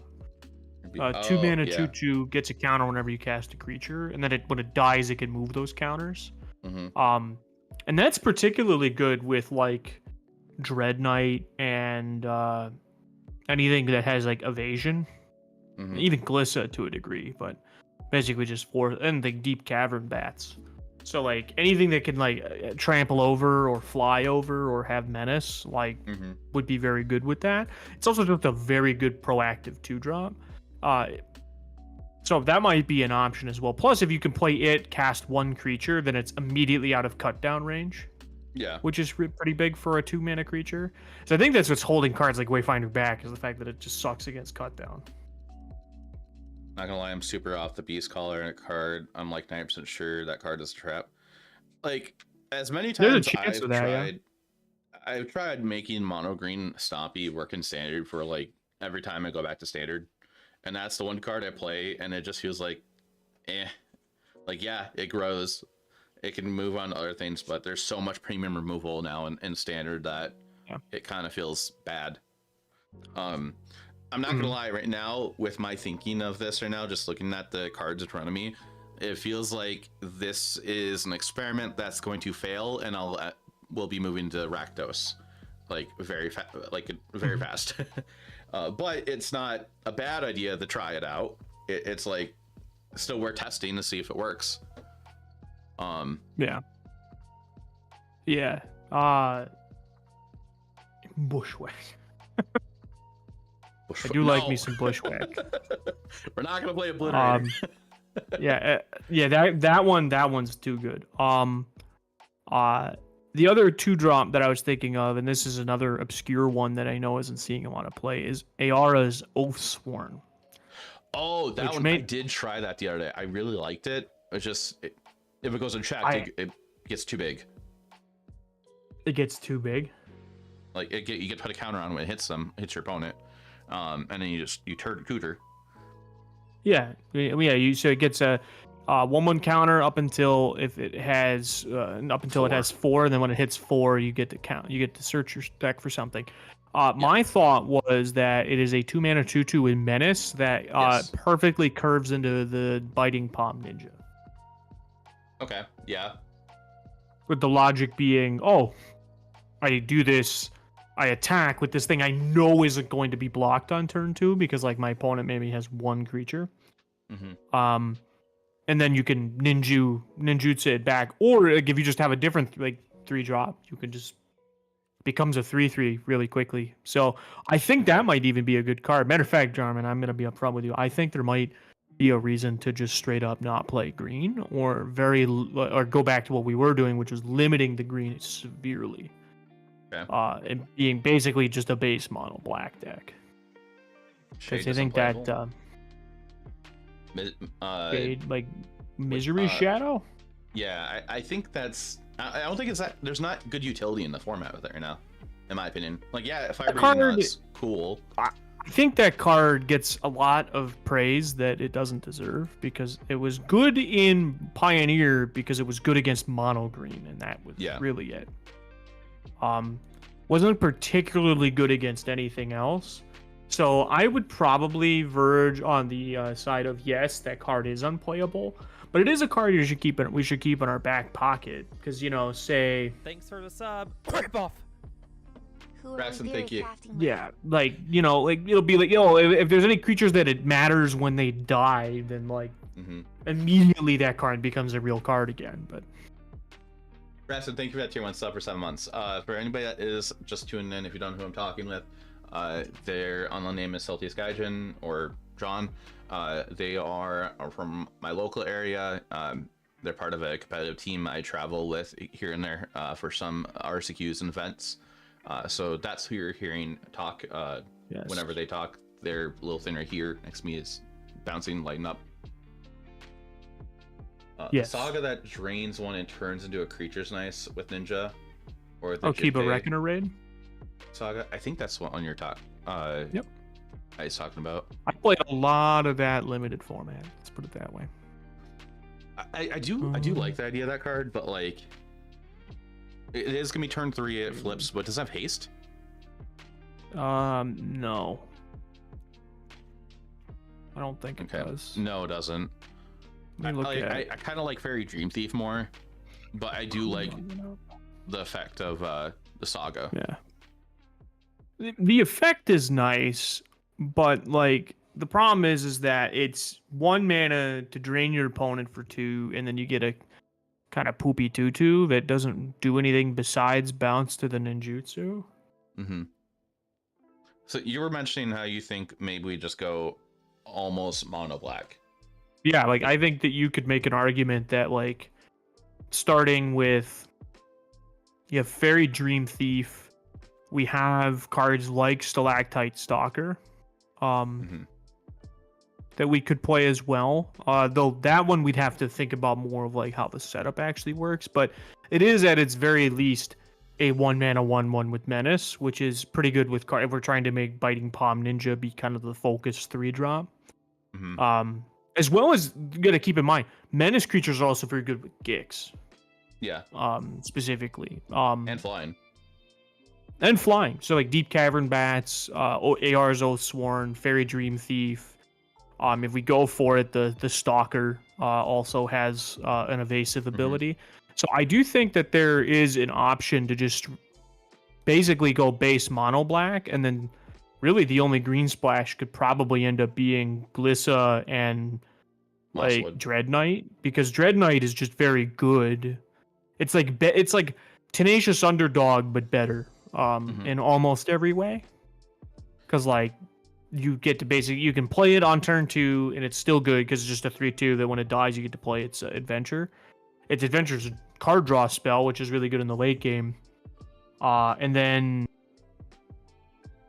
then even Glissa to another extent is probably just better than most 3-drops that we could be playing. I'm not sure how we balance the 3-drop slot, which is a bit of an issue. We'll have to figure that out, but we'll have so that's where I'm at though, is I think we could probably just basically give up on anything that isn't black. So basically Sentinel, cut Sentinel, and then sideboard. We'll worry about sideboard in a minute.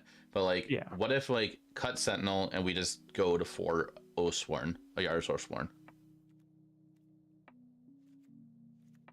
I mean that's where I would probably go, is if I'm trying to make Biting Palm Ninja be my focus 3-drop, to like have this like aggressive hand disruption-y plan going, then yeah, I really like Ayara's Oathsworn, and it's just a good card on its own, just being able to beat in and grow. Menace also makes our removal better, because like, if they have 2 creatures, a go for the throat is, if we have a bunch of Menace threats in play, might as well just be kill 2 target creatures. Yeah. Or kill target creature and target creature can't block, which is huge in an aggro deck. So I really like the idea of maximizing on the evasive threats. Good luck, Samson. I hope that goes well. For the Pioneership cure. The mana wise, I'm thinking if we're trying to be more aggressive, we should cut a Restless Cottage. Oh, quick! Thanks for that tier 1 sub to Samson. Tier 1 sub to Samson. They have given 165 gift subs in the channel. I'm thinking of going down to 3 Restless Cottage to have lesser amount tap lands early game, and then go up a basic. Maybe go down to 2 forest or even 1 forest and just go up basics. I don't think I want to go up any more Mistress Foundries because the double pips we have. The Foundries are going to get tricky. The more 1-mana cards you play as well, the kind of worse colorless lands get specifically. So yeah, we may be for the best to avoid playing is more than 1 copy.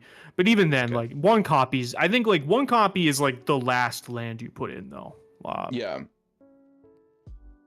So my thought is, because I've been building this on my arena platform while you've been doing it as well, is that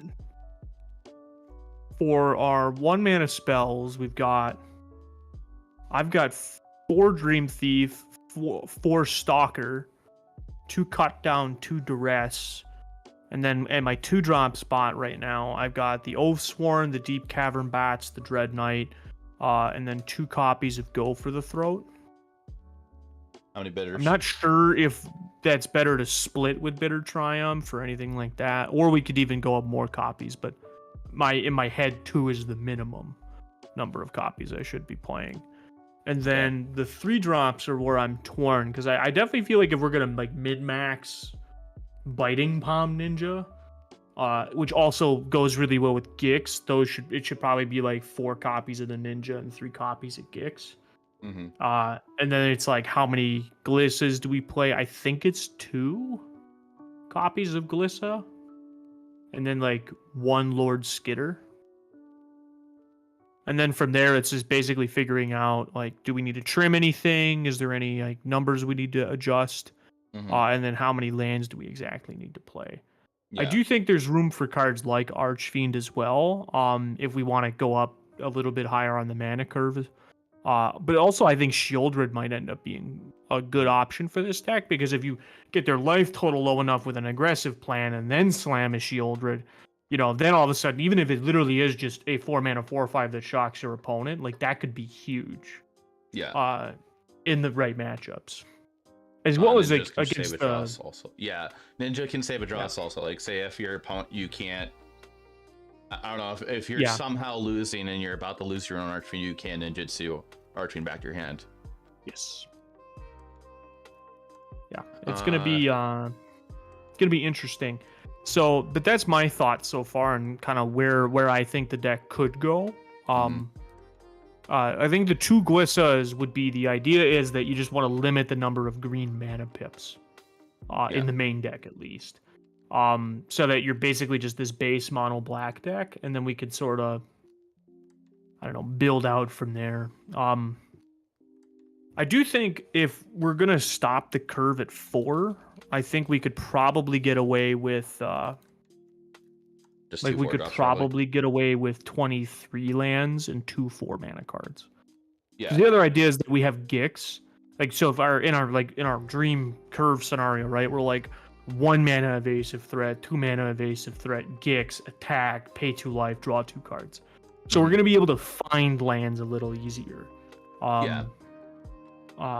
In at least our ideal scenario. So we could look at like something going in that direction, I think. All right, what are your Stormbreath, I thoughts? saw. I have thought in a second. Stormbreath, I'm sorry, I missed your message. Thing is, won't also get popped by cut down a ton. Yes, that's true. That can happen, but that's kind of the thing you just accept with a lot of your creatures in the format. Like, kind of like it when you play Pioneer or any format. Pioneer is Fatal Push. Anything can die to Fatal Push almost. Anything can die to removal. So, like, that's the thing you just kind of have to accept. Dies the removal has not always been a good argument as to like why you shouldn't play a creature. Yeah. But also, like, we also know decks typically play 2 copies of Cut Down. Yeah, it's very rare for them to play more. So it's like, you could also make the argument that it just dies to go for the throat. So, the argument is either all of your creatures need to be good against Cut Down for that to matter, or, like, they need to be able to get around Cut Down. And to be honest, compared to our other 2 drops, AR is the only one who can get around Cut Down. After it connects once.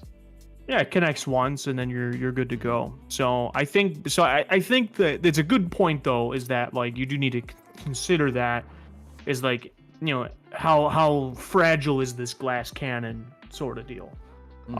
Is it my too bad against removal? And also, chat, this is just like we're theory crafting right now, so like there's no like guarantee this is gonna be a good deck or anything. Oh, absolutely not. The opposite is likelier true than the former. Like, I think the idea of how this looks pretty cool. Like, I think on paper this looks great. The greatest deck builder of all time, John. Like, me and my mono green Stompy Heart right now is loving the look of this deck. But like, realistically, if I were to play in the tournament with this deck, I think I would be able to. This would be able to get away in a paper tournament, in a closed decklist environment. Like when RCQ, people probably. Yeah, people won't be ready for. That's actually one thing I think a lot of people also forget is that because we're so used to playing Pioneer and Modern, is that it's really hard to innovate in those formats. Yes. So a lot of the times, the correct thing to do for most people is to play like a stock list or like a slightly tuned stock list. It's usually not correct to, cook for too long in those formats. Standard can be very different. Matter of fact, Standard, I have a feeling the format gets, quote, solved, unquote, and people give up on trying new things. And the reality is that there's a lot of very viable deck options in Standard, and they aren't all, in the top 10 decks on, MTG Goldfish. Like, it's just the reality. And especially I would say in the bigger the field and the more competitive the field, especially once you get to the RC where it becomes open deck list, and same at the Pro Tour.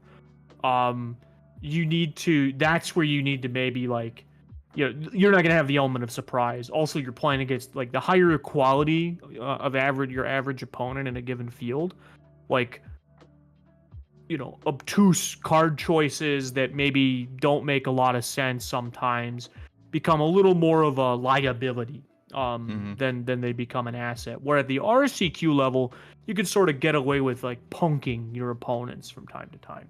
And I actually highly recommend it. I think it gives a lot of people an edge that they wouldn't otherwise have. The last time I remember hearing something like that happening was not this most recent US RC, but the last Pioneer RC before the current last one was I think it was Dallas, I believe. Blue black Archfiend combo popped up. Yeah, and going into the event, it popped up. Yes, I don't know if it top 50 or whatever, top 42 or whatever it is for the Pro Tour, but I know it performed pretty well because nobody expected it. Yes, it did. Actually, it did very poorly in the championship overall. Talking big numbers. Okay. But then in the follow-up, like 5K events, it dominated. And there's a key difference between those two events, Jaffer, and that's that one of them is open deck list and the other one isn't. So okay.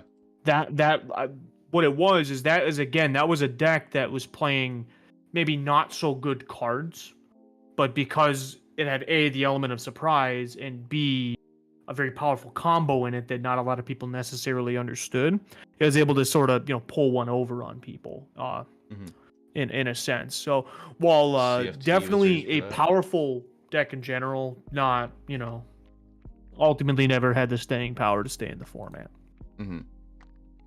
I did sell all of my metamorphic alterations though for a very hefty profit. CFT was the reason for that. CFT, what CFT stand for again? Was the reason for that?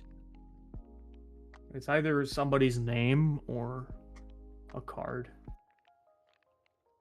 Yeah, I'm forgetting what that means. But but for this deck right now on the screen, for the last, it's a person. Okay. For the last card in this deck, name is abbreviation for combo for the sake of combo. Okay. All right. TFT.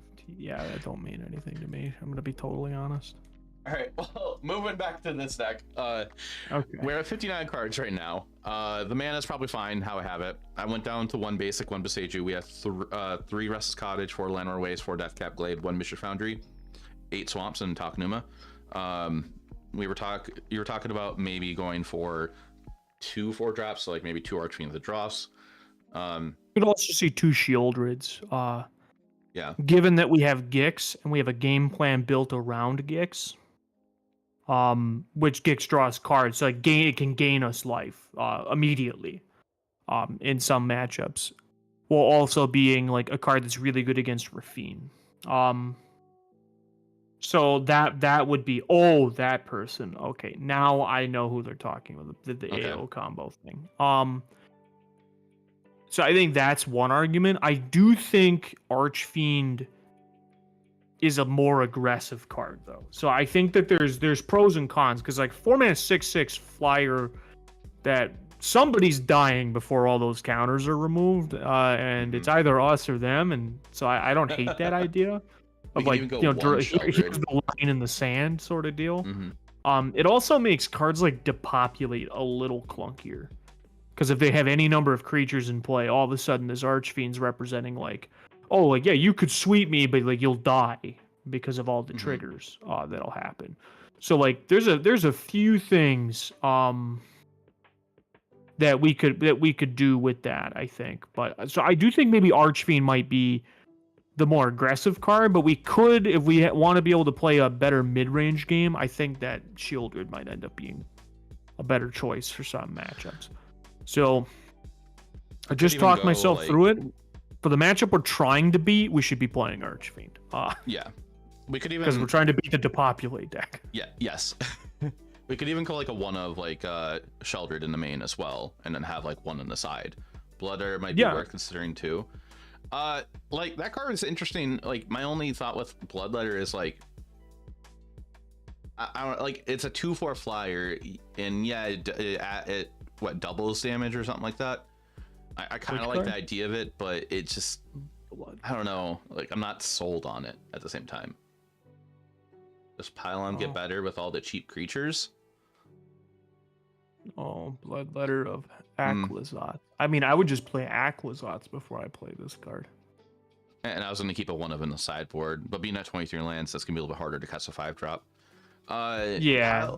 Pylon, I'm not too much of a fan in a deck where you're turning your creature sideways every single turn.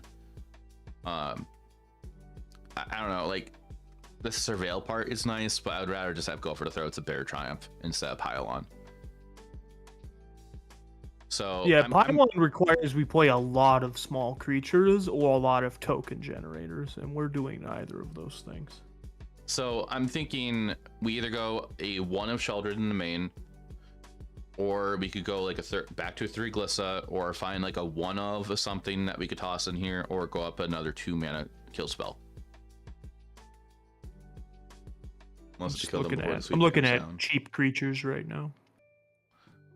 Even like a main board Liberator, Outland Liberator might be okay, but like how many green sources we have for turn 2? That's 4, 5, 6, 13. Yeah, I mean, I do like the idea of having the Liberator though. It forces Day-Night, and your opponent has to play on their turn in order for it not to change.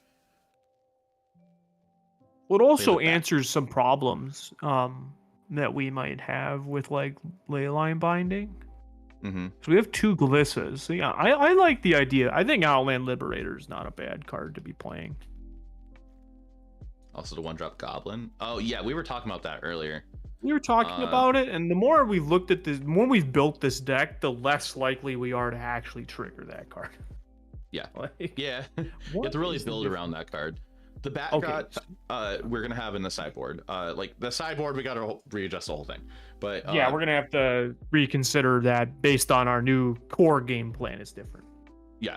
So, all right. So sideboard wise, way too many things.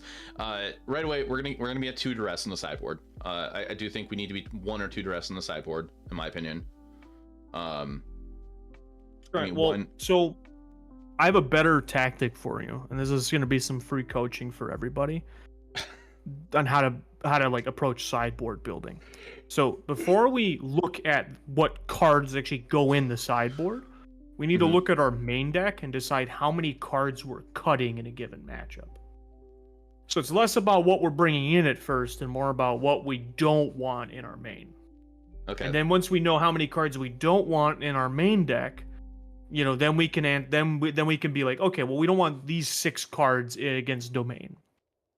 Okay, what cards do? So what can we swap out for these? All little 2 things. What does our game plan look like without those 6 cards? You know, how drastically does it change our sort of core plan? And then on top of that, now that we know we have 6 cards, okay, so we have 6. So we don't necessarily need them all to be haymakers. That means we have 6 cards to work with. Meaning we may not need super high impact cards. We could have a 6, you know, medium to high impact cards versus, you know, if we only had 2 spots, for example, then we want something that's really meaningful. So that I think we should start with. So let's take a look at our list. So if we're playing against Domain, what cards are we cutting? We're cutting the cut downs. Altar cut downs and the Lord Skitter. The one of Lord Skitter. Just doesn't do anything. It makes 1/1s. That's all it does. Yeah. You could make an argument for and against Shieldred, I guess. It's good against the Beanstalk, but like, so I'm not sure how much that's valued, but I don't think we'd want more, to say the least. So, any other thoughts on cards we would cut? A one of Gix. I think we'd cut 1 Gix down. potentially depending what we'd be bringing in, what we need to bring in for the matchup. Okay. Well, again, so we want to know definitively the cards we want to take out. So we know the 3 cut downs and 1 Lord Skitter. So we got 4 spots that we know we're going to be able to work with for the matchup. Yeah. All right. So we know that now. Now, what cards do we want? What are some high impact cards that are very good against them? Against Domain, high impact cards are going to be Duress for hand hate, Terra Sunder for enchantments that do hit the field, Sheldred is just a dead card in that matchup, it feels like, to me. We are not going to be able to play Breach of Multiverse on 23 lands. I don't think it's very good against them, but at least not in a non-ramp show. Yeah. Like if we were ramping, it's a whole other thing. Yeah, my only thought is really like, well, Tranquil Frillback could be an option. I was trying to test out Ren and Realm Breaker because it makes a hexproof 3/3. And they need to have Leyline Binding to deal with Ren and Realm Breaker. The only It does downside, open that land up to the sweeper. that is true, but the only downside of this card in this deck is double green pip. Yeah, and Tranquil Throwback has a similar problem. Yeah. Where So, when like- it's good, it's like triple green. Which isn't undoable. The Clarify, like, we can always adjust the mana base too to like make it a little more green friendly. For like consideration in our sideboard, and that usually means like dual lands, but versus like basics. So okay, so we got Duress, we noted Terra Sunder, we know Nissa is an option. And we can think of Nissa just as a 5-drop in this deck. It's gonna be its most common casting. So my thoughts being, what if Duress? We already have 2 main deck Duresses. We could do Pilfer in the sideboard. You know, it's 1 more mana, but it's more impactful because it can also hit an Atraxa out of their hand. What if we did a 1 of Duress and 1 of Pilfer? Well, we already have 2 Duresses in the main, so we're not like splitting hairs by going 1/1 in the board. We already have 2 Duress as well as 4 Deep Cavern Bats, so I think we can afford to play. We can afford to play the Pilfer effect. Right. So to make it easier, I probably should just remove all the cards from the sideboard. I'm also taking notes on my side to make this easier. Okay. I do really like Terra Sunder, mostly because it does like 2 things. It hits the enchantments, which they don't play. They play 8 enchantments, so that's not necessarily a huge focus. But then we can also like kick it and, you know, use it as a way to like deal with like an onboard Archangel or an onboard Atraxa. Yeah. But I do think Pilfer is very strong as a hand disruption option, and then I'm confident that at least 1 Terra Sunder is where we'd want to be. We could try like a 1 of Stonebrain. I think that's another card we should consider. Is I think we should be playing at least 1 copy of the Stonebrain and then 1 copy of the End. Because I also think the End isn't just good against this deck. I think it's also good against like decks that are like all in on certain threats. Now this matchup is particularly good because I don't even think it's just Atraxa. I think if you hit Archangel of Wrath, it's probably just as good or better. Like, and with us being on an aggro deck now, Archangel of Wrath is just, it's brutal. I think that it's a little on the rough end to have to play through more than once at least. But there's also a chance that they just have to run 1 out as a 3/4 with no kicker if we're really on an aggressive curve, just so they have like something that can either block or just like attack to gain 3 life every turn to try and stabilize their board.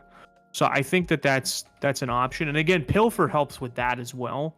Because I think as good as Duress is, it hits the sweepers, but their creatures are very high impact. All 12 of them or 11 of them, I guess. But so I like that. As far as the ways to deal with artifacts and enchantments, we have Outland Liberator. We have Glissa can kind of deal with enchantments at least a percentage of the time. We have a Terra Sunder. I think a 1 of Nissa would be a good place to be. Yeah. We do have a 'Cause, like- Besiju in the main too, but that's like Yeah, we're that's half a spell. 23 lands, right? So it's like that's a spell first and a land. I'm sorry, a land first and a spell second. Yeah. When you're playing 23 lands, where when you're playing like 24 plus, then you could start looking at it in the opposite direction. Mhm.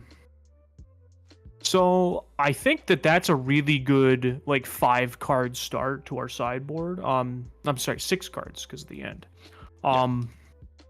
And so now I think we can table that conversation until we actually have more practical testing. So why don't we look at our next matchup? So Esper. So what cards would you want to cut out of this deck for your Esper matchup? It's like against Esper, probably trimming the Fairy Dream Thief down for like Pilfer maybe, and then Terra Sunder. Don't think about what you're bringing in. Just think Okay. about what you're taking Alright. out for now. And So then we'll my discuss thought- what we're bringing in later. Okay. My thought is Fairy Dream Thief because they have too many flyers. It's going to be a chump blocker most of the time. We're not gonna have time to activate the 3-mana part in the graveyard to draw a card. Maybe a What of Gix because we're going to be having to switch over to a mid-range game plan if we're on the draw. If we're on the play, then we can be a little more aggressive. Yep. Ayara's Oathsworn, I like the idea of the card, but I don't think we're gonna be able to attack reliably into Esper because they have Virtue Virtual Loyalty to make it 2/2. They're gonna have Wedding Announcement to block already with it. Majority of the time they're gonna want to keep those tokens, but if we're on the draw attacking with Ayara's Oathsworn, they're probably gonna have a creature to block, 2 creatures to block with. From the play, there's a chance we're gonna be able to get a reliable attack in, but I'm not relying too well on that. So we could end up cutting all those depending if you're on the draw or play. Probably on the draw you cut them all, call all 4 of them.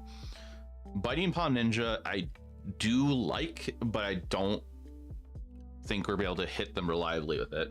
Well, you just cited out eight of our evasive threats, so I know, which does make it a lot worse. yeah. So So any other cards you'd want to cut? not really off the top of my head. Like Archfiend seems good for a blocker. It's a card they're forced to deal with, so that way they can hit us. But we want to be hitting them with Archfiend. We don't want to be blocking with Archfiend. Cutdown will be a lot better in the Esper matchup since they play Fiend, Denic, Bat, Urtai, etc. That's true. That's definitely true for the most part. And it's until like they get a Virtue down or something, but or a flipped Wedding Announcement. But that's like, if it gets to that point, we're kind of like losing. What do you think? What else do you think what we'd be cutting, or do you disagree with what I was talking about? Well, I'm just letting you form complete thoughts to start, and then Okay. So I understand. So the question we'd have to answer when we're thinking about the Esper matchup is it's a mid-range matchup, so we got to keep that in mind. So one thing that comes down to a lot of mid-range matchups, and this comes down in a lot of matchups, is you have to decide who is the aggro deck in this match.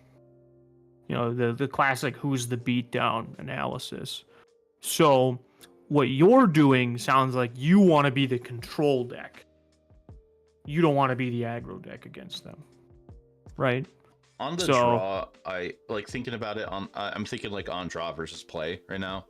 On the draw, Yeah. I'm wanting to be that way. On the play, I want to be the aggro deck. Sure, and that's both very good spots to be in. And just sort of looking at the average list, the biggest problem card for some of our creatures is probably Rafine and Denic are the 2 tough ones. So cut down, very good in the matchup. So I think that if we're going to make cuts, I would probably cut. Like, I would consider cutting probably 1 copy of Gix and as many as 2 to 4 copies of Biting Palm Ninja. Because, like, there's a matchup where there's going to be a lot of combat and blocking and stuff like that.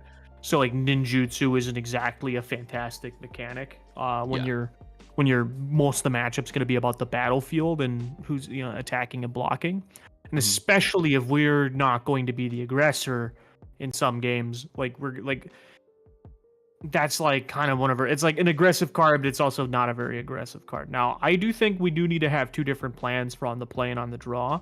Like I think on the play, I'm going to keep in as many of my aggressive cards as we can. Yeah. And I would consider cutting, stuff. Like I'd cut the duress on the play. We just don't have time for it. Yep. We're trying to, because we're the beatdown. I would cut the bitter triumph. We don't have the time to be paying. Paying life is hard against them. And like we already have go for the throat, which is just as good. And in a perfect world where we're like curving out, we're going to be beating down, and like maybe we biting palm whatever card we would have bitter triumphed anyway. So I think my cuts would be like 2 duress, 1 bitter triumph, and maybe 1 copy of Gix, because it's kind of like one of our weakest cards on the battlefield, and that's on the play. And then on the draw, I think that I would lean more towards cutting out like the biting palm ninjas. I'd consider cutting the duress and still 1 copy of Gix. So we have roughly anywhere between like 4 and 7 cuts that we could make for play versus draw. So we have an idea of how many cards we can cut. What kind of cards would we want to improve our game against Esper? Our 4th cut down for early game plan, because they have a lot of creatures we could hit with cut down. Deneg, Archtype, the tokens. Rafine, the bat. So that's my thought right away. Like cut down is just really good in that matchup. Yep. And then I just had my mind. I forgot. Oh my gosh. Enchantment removal can be good in that matchup too if they get to resolve a virtue or buddy announcement. We want to, like, with our hand hate, we're gonna do our best not to let that happen. But once it's hit the field, we really need to like get rid of it as soon as possible. So like I do like the idea of maybe bringing our Terror Sunder in. We already have Outland Liberator as well. We're probably never connecting with Glissa in that matchup if they have all the right answers. But it is very good at attacking. Yes. So we got to keep. So I think Glissa's a card that I would keep in just because it's a nightmare for them to block. Yeah, I would never cut it in that matchup. Yeah, just it's again the game. I think the game's going to be about the battlefield. But my thoughts, to share them, I agree. Cut down. I think the 4th cut down is probably one of the best cards we could bring in. Just having a thing that essentially kills all their meaningful creatures in the early game, and a lot of them even in the late game, is very strong. I think that a Shieldred would be very well served in this matchup, just because like if we think about how these games are going to play out, if we're on the defense, right, and we just have a Shieldred in play, well now if they have a Rafine in play, it's a bit more of a liability. Yeah, that was one I was thinking of, like of a 2 of Shieldred, I think. Yeah, I think 2 Shieldreds, and I don't. Again, this is the matchup where I would want Shieldred in my main deck versus Archfiend, because that's the other card that I was thinking about cutting would be Archfiend at the Dross. Just like this is gonna be a, we're gonna be slapping each other back and forth. Basically, is gonna be the matchup. So, I think that's a card that's a little like, it's not bad in that spot, but like unless we're like they're at a low life total, it's not very good. Is my thought. So I think that we could get away with 2 Shieldreds, the cut down. I have similar thoughts on the enchantment stuff. There was an Esper mid-range deck that just did well in the challenge that actually wasn't even playing a single enchantment in their main deck. But I saw that. I think that's an outlier and not a trendsetter. But I actually think Nissa might be better served there. Okay, and we do have a one Nissa already. Yeah, we have the 1 Nissa. I do think Terra Sunder could come in. I think I would want one of them on the play and one of them on the draw. my gut tells me I'd want Nissa on the play, because this is the card that I can play proactively that makes it very difficult for them to just run out one of these enchantments. Yeah. So I could play it, make a threat, pass, and then they just like, oh, I have this, wedding announcement in my hand that just kind of looks like crap. Because now if they play it, they get a 1/1, and then I eat it for free, and I still have the threat I made with the Nissa. So I think Nissa would be very good in the matchup, given how the dynamic plays out.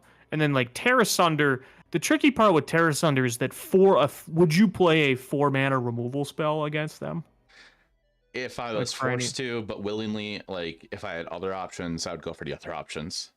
Exactly. So it's like, this is like, I don't know. I kind of agree with your thought process on it. It's really good, especially against wedding announcements specifically, because it's instant speed, so you can like tag it before they get any value.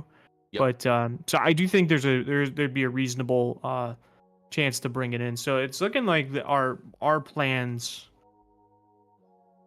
And you want to go more in the controlling route, where I want to keep more of the lower aggressive stuff in, because I do think, again, like we talked about earlier, Ayara's Oathsworn makes all of our removal better because it has menace. So it's like it's already going to be hard to block. Okay, see, I was just curious if you lose the counters once you get to 4. And the majority of the time, we're not going to get to 4 counters, but that'd be... No, I think we could average 2 counters, and that would probably be a happy spot to be in. Yeah, because... But again, it's also like, as it gets bigger, there's going to be spots where we can attack, force a double block, and then use a removal spell to kill 2 creatures. Is there anything you want? Because again, I think that is a good question, and I always do like Pith Needle if we need one. That card is a trap, though. It's like, think of how many cards have activated abilities that you can name with that card. I mean, so if we're thinking about Esper right now, I can name Wandering Emperor, the Restless Anchorage, the Schooner. That's 3. You just name 2 1-ofs and a 2-of. I mean, yeah. It's like, I don't think we should side, like, don't get me wrong, those are all very good cards, but like dedicating sideboard spots to answer the 1-of that my opponent sideboards. Does Gix Command hurt us too badly since we run our own bats? Not even sure if it's good against all Esper builds at the moment, to be honest. I feel like for 5 mana on our end, we're gonna not be able to cast that reliably on turn 5 of a Gix Command, because we're on 23 lands. We're on a much lower curve. Yes, we do have Gix to help draw cards, but if we're thinking about the Esper matchup in particular, there's gonna be a lot of blocking going on. There's a lot of blocking on both sides. We're not gonna be able to reliably get to 5 mana before our opponent does, in my opinion. So this is 23 lands at the moment, because we're on a much lower curve. We're at a 2.1 average right now. Yep. We even actually cut a Restless Cottage because it's a tap land. So because we don't want to always have so many tap lands. That's what 7 tap lands we have for turns 1 and 2 that we have in here. So that's why we went down to Cottage also. Yeah, I think it's and I'm not even sold that we should have the Mishra's Foundry, to be honest. I think that could actually just be a forest. It could be. Yeah, because like we're gonna struggle with mana from time to time, and that card's probably gonna be the root cause of it all. I also don't think it really adds a lot to these decks. Like the decks that can play it typically can just play it for free because they're monocolored. Yeah. Where we're definitely not, and though we may not look like it at our main post board, I think game 1 it'll be fine, and then like post board is when it's gonna really throw a wrench into the plans. Yeah. So I think we could just play another forest there. I'm a fan of it, but I agree with you because like we have a lot of double pip stuff we're bringing in from the sideboard. Yeah. So we're gonna have like the End Shieldred, Nissa, which we're counting as a 5-drop, but like in some scenarios could cost 6 or 7 mana if we don't want to have the life to pay or whatever. But all right, so I like our thought process so far. Are there any other cards that we could bring in against the Esper decks? I do like the idea of Gix's Command, but I agree it might be a little tricky. Like it feels like it's a card that if we got ahead early, right, and we were able to get a few pot shots in while Gix was in play, like we might be able to draw into it. What about the Demir sword? I Thought forgot with there was a sword in standard. my thought with swords, like I feel like they're somewhat a little slow, because that's what 5 Somewhat? mana total you have to dedicate to it. Yeah, it's 5 mana total. 3 mana to cast, 2 mana to equip. Yes, it's protect from blue and black. So a lot of the cards that they make that are not tokens, you'll be able to attack because I believe all their creatures, except for Dennick, don't have white. Except Dennick Yeah, and but Raffiner are Dennick's the still only blue. whites. Yeah. Lauren of the third So- path is usually the only white creature, and then like the knight, the tokens they make are all Yeah. white. So the tokens are the block, the creature equipped, but So they yeah, make a lot only of what tokens is as that? well. Was that only like 17 possible creatures that could block the thing?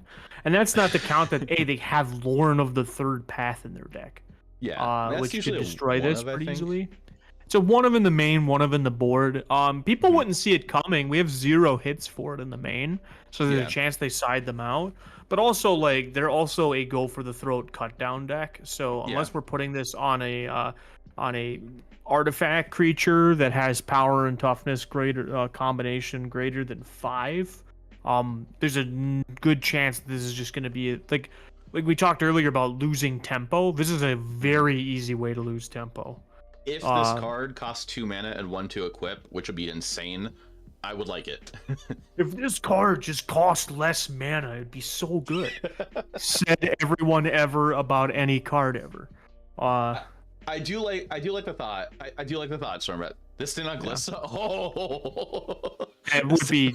It's a dirty card to put on a Glissa. oh yeah. But unfortunately, yeah, it's like Magic the Christmas Land. Which is unfortunate because it's cool, but it's not gonna be reliable. I'm trying to think of other cards. We could have an extra. Are there any other good removal spells for? There's nothing else at 1 mana. There's like Disfigure and Dead Weight, but those aren't exactly. I was thinking we could go for like a third Go for the Throat in the sideboard. I don't hate it. But like as a straight up just destroy cards, let me just put instant. There's also for exile effects, there is Anoint. That's true. Anoint with Affliction is quite strong. I'm a fan of one of that card. Chat, there's an ad start in any second, just a heads up for Twitch chat. So like I'm a fan of playing a one of Anoint in the sideboard. I don't hate it. I like having some things that exile. So I'm willing to play one of those. It's actually good for like if we come up against a Golgari deck also, because we can get rid of Mosswood or one of their Mosswoods. Yeah. I'm not a fan of Infernal Grasp in standard anymore. It's just 2 life can be a lot. I just play Bitter Triumph at that point. Oh yeah. It gives me an out to a Planeswalker that I didn't have. Trying to think, is there's nothing. There's also Sheoldred's Edict isn't bad. Yeah, like Sheoldred's Edict's Gives always us an out to a Planeswalker, and it can deal with a Rafine if they're curving it with the 2/2 Knight. Yeah. So I actually think I like that too. I like Anoint for all the reasons you said. It's also just like it kills like all the meaningful stuff in the right timing. But I think even like a one of Edict would be very helpful. Just another flexible removal spell that can get around all the tokens, while also giving us an out to Planeswalkers, like opposing Nissas, if it comes up, but also like the Wandering Emperor is a good example. So I think I like that idea. Defenestrate as a meme. Oh, you look at the YouTube chat? No, I'm looking at Twitch right now. There's a comment from. Oh, it's Defenestrate as meme. Okay, well, you know what? Well, it might be. Yeah, I we're just talking about Edict. I don't even know what Defenestrate does. Find out. So at the moment we're at 11 cards. We have we have 1 cut down, 2 pilfer, a Terror Sunder. Destroy target creature with flying. It's really bad. We have a Stone Brain, the end, Nissa, 1 Anoint, 1 Sheldred's Edict, and 2 Sheldreds. I think our sideboard we have some good options for against Esper now. Yeah, I'm feeling pretty solid with what we've got started here. Now, say like mono red, that matchup. I think like currently, this is somebody living in magical holiday land.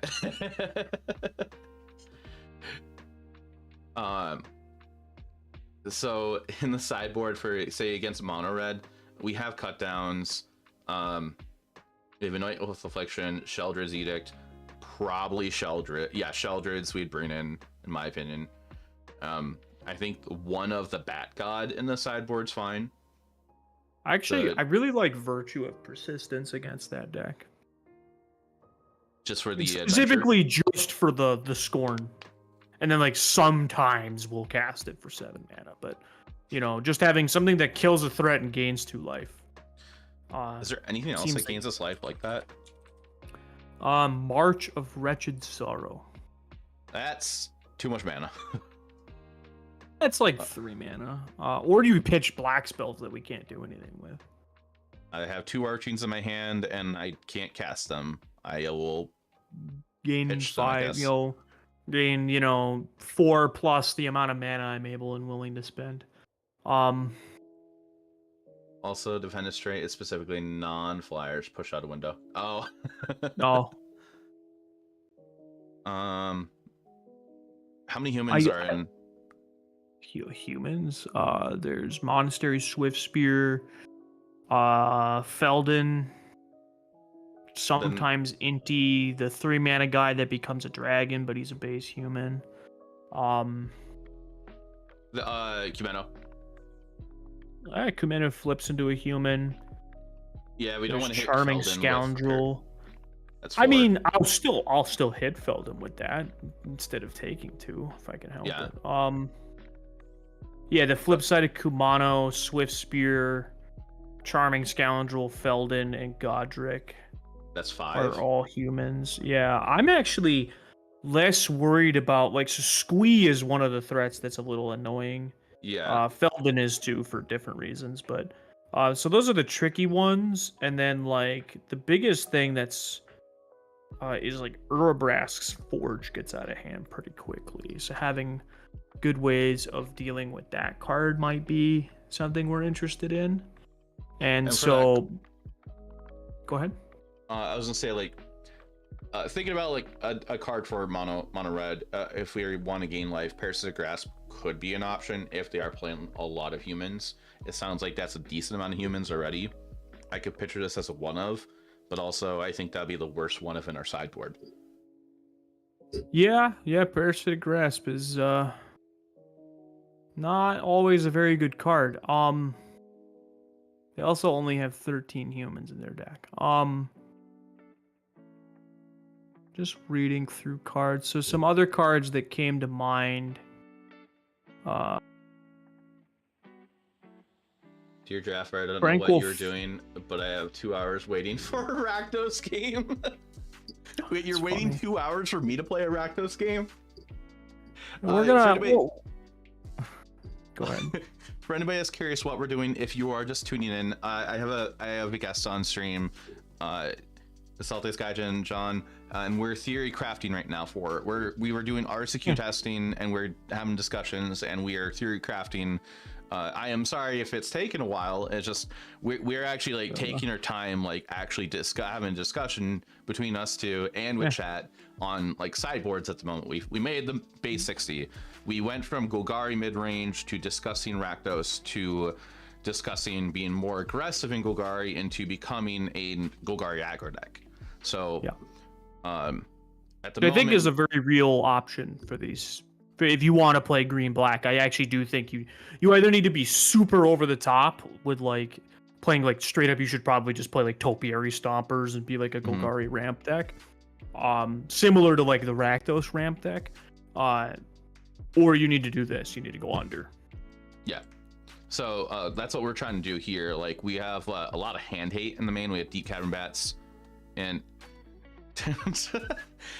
Duresses, and we're playing Biting Palm Ninja. But the idea of Biting Palm Ninja came from, I believe, Funk Dr. Spock in chat against the matchup against Domain, because we can the Thought Seize them after damage. So that's the idea at the moment that we're trying to build around right now. Yeah. So I'm sorry if it's taken a while, chat. We're at 11 cards on the sideboard. We are almost done. But this is how playtesting works, like the reality of it, right? Yeah. I'm not sure if safekeeping is very good, Storm Breath. I don't think you're solving enough problems with that card. Because like you could counter a burn spell, I guess, would be the big thing. I think the idea of Storm Breath, like the card I like Tamna Safekeeping, but there is. Oh, never a lot mind. of, You can't counter a burn spell with it. Uh, Usually the burns of your face. So. Okay. Yeah. But I mean, like, if you don't have a creature, you can target one of your lands with it because it's a permanent. But the idea of Tamia Safekeeping, I like it as a card, but at this, like, after playing so much standard lately, there is a lot more exile removal and board wipes. So yeah, it's like this card's good against the black removal, and it's good against the targeted removal, but it's terrible against Sunfall. And Farewell. And Farewell, yeah. And a few others. But so some thoughts on cards. Virtue of Persistence, it's kind of a clean answer to all their creatures, and it gains life. So that's a card that we could play. It also gives us another element against, say, like some of the other like black, like the Rakdos and the Golgari mid-range piles out there. Like, it's just a good card that we could bring in. Tranquil Frillback is a card that I do think we could get away with like one copy. And if we think of it as a 4 mana to 5 mana double to triple green card, I think we could easily look at it as a double green 4-drop that ETBs gains 4 life, but also can ETB and kill Urabrask's Forge, which is the card they're going to bring in against us. I am sorry, can you repeat which card you said? Tranquil Frillback. Okay. Yeah, that card I do like as a one of. Yeah, I think it's a flexible card. It does a lot of really good things. And I think against the mono red deck, it's particularly good. So I think it's a card that we could easily put at least one copy of. And I think the other card we would pick is probably Virtue of Persistence. I could see like also putting Obstinate Baloth in our board, because it's like it ETBs, gains 4, and then it can block some of their small ball creatures. And then it also kind of gives us an edge against any decks playing Liliana, which I think is on the downtrend right now anyway. Because like Liliana, from my perspective, playing mid-range decks, she just does not feel that great of a card at the moment, even in the sideboard.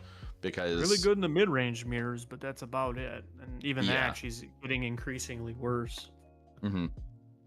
So I think a Frillback and a Virtue would probably serve us well against this deck. I added Frillback, I'll add Virtue. Okay. And then we do have the Deep Cavern Bat with lifelink. It's usually going to die, but even if it gets in for 1 or 2 points, that makes up for quite a bit. And then, if we want any more against them, I mean, I don't really think there's much more to play that wouldn't just be additional copies of those cards. The 5-mana Bat's the only thing I would think of. Aklitos? Yeah, it's a lifelinker. I think it's a 5-mana 4/4 lifelink. It's it's better than that. It's a 5-mana 4/4 lifelink, flying, attacks. Each opponent discards a card, and if they can't, you draw a card. And whenever they discard a land, you make a bat. And whenever it dies, you bring it back as a land. I like that card. I like it as a one of. We do have 2 shouldered in the board, chat. Yeah, we have shoulder in the board. We could play it in the main, and I think there's metagames where you'd want it in the main over the Archfiend, but what YouTube chat is saying, the bat's hard to kill. I agree with. I like the idea of a one of in the sideboard. I'm willing to cut it if we find better options, but I have it in the sideboard for now. And I think our 15th card could even just be another Outland Liberator. Yeah, I can agree with that. I think that's going to be something, because again, I think that's a card we could even just bring in against mono red, because it's like it gets on the battlefield and blocks, and then it gets and it can like pop the Urabrask's Forge in the matchup. And then there's also matchups like, you know, blue-white artifacts and some of the more fringe decks that are, you know, not exactly super popular, but like having just extra, a thing that does multiple things in our game plan could be very good. Yeah. Okay.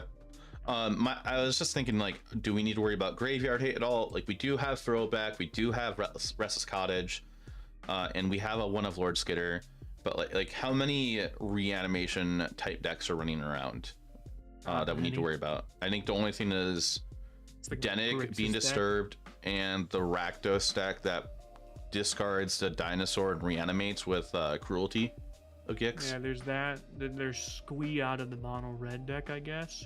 Yeah, that we don't really care what too much about a of. one of Graveyard Trespasser? Do we want that instead of Liberator in the board? I think that might actually be very good. Because that's a card that gains life, it eats Squeeze, and then it also can eat like a dinosaur, and it's very good against spot removal. Yeah. Okay. I think, yeah, I actually think that might be fine. It's a decent card. It's a good all-rounder. It's a good, like, it's not high impact, but like when it is good, it's great, and when it's not good, it's still pretty good.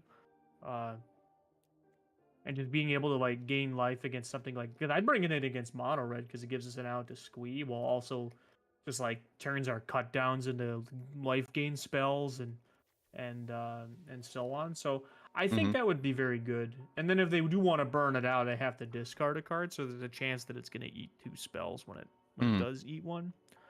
So I think this is a good start. Yeah. And like, I think we've got a good game plan. Okay. And for chat, just a reminder, we did spend a lot of time theory crafting this. We'll, if you still have time, we'll get a match in with this. Maybe more. It depends if John has enough time. I know it's getting a little late for him probably. But I got time. Okay. Like, we don't know if this is gonna be good. It's just all theory crafting right now. I know Dark Neox in chat was hoping for a Rakdos, I believe, unless they're talking about their own self. What we'll do here probably is like get some matches in with this deck, and maybe we'll look at to playing a Rakdos deck as well if we have time. Sure. Yeah. Okay. Let me just toss this on the Moxfield for Twitch chat. I'll send it your way too. Oh, I built it on my side, but yeah, you can shoot me the link. Okay. I'll look at it. So if you'd like, we could do a match or two with Domain, or we can do. So I have Domain, I have Esper, and of course I also have the Golgari deck. So it might even be fun is if we'll have you pilot it, I'll play Domain, and I'll play Esper, and we'll get a match in of each of those just to get a general feel. Okay. Yes, Okie Scoop. Yeah, I think Ninja would also be a good fit in a Rakdos aggressive deck. So that would be another thought to explore in addition to this one. And then we can switch. I'll play the Golgari deck and you can play Rakdos. Sure. Okay. And we'll kind of try that out. That way they can see both perspectives of like you playing it, where they get to see your hand, and they can kind of see like when you're on the back end of it. Okay. So we'll go from there. I think that'd be a good place to start. And for everybody in YouTube and Twitch chat, how are you liking this kind of content with me having a guest and us doing like theory crafting and testing and discussing things? I'm curious what everybody thinks in chat about that. I know it's a little bit different than my usual content. That's a good idea, swapping like that. Oh, Stormbreath's a fan, so. Stormbreath earlier said that he liked the gauntlet that was in that you did. Love it. Welcome to the stream, Con Queso. This is cool. Awesome. Okay. Oh, I'm glad you guys are happy to have me, because I'm happy to be here. It's great, especially around relevant RCQ season. Yeah, like Yes. I'm hoping this is good for chat as well. Like it'll definitely helps me out also, like getting another person to discuss these kind of things. That's good. It's healthy. Yeah. All right. And I'm then on just the to play. you're playing against Domain, and yeah, I'm gonna. Okay. I'll stop watching your stream. So you know. Oh, here, let me just turn it off. I forgot about that. Yeah. And then I got your Twitch chat up, but I don't have view of your stream. That's fine. All right, so I'm gonna keep this. I'm ready. You went 2-3 being the both wildcard decks. All right, so I'm gonna keep this hand. I like how it looks. And then just you're playing against Domain if you. Yep. But just want to be sure you understood that. Okay. So with the hand I have, I think we're gonna lead off doing this. Just the way we drew it up. I do like that card. Is anyone from your team you travel with qualified for Denver? I believe everybody locally qualified, right? Not for Denver. I'll be in Denver though. Then Mason I am a little annoyed. They haven't actually announced any of the details for RC Denver, other than it's in Denver. Okay. A little annoyed by it because I'm gonna be buying my plane ticket and going out there, but yeah, like they just haven't announced anything. But I will be in Denver playing. Actually, I'll be playing LCQs. Probably playing Rhinos in the LCQs on top of it. We'll see. Gix, that's really bad for me. I feel like you have a leyline binding coming down for the Gix. Oh, I mean, I definitely do, but yeah. Crown Point Hotel, but it's already full. Where did they actually announce that? Because was it on their Twitter? Because it wasn't on their Twitter until very recently. Do you have a link to that, Braxton, where they announced it? Yeah.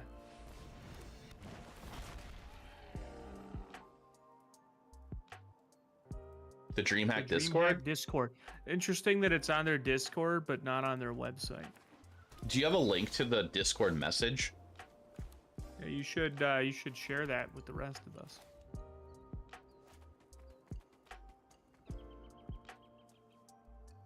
It was study confirmed before Atlanta. What does study confirmed mean? I'm not really sure what that means. I hate everything in your hand.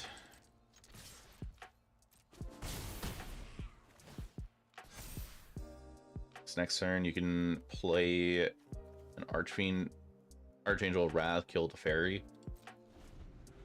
Unless you draw something better. Soft confirmed. Yeah, I was gonna say, because I can't imagine they would announce it on their Discord and then not put it on their website. Twitch chat, there's an ad starting any second. Yeah. I'm gonna go. Wait, let me read this thing. Yeah, I can actually just go like this.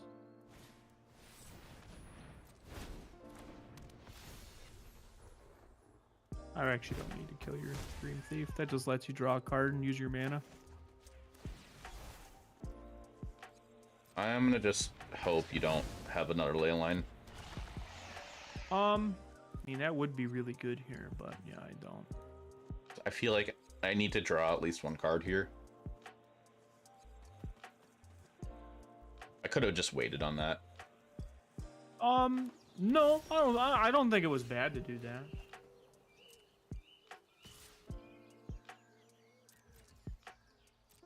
I think Laugh at Dragon, the people at store running the event, said they got confirmation of it in that chat. That's very strange because they also haven't announced anything.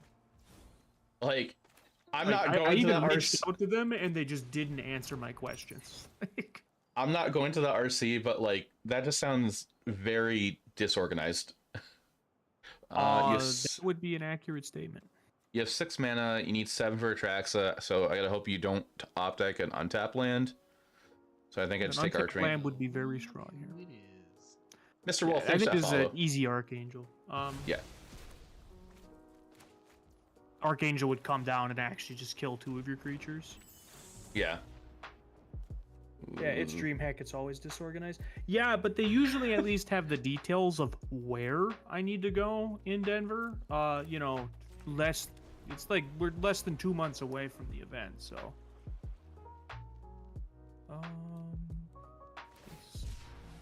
Okay. Oof. Okay, that sucks.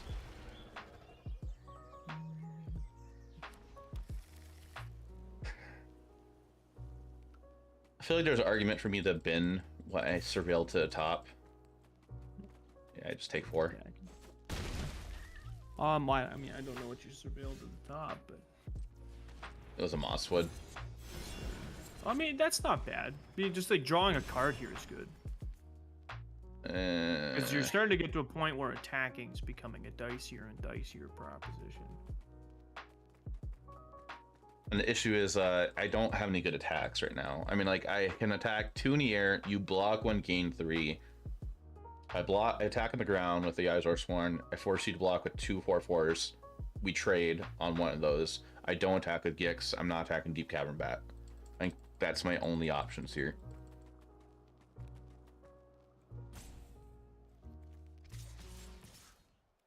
In my opinion, those are my only options.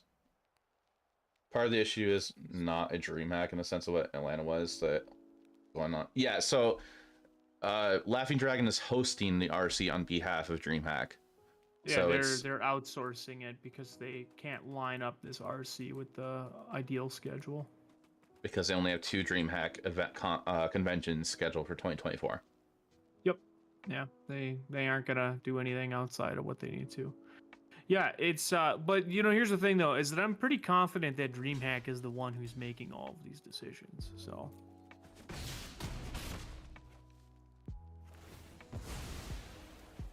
all right. Okay. Didn't like that, but okay. I will say this has gone a lot better than the previous version. Yeah, I agree. Like this was actually like a game we played. Where Like, I the got other one further in the game with this deck so far, but you're gonna cast Atraxa, and I'm not gonna be able to do anything now. Yeah, I feel like the game one here is probably just never going to be all that great. If I had to, if I had to put a guess on it. Yeah, it looks like you just get it. I Yeah, have no chance now. I'm gonna just kill this and attack for 4. Like you could double block if you want to, but and then I just have too many. I think if you were playing this out, you would probably take a draw.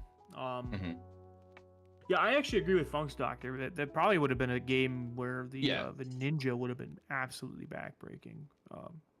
So, boarding wise, we talked about cutting all the cutdowns, bring the pilfers in. Stone Brain. You have as many as 6 cards you'd want to bring in and 4 cards you want to cut. Yeah. So yeah, it's like 3 cut down, the Lord Skitter. Those are like the easy outs. Yeah. I think you want to bring in the Pilfer, the Stone Brain, and maybe the End. Okay. So I thought we were talking about Nissa, but was that on the draw or play? Nissa and Terra Sunder were on the list of potential ends. Okay. I'm just thinking that like those are not the first 4 cards that I would sideboard in. Yeah. Just between like those 4 cards, like that kind of covers all the problem cards, and then like the Terra Sunder and the Nissa are good against like the enchantments, but the enchantments aren't even like the biggest problem in the matchup. So I could see cutting the Archfiends to play them, because I don't think Archfiend is very good all the time.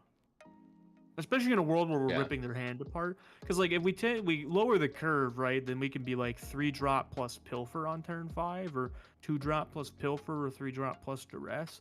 I think that's probably a better place to be than just casting Archfiend on turn 4.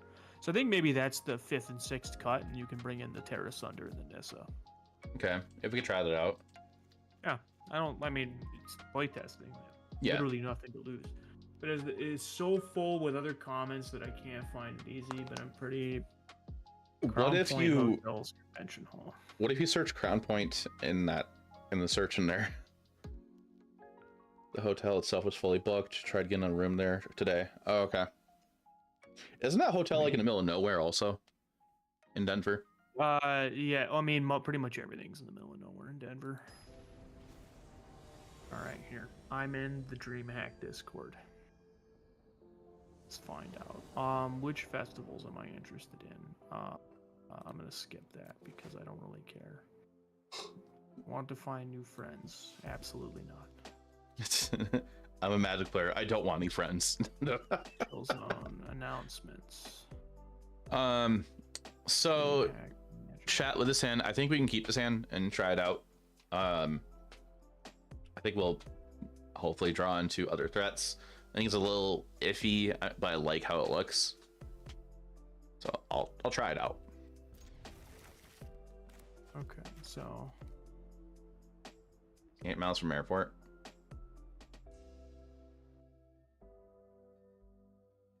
okay, what channel was that posted in? Here, I'm gonna hop in there too and do a quick 'cause search. I'm actually literally have gone through and searched, like Control F search. Oh, there's a Denver 2024 channel. It's in the Denver 2024 channel. No, there is a Denver 2024 channel. Like that's the whole Discord. No, it's 'Cause under I'm regional not seeing championships. Is there a different DreamHack for Magic? Are you? There's a DreamHack Magic channel. DreamHack Magic. Yeah, that ain't it. Oh wait, I found it. There's a pinned message. Let me copy this link to the message for you. Sure. You might want to do your hand stuff. That is a keep. It's a little Copy slow, message but- link.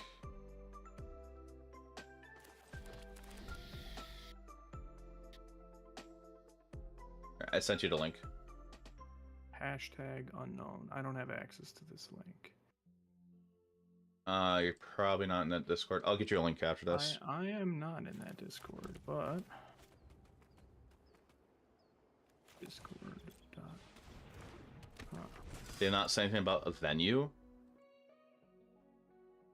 Oh. Let me DreamHack. I love that. Like I'm like looking for their actual like. I just sent you an invite. Oh, thank you. I don't know why that doesn't come up. All the links on their page went to Dallas 2023. There's that general. Browse channels. Why am I only seeing their arc? Yeah. I'm only seeing their archive stuff. Unless it's We can take a look before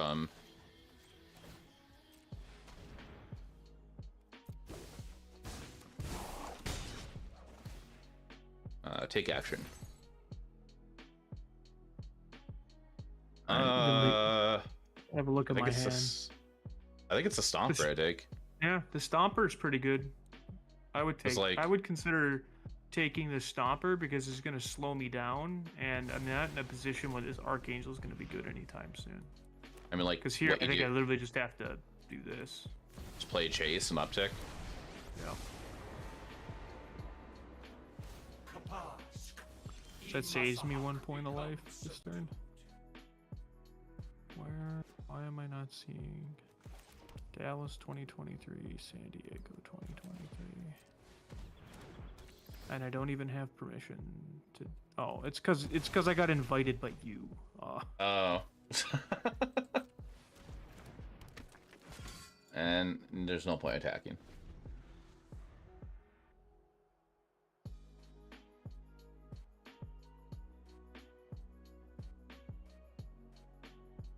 Biggest issue is Laughing Dragon doesn't have permission for pinging everyone, so it gets lost quickly when people comment. That's annoying.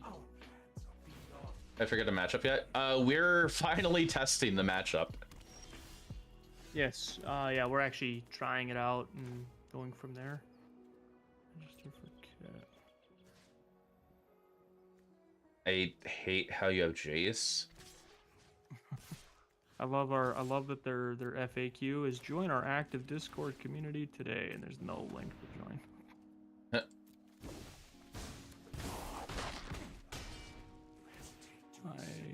Why do you do this, DreamHack? Oh, that exiles it? I didn't realize that. Oh, what? The Ninja Lightning Bomb exiles it Ninja? from your hand. Okay. Yeah, it's pretty huge in that sense. Yeah, that ninja's been really strong.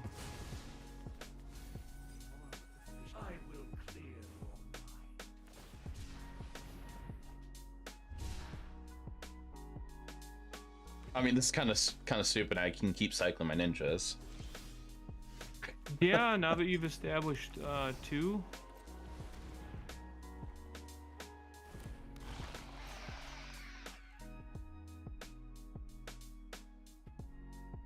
And you have 2 unknown cards. It could be Besage you're getting priority from. I mean, you are, but could have a ley line I don't know about.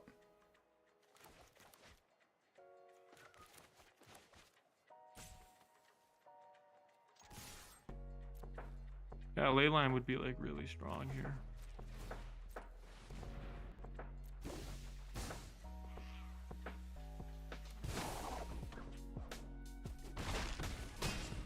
It's a much better game plan in this matchup.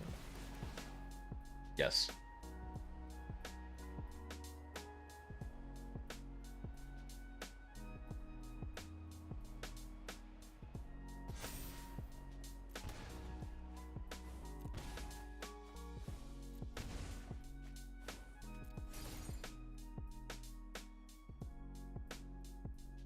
Want to turn bat to your hand to give him back his card?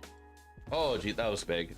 I mean, there was a thought I was considering of like, what if we bring the bat back if we know most of the hand, and then we just take whatever card we just took away. All right, aggressive game plan already paying dividends. I think in this matchup, there's no reason to change anything after boarding in this deck. No, I don't think you're always the aggro deck here. So, yeah, I don't think you'd bother. Okay. Yeah, as I said, we're just like we spent a lot of time theory crafting with it, so we're in our first match at the moment. Sheldred. There's not really a reason to play Sheldred in this matchup because there's not Domain isn't drawing a ton of cards. Those ninjas are really good together. Yeah, I forgot all about them, and then Funk Dr. Spock in chat suggested them, so that's what we're giving it a try with right now. Why do I have no permissions to view anything? Yeah, it draws some Beanstalk, but like that's like 2 to 3 copies. So it's not giving you permissions in that Discord. Like I can only see like the news, and then there's 2 archive channels, and then I don't even have permission to view the message history of those channels.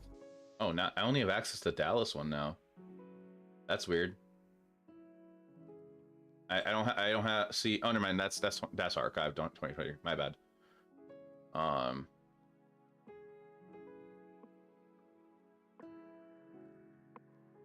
Yeah. So I don't know what's going on, but let's look at this Crown Point Hotel. Yeah, I don't know what's going on with that Discord. Guarantee Jaffer. Oh. Oh, okay. Sorry, Calvin. I was just discussing it, I guess. Dies the Raz and looks silly next to Atraxa. Exact message. Laughing Dragon sent December 20th. The actual RC is at Denver Airport Crown Plaza Convention Center. The hotel is attached. Denver Airport. Okay. You can reach out to a mod that was suggested in chat. In the welcome channel, push the check mark. I do it twice and eventually got permissions. That's weird. Oh, yeah, there it is. That is weird. Twitch chat, there is an ad coming up in 3 minutes. Just a heads up. Okay, I'll play first. This is a hand. I'll try this hand.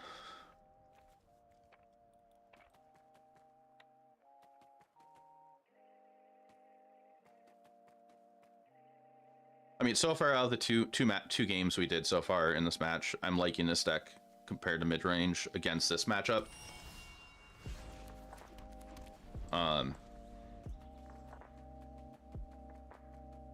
It'd be cool if this does turn out to work out.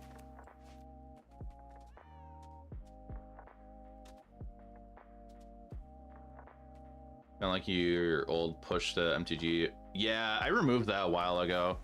I think like a week or so ago. Some people are telling me they stopped working. Okay, Crown Plaza. Do I have the cards for this new list? I would need to find a third Gix. I'll just take that card. I need to find a third Gix and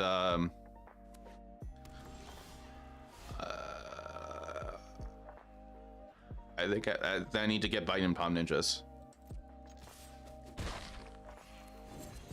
I mean, Gix is like $4 or $5 or whatever, but then the Inviting Palm Ninjas, I can't imagine are more than like $1. They're probably dirt cheap. Yeah, like. Yeah, they're like 15 cents. To the surprise of no one.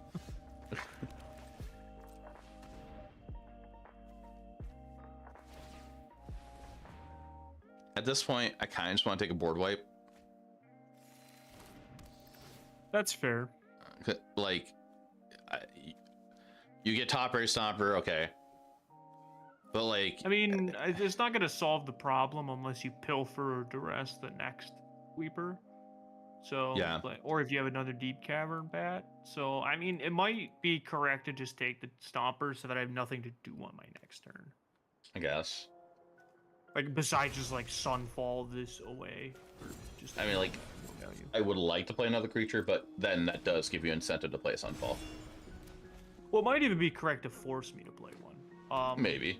Because I think I'm going to play one anyway. So I think it might have been correct to not play anything. Because, like, this draws me a card and it gets me the Stomper back, where, you know, now you can just play, like, one threat and, like, ideally, you just, like, it would be one of these Dread Knights and then you get to hold mana up for something. Mm-hmm.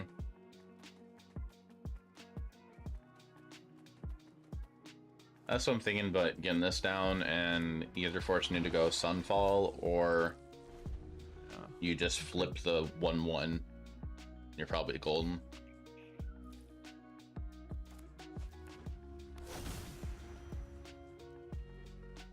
I thought to bat the dinosaur there. No, it's much worse for you.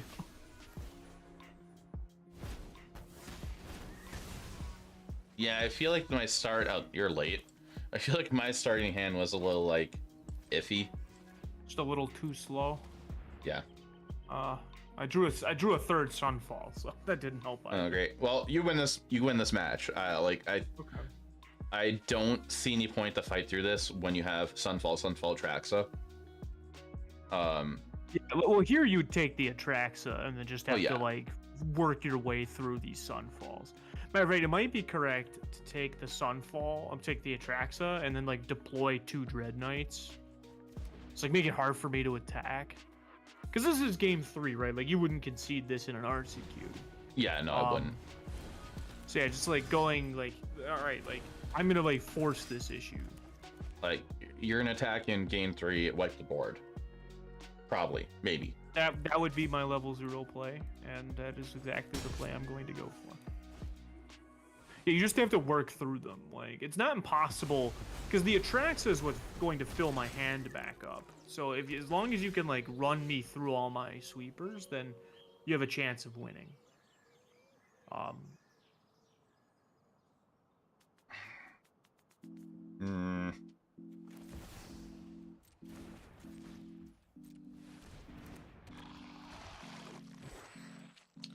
Yeah, I hate pretty this. good on its own.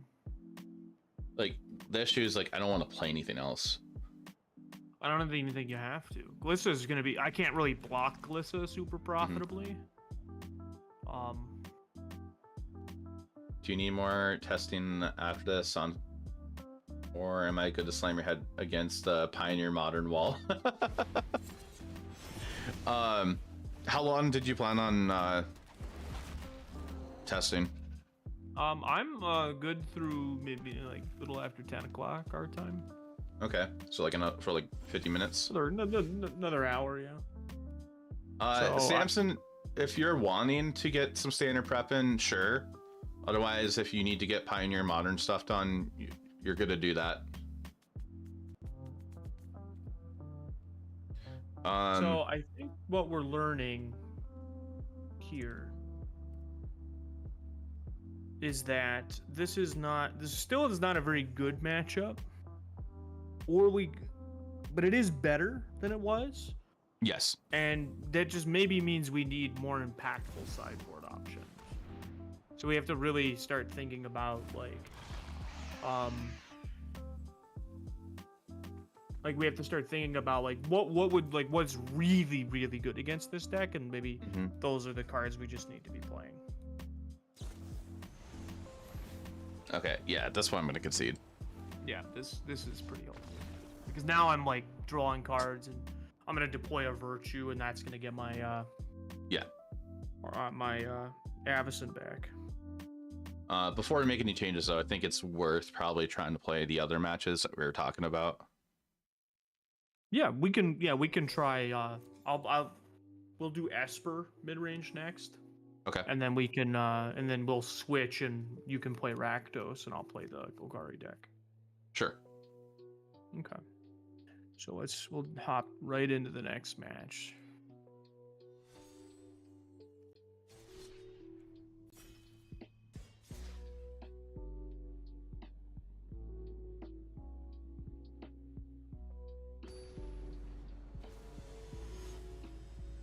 It's the combination of Sunfall and the card draw. You get off Beanstalk. That's a real backbreaker.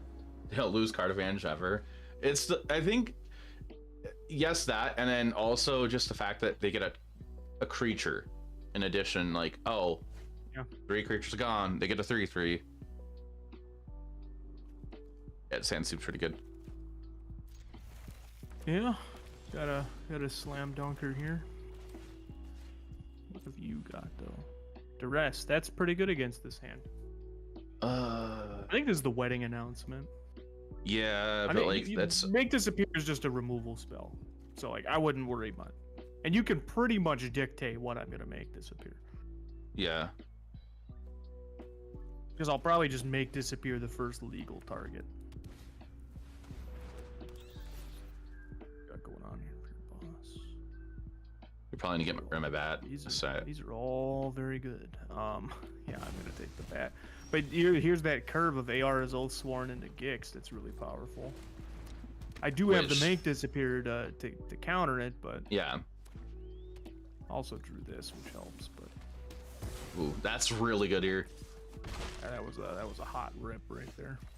Yeah, because like at this point, I forced you to use. You just have to force me to do it, so I don't have it for later. Yeah. Sunfall really should be banned. It's too good. Sweeper and a creature to boot. That's why you don't play standard with your aggro deck. LOL. I mean, yeah, it sucks that that's there. It's not the most oppressive sweeper we've ever had, but it is definitely the most impressive one. That card is very good against me.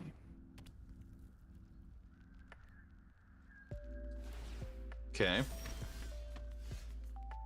Can you imagine if Heartless Act was in the format? I mean, I don't have to imagine. I played that Archfiend deck, so I mean, that'd be funny. I know exactly what it feels like to lose the Heartless Act with this card. Gross. Give me cards. Let me see your last card. Damn it. It's really good. Oh boy. It's Aquazotz. Ooh. Oh, are you in the bat version with like No, Invasion? I just have the one. That's my top end. Okay. I think I need to draw cards here. What is the most oppressive sweeper card then? Oh, like of all time? Great question. Probably it was What the hell is it called? I think Miak Massacre, as of within the past couple of years, was that. Meat Hook was a lot more impressive than Sunfall. In the context purely of standard, Settle the Wreckage was a lot more impactful 90% of the time. Mm-hmm. And then there was also, I mean, Verdict is not up there for all time because it was like the uncounterable part of Verdict was not the most impressive part of Verdict. It was just the fact that it was 4 mana in a time when that was pretty absurd. And then there was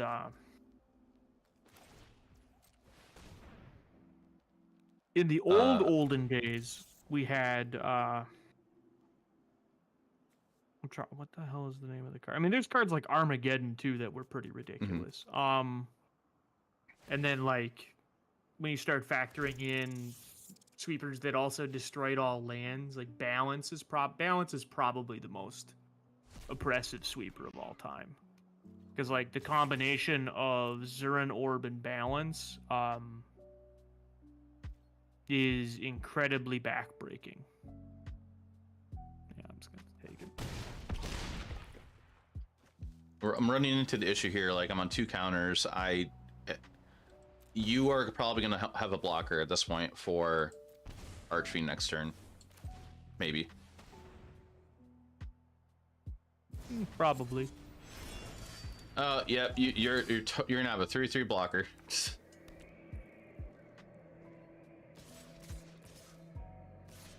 I seem to remember Jaffer beating someone with Archfiend on the board with Glissa. Yes.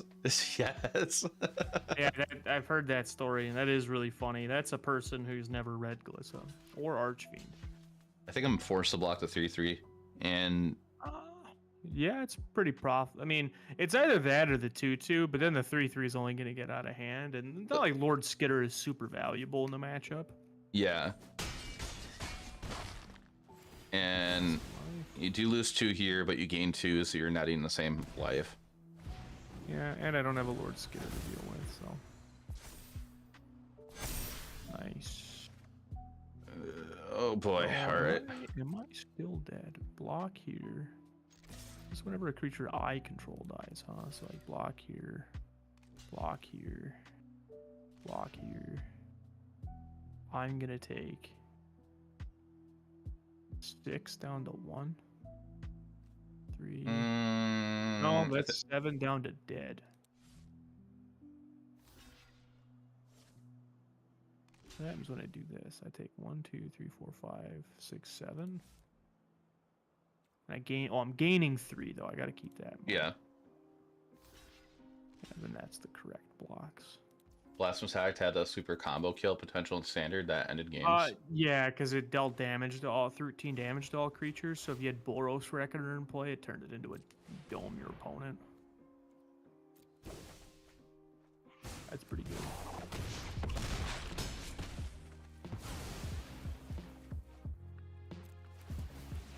Oof, it's close. Put me to 1.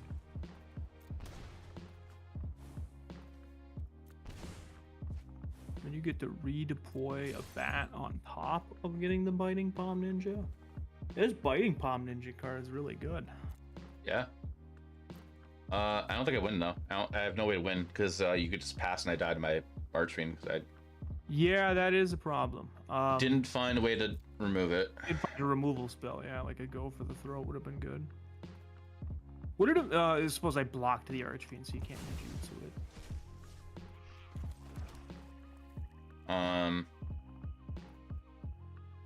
Yeah, and this flipped wedding announcement is hurting. I drew a cut down, so I can't even kill anything. Yeah. Well, yeah, that would just kill me outright. Yeah. Yeah. I mean, like. Okay. So we definitely found a problem with Archfiend. Yep. And this is the problem we suspected with it, right? In this matchup, was that it would kind of just it would be here and then it just wouldn't do anything. Yeah. Or wouldn't do enough to kill me. Was the issue we were finding.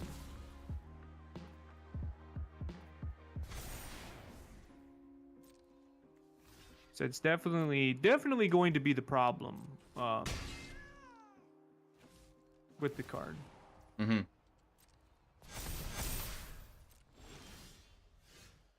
And then Dedge. Oh. Die to the Archfiend. Yeah, I do think this is the matchup where I think Archfiend is worse than Shieldred.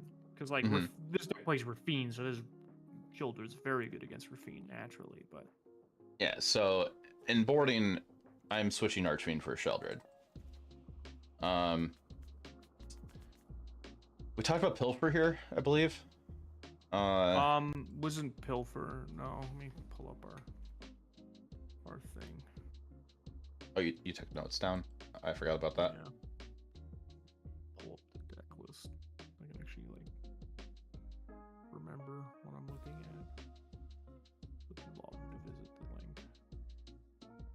link. So we talked about taking out the Archfiends and then trimming the Duresses. Trimming or cutting? Cutting the Duresses from the main. And Lord Skitter was also a card we talked about. Okay. It's not terrible, but it's also like it's just pretty medium. And then we were looking at bringing in like the cut down. What was it? The cut down, the anoint, and the edict were all cards we talked about. And then we were sort of up in the air on like answering the enchantments. Mm-hmm. Frillback could be an interesting card to have for that, but I think that might be more of a play draw dependent. Could also bring in Virtue of Persistence to like gain some life and kill all the 2-mana creatures in the deck. Mm-hmm. As well as these games might go long, so there's a non-zero chance you just cast a Virtue of Persistence. Yeah. So yeah, I would cut the Duress, the Archfiends, bring in the Virtue, the Edict, the Cut Down, and the Anoint. Sheldred. Anoint. And then we wanted to bring in the Shieldreds. We could probably trim a Gix, just because like we're gonna be there's gonna be a lot of attacking and blocking, and then like maybe a Biting Palm Ninja, just because like for the same reasons. Well, we're at 60 at that point. I'm gonna hit submit since we have 6 seconds left. No. Forgot we were on the clock. Yeah, but I think those are decent cuts and adds for the matchup. I think it kind of covers all the bases, because this is not going to be a game about like haymaker sideboard cards. This is going to be about us just sort of trading resources back and forth early, and then sort of piecing together a win on the battlefield just through combat and smart attacks.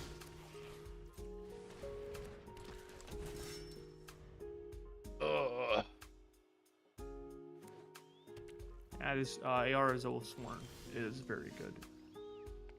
I'll tell you why in a second.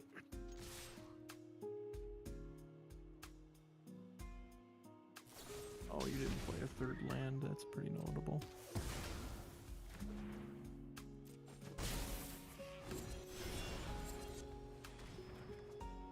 That's fair.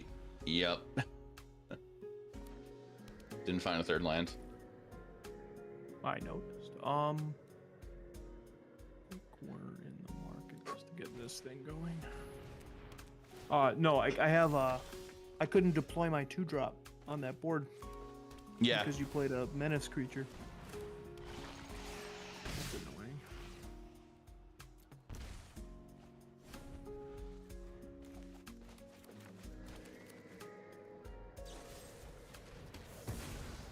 Okay. Get my freebie point of damage in there. You 2 mana up and 4 cards. Yeah, what's the chance that I have a make disappear? A bit. Yeah, well, if you have a 2-drop, this would be a perfect spot to play one. True. Like, you have the Mosswood Dread Knight. Like, that plays around it. I kind of want On the that. other hand, that one doesn't, though. Yeah. Have I solved standard yet? We made our domain matchup better with building a new deck. Well, it was similar deck. It started with the same shell, right? Like, yeah. I'm in the market to draw. Oh, he's cutting me down. You're not gonna draw a card. I'll take that. That's like a third of my winning announcement. Well, Rabanito, thanks for the follow. I like the name. A fifth of it. Denick. Okay. I couldn't deploy Denick when you played the Oathsworn, because it was just like, Yeah. oh, like I just straight up can't block this at all. Chance of you having another make disappear is like significant still, which sucks. 3 copies on average, so Yeah. There's a 2 in 51 chance. And this one single point damage is not going to matter much. Oh, it definitely ain't blocking. Let's put it that way.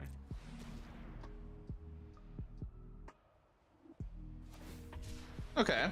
I didn't have it. So what is considered the strongest second stayer now? Domain. Domain and Domain. Esper. Domain's like number one. Esper's like right up there as well. I have a bigger, badder Shieldred.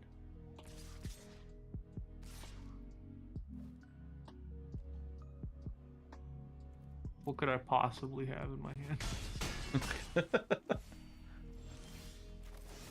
Yeah, I would say Domain's probably the number one deck, and then like followed pretty closely by Esper, but like the Esper thing, like once you actually get past Domain, I actually think it goes pretty quickly like into more of like it's less about like what the best deck is and more about like what the best deck is that day or that weekend or that tournament. Because I think Domain just does something like innately powerful, and it's kind of problematic for those reasons, but yeah. Alright, well, I'll send it. Interesting that you didn't attack with that. Oh, I should have. Yeah, so if you're not blocking... I mean, like you sent everything in. I'm expecting Yanjo, whatever it's called. Yeah, oh yeah, Seed of the Empire, which is a very reasonable take. Is Domain a control or mid-range deck? I think it's control ramp. It's a chameleon. It can be anything you want it to be. No, it's very much a ramp deck. So ramp in the traditional archetype matrix is kind of its own thing. It's kind of like the word combo, like you can have aggro combo control, and combo mid-range decks. You can have aggro ramp, and you can have mid-rangey ramp decks, and you can even have what's the word I'm looking for in my brain? Control ramp decks. It really, because like the ramp part, it's kind of like a tempo deck in the sense and how you would describe them. So it's not as simple as this is a ramp, this is a mid-range or control deck, because it can be built in many different ways. But I would just call it a ramp deck because they can play differently depending on the matchup too. Yeah, I should have attacked with Shelly. Yeah, I agree. If there was Emperor, it would have been played already. And now at this point, I can't attack with Shelly because it would be double block to kill Shelly. Yeah. And I kind of want Shelly around at this point. Block with it when you did, but yeah, you were wrong to not attack with it. Yeah, and at this point, I want to keep Sheltered around because you are accruing too much value for me to try to outpace. I agree with your take. Now the real question is, what am I gonna do on my turn? Don't think that card's worth it anymore. Yeah, I'm gonna go into doing much. Yeah, we'll draw my card.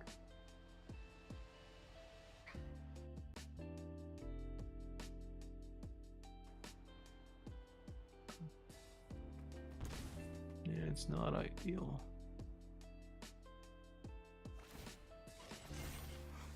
Yep. Gross. Listen here. In this house, we send it.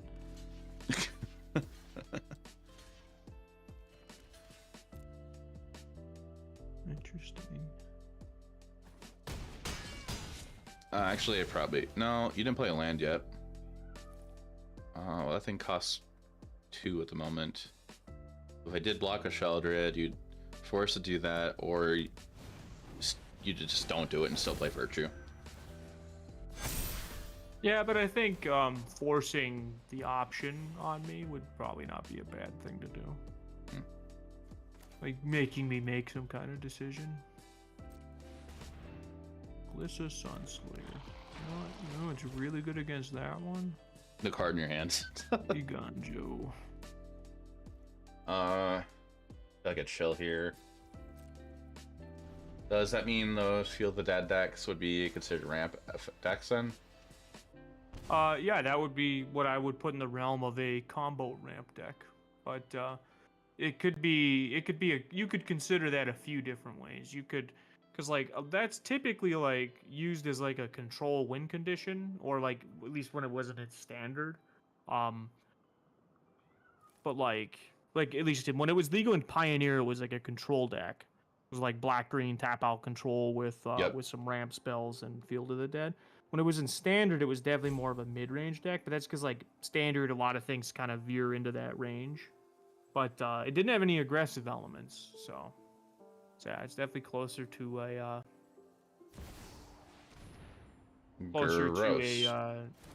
ramp combo. But yeah, like if your deck's playing a bunch of stuff that the only purpose of them is to put a bunch of lands into play, then you could comfortably call that a ramp strategy.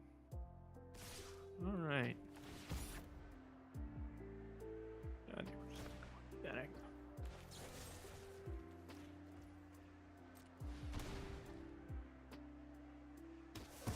I'll count that as a small victory.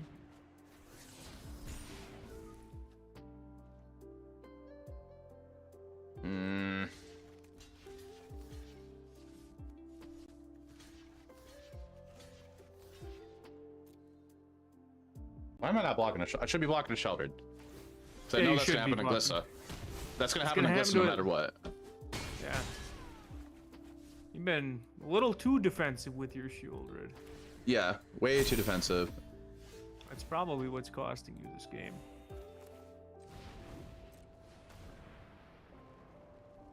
Interesting. You know what'd be really good here? Shieldred's Edict. Actually, I should have drawn a card here before playing that. Was it live for? No, the Fairy Dream Thief in my graveyard. Oh, sure.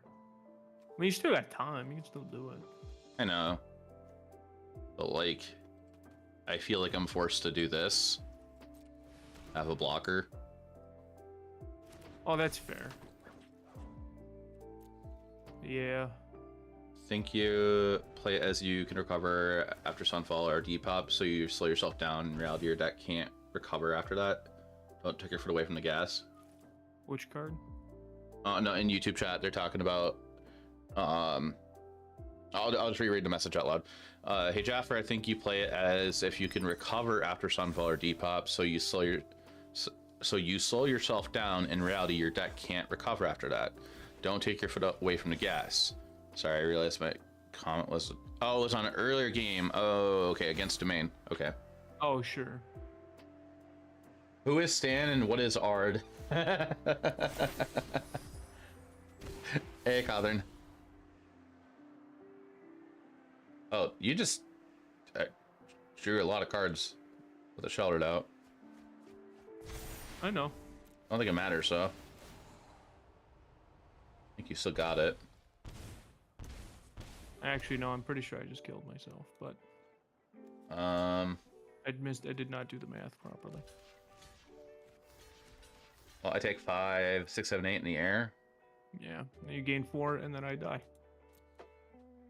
Because I attacked with one too many creatures.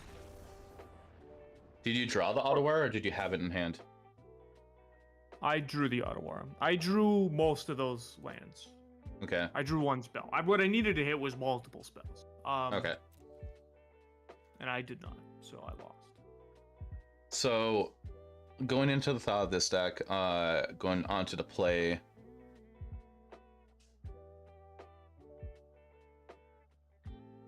I mean, keeping it the same sounds fine, but having a I don't know, the idea of Terrace Under sounds nice too, but I think it just stays the same. Yeah, I don't think it really improves much. Not that it would be bad, right? Because like 4 mana deal with a thing, or 2 mana deal with like. I think you'd be like, I really want to hit Wedding Announcement with this card more than I want to hit Virtue. Mm-hmm. Because it's really only answering half of a Virtue at that point. Yeah. So yeah, I don't think we really need the Terrace under here. You could just like force a lot of blocks with Glissa if I have enchantments that I don't want you to kill. Mm-hmm. As well as like, you know, you use your removal spells and other things to maybe get the Glissa in to the into damage. So yeah, I don't think you necessarily need to change anything here. Okay. Was I dead on that get turn if you didn't attack with one too many creatures, or like? Probably not. No. Okay. No. What I really needed to hit was the reason I attacked with 5 in my idea was that it would put me to 1, and the chances of me drawing 2 non-land cards was pretty high. It was like Okay. 80%. And 2 non-land cards would kill you. Okay.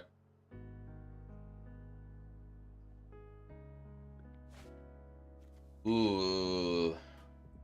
This is a clunker, but I gotta mull this. Forest and Beseju are my lands. well, that's a pretty unlikely. Now that we have Timeless as Pioneer not far behind, don't hold your breath, Maximus.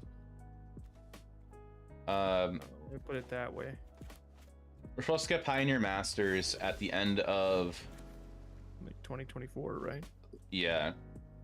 I'm sure end of that'll 2024, fix everything. and it's supposed to bring relevant cards in like the Pioneer metagame into Arena. But things have been getting like delayed and stuff, so I'm not. Let's put it this way: it's not a priority for Wizards by any definition. And also, like, keep in mind that they just with Hasbro just let go a lot of people that were in Wizard of the Coast, and some of them were on the Arena team. So Yeah, so glad this multi-billion-dollar company.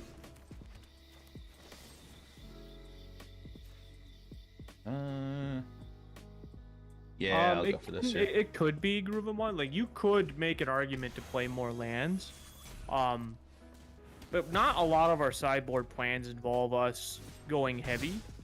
So like, you could make an argument for like a 4th Restless Cottage as like a way to like have an extra land drop and be sure we're hitting like land number 5. But a lot of the times we really only need to hit land number 3 anyway. Mm-hmm. So I'm not particularly worried about having more lands. Plus, in a lot of the games where we bring in the big things, it's also like we're like these are games that are going to go long. Put it that way.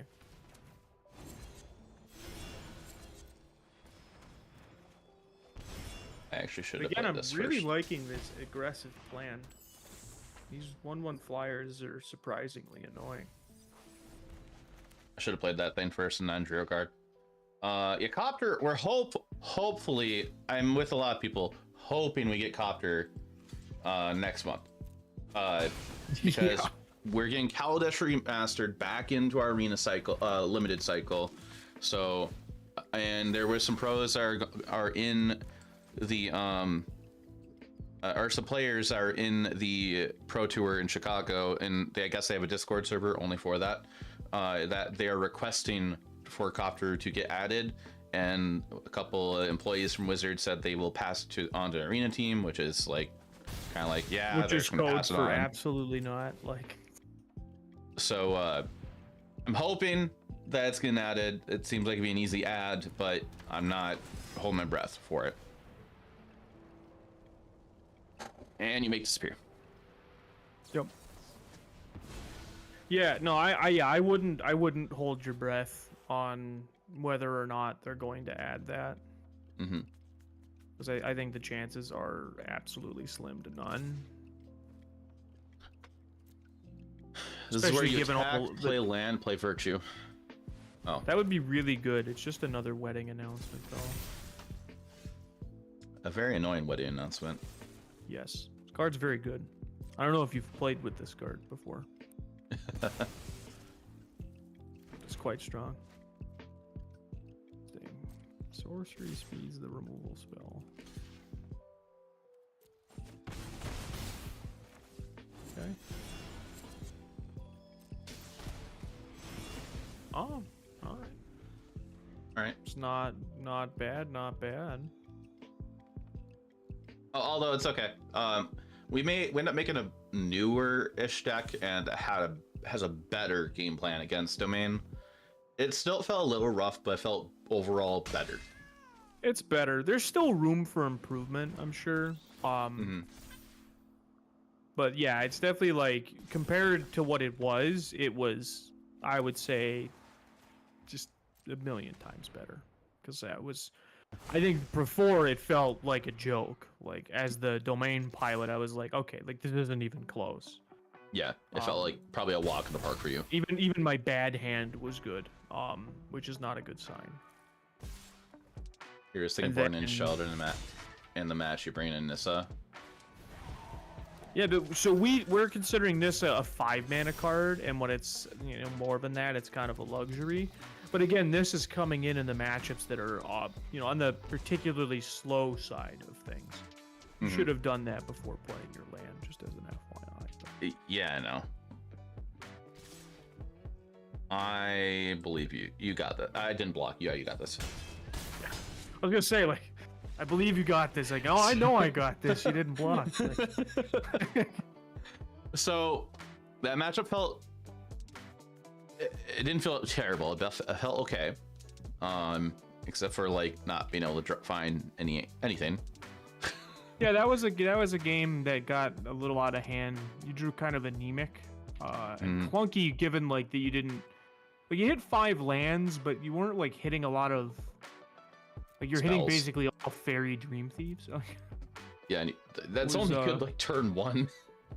Yeah, it scales. I mean, it's not that it's bad. Like it was still chipping in. Like my life total was getting fairly low, and the only reason I was able to stabilize was kind of like that I had the Denic hitting for 3 one turn. So I was actually down in the single digits. What you really needed to draw was like a top end threat, like a shield right there. Just something that could come down and gain some life over time, or like punish me for getting a Rafim. There's definitely, I think there's some notes that we could work to improve that matchup some, and it might just be like didn't seem amazing there. It wasn't terrible though, Funk Doctor. Like there was a spot where like I couldn't deploy a 2-drop on turn 2. I had to deploy a removal spell instead to kill their 2-mana to kill his 2-mana creature, and then the Denic didn't come down till turn 4 or 5. So it's definitely not that it was like, oh, like this card like broke the matchup, but it was a threat, and in game 2 it did a lot of damage.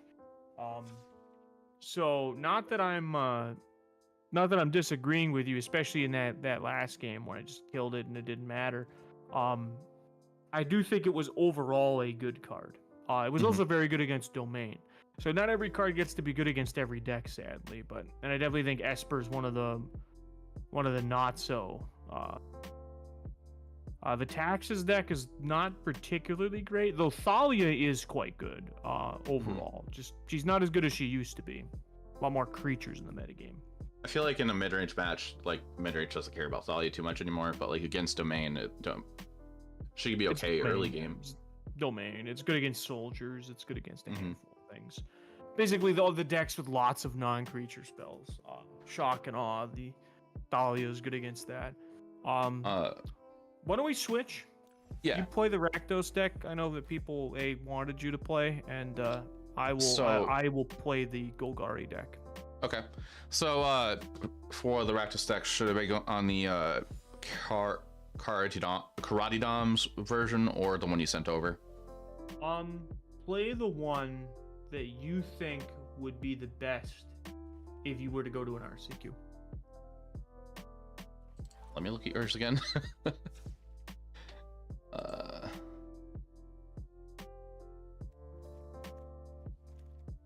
Kind of feel like might be the one that you sent over, but not all those Cavern of Souls. I don't think I'm the one who actually sent this over, but somebody in this is the one I would play, because I think Trumpeting Carnosaur is just a good card. I think I would try this one, but I would not be on all these Cavern of Souls. I think I'd probably be on 2 Cavern of Souls. I think it's good. Like it's really good against counter spells, but you have to name whatever you want to name in that moment, and I think that's the problem with that card. But yeah. This is about what I would play. Okay. All right, I will give this a shot. I think the one I thought looked cool, I don't think it'd be great in an unknown, like, meta kind of thing. All right. All right. Now you add see if I can give you a taste of your own medicine.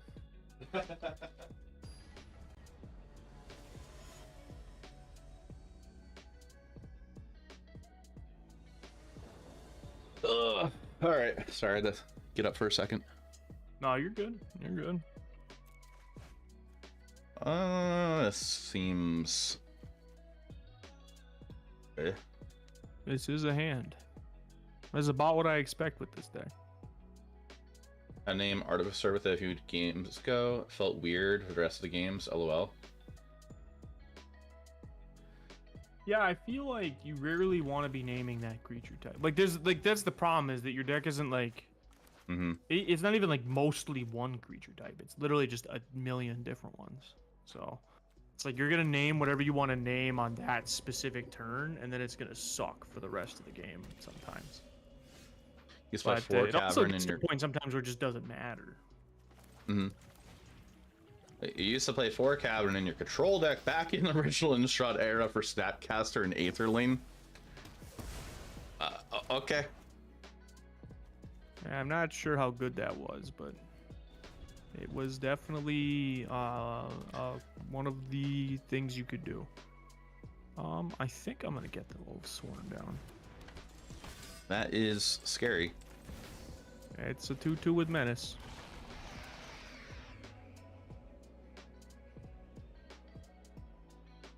Zach, this over doing well.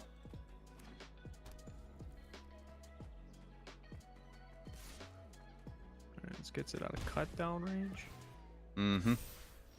Pass. I think I just attempt to attack here and you go for the throat. My Gix probably. Yeah. You had to force the issue though, and that's half the battle. Geological Appraiser. Swing and a miss. Swing and a miss. That's kind of like a miss, I guess. I mean, it's like, it depends on what your hand is. It's like you attack, I'm double blocking, and you're probably killing Blood Type. Unless you top deck a cut down. I did. Okay. So this is what we talked about with Appraiser. This is where Appraiser is actually good, is like when you have to just hit multiple bodies. Yeah. So weird. Still not sold on this card in these decks, but it was good here, and that's a non-zero amount of value. Sheoldred. Doing pretty well. Just book your hotel for Chicago tonight. Awesome. Sweet. I gotta Airbnb with some friends for that. Welcome back, Tyrant. Hey, Tyrant. Moss Preacher.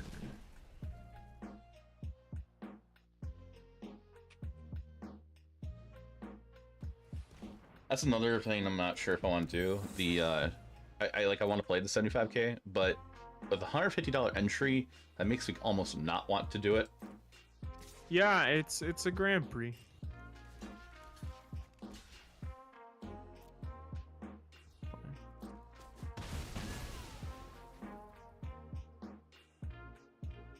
Let's play this as a 3-2. Don't feel good, but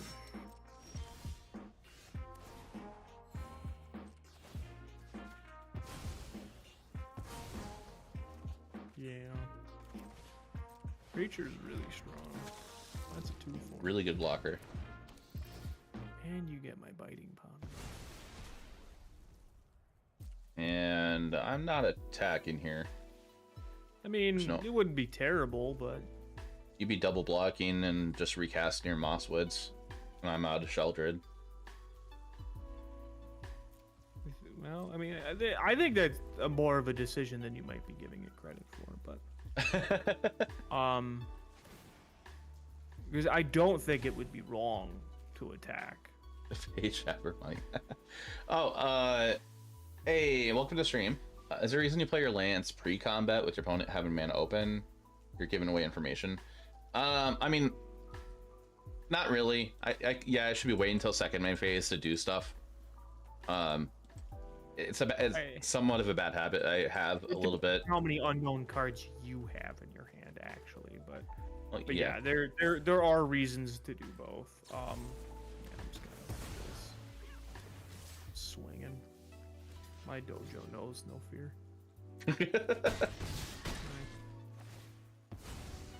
Yeah, also can only cast once.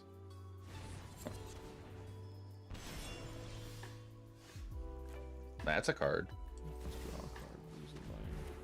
Gross. So gross. Why am I? I should attack with Binding Palm Ninja. I mean, not deep combat meant. Yeah, Binding Palm Ninja's underneath it. Sure hope you don't have a Biting Palm Ninja in that deck. Yeah, I totally slotted one in.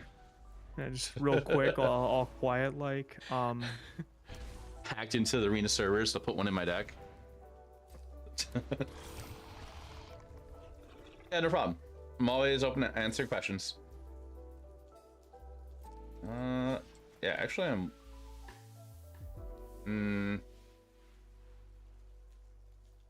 Sure.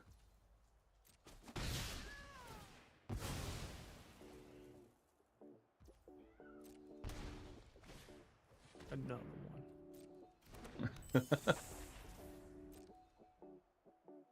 And you surveil to the I haven't grave. enjoyed the Dream Thief.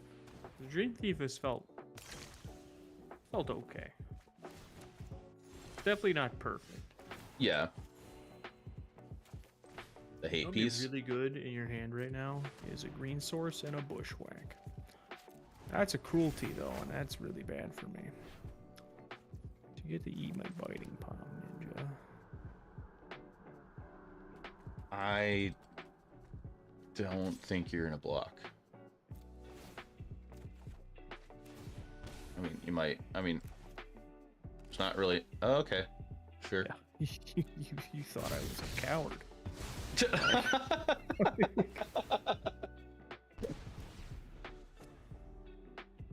So you need to find like Liberator or Beseiju, probably.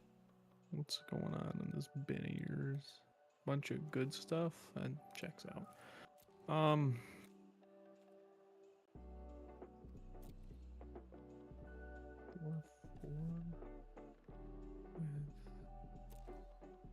with no other stuff abilities. Boy, this is hard. Actually, meant to play this one, but whatever. Ow. I mean, the Archfiend is, if it it definitely ain't blocking, so. Alright. I'm gonna search your deck for a card that says, how is Cruelty versus Virtue? In this list of Rakdos, it's a lot better. Because this list's playing Trumpeting Carnosaur. It's a pretty easy attack there, John. Oh, and do you have a removal spell? Oh, I suppose, yeah, I'm just straight up dead on the battlefield. Okay. Yeah. Yeah. I was heads up dead. I could have conceded there at the same time. Yeah, it's this deck plays Carnosaur, so you can't hit the Virtue with the Carnosaur, so it's definitely Cruelty is the better way to go here. Yeah, so far, like, I'm liking Cruelty. Like, this is only one game I played with this deck so far, but like, Cruelty seemed pretty solid there.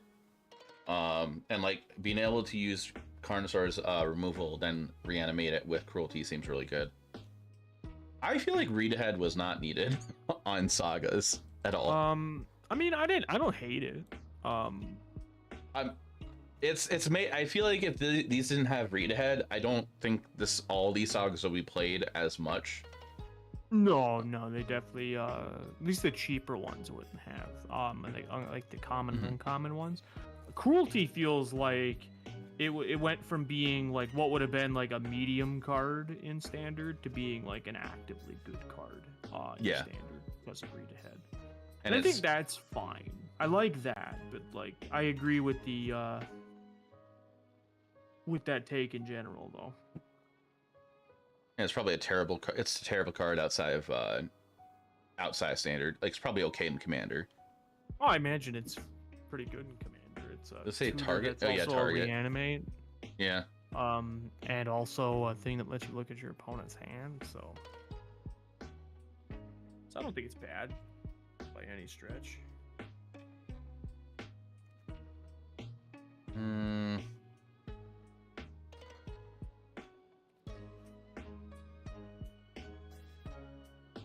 I think I'd do that.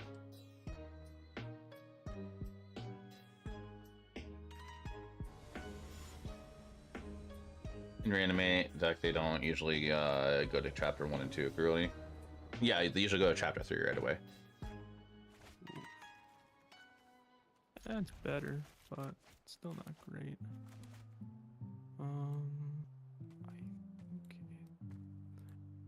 Yeah. See how this hand works out.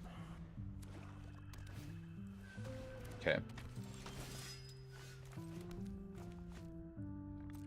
Somebody's got a removal spell.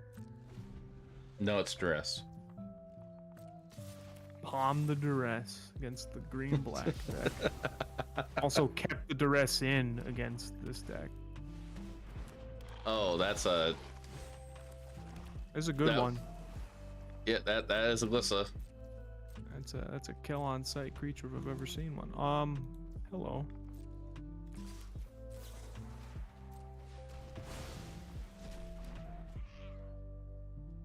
Glissa number 2.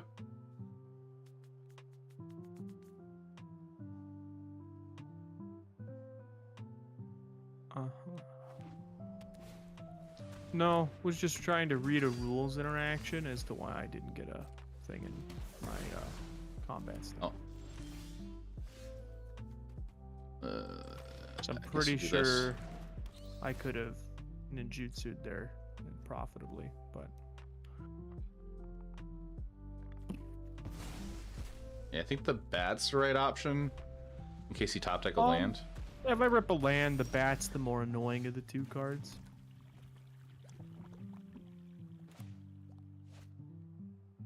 What have you got? Mm,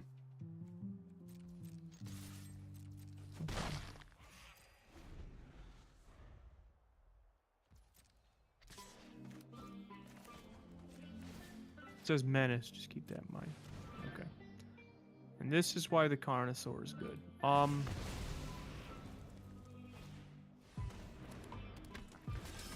so Okay. you just go like cruelty, reanimate. I think we're just dead. well, I don't have that. Yeah, that would have been probably really good. Deep cavern bats. I should be casting second main phase also. That's fine. I'm just gonna kill this one. Okay. This is better. You still get the Aquazoths, but you don't get to attack or get damage in. Rather.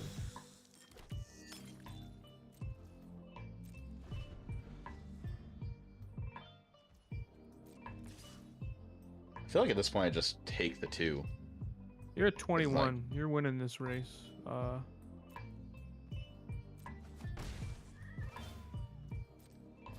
It does grow to a 3/3, so like it makes future cut downs worse. But you've already used 2, Mm-hmm. so Yep.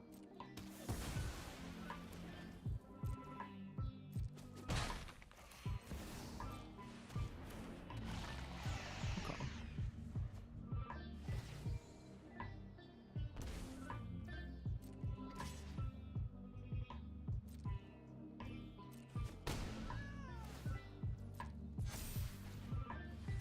Another one. Yeah, it ain't doing anything though. Pretty sure you're gonna win this one. So I think I'm starting to recognize some of the problems with this deck is that it's like by being aggressive, we gave up being like having high card quality, and that's what's happening right here is that I'm getting my ass beat by card quality. Yeah. Like we are so hyper focused on one match, it seemed like. I Well, think to be with fair, it's going to be one of the more common matchups we'll play. yeah, But... yeah.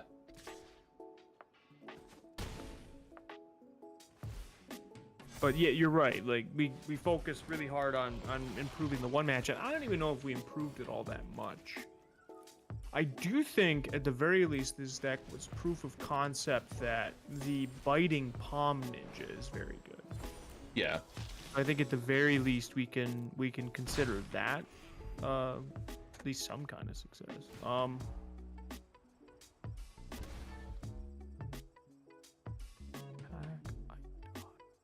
Don't attack, I die anyway.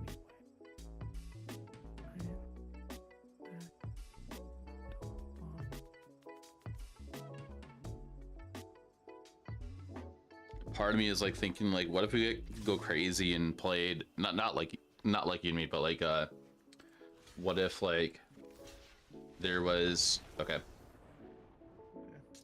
what if there was a deck that was Esper with red splashed in for NT? That'd be too much. I mean, it is a legendary creature, so it's not hard to splash.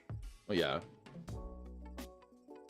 I've seen like on like random like Reddit posts and whatnot, like a lot of Legends decks, and Inti's a card that those people are trying to make work. Because it's like a super aggressive Rona. Yeah. Was the idea.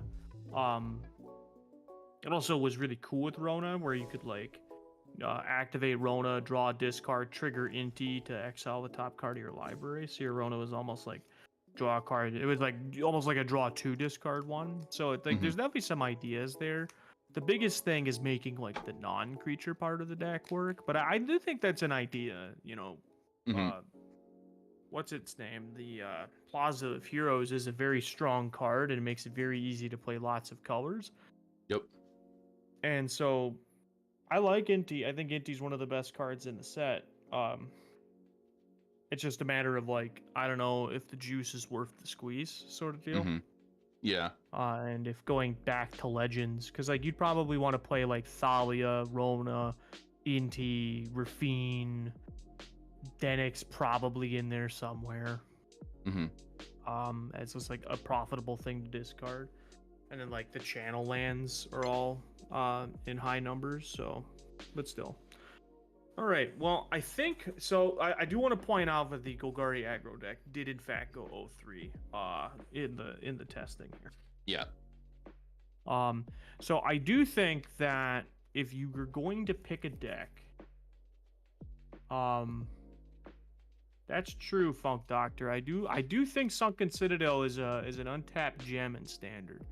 I think that if I were you, after our long discussions and gameplay tonight, that you should probably just play a Rakdos deck. I have a feeling the problem that we're running into with the Golgari deck is that the green cards are a lot worse than the other colors that are options. So like Dimir, I think just has like a better core game plan. Like you have counter spells, Tidebinder's like playable in that deck, and there's some other things you can do as well. And then like Rakdos also has a clear game plan. It just gets to play, you know, Carnosaur, Blood Tithe Harvester is not. I would say Mosswood Dread Knight is like probably slightly better than Harvester as a card, but the red cards in general are better. So I think I would lean more towards one of the Rakdos decks. If you wanted to play a black mid-range deck that isn't Esper. I do like the idea of this deck. This deck, if anybody in chat's wanting to play this deck, the Golgari aggro deck, it might be an okay ladder deck. Like the concept of it, I think might make it an okay ladder deck. But I think it was a neat idea to explore to see how it would do. So this is, I think there's a good takeaway here. Outside of just like what we played, is that playtesting, especially in Standard and especially in a format where there hasn't been a lot of innovation recently, it's a very good idea to throw ideas at the wall. Not every idea ends up being a good idea, right?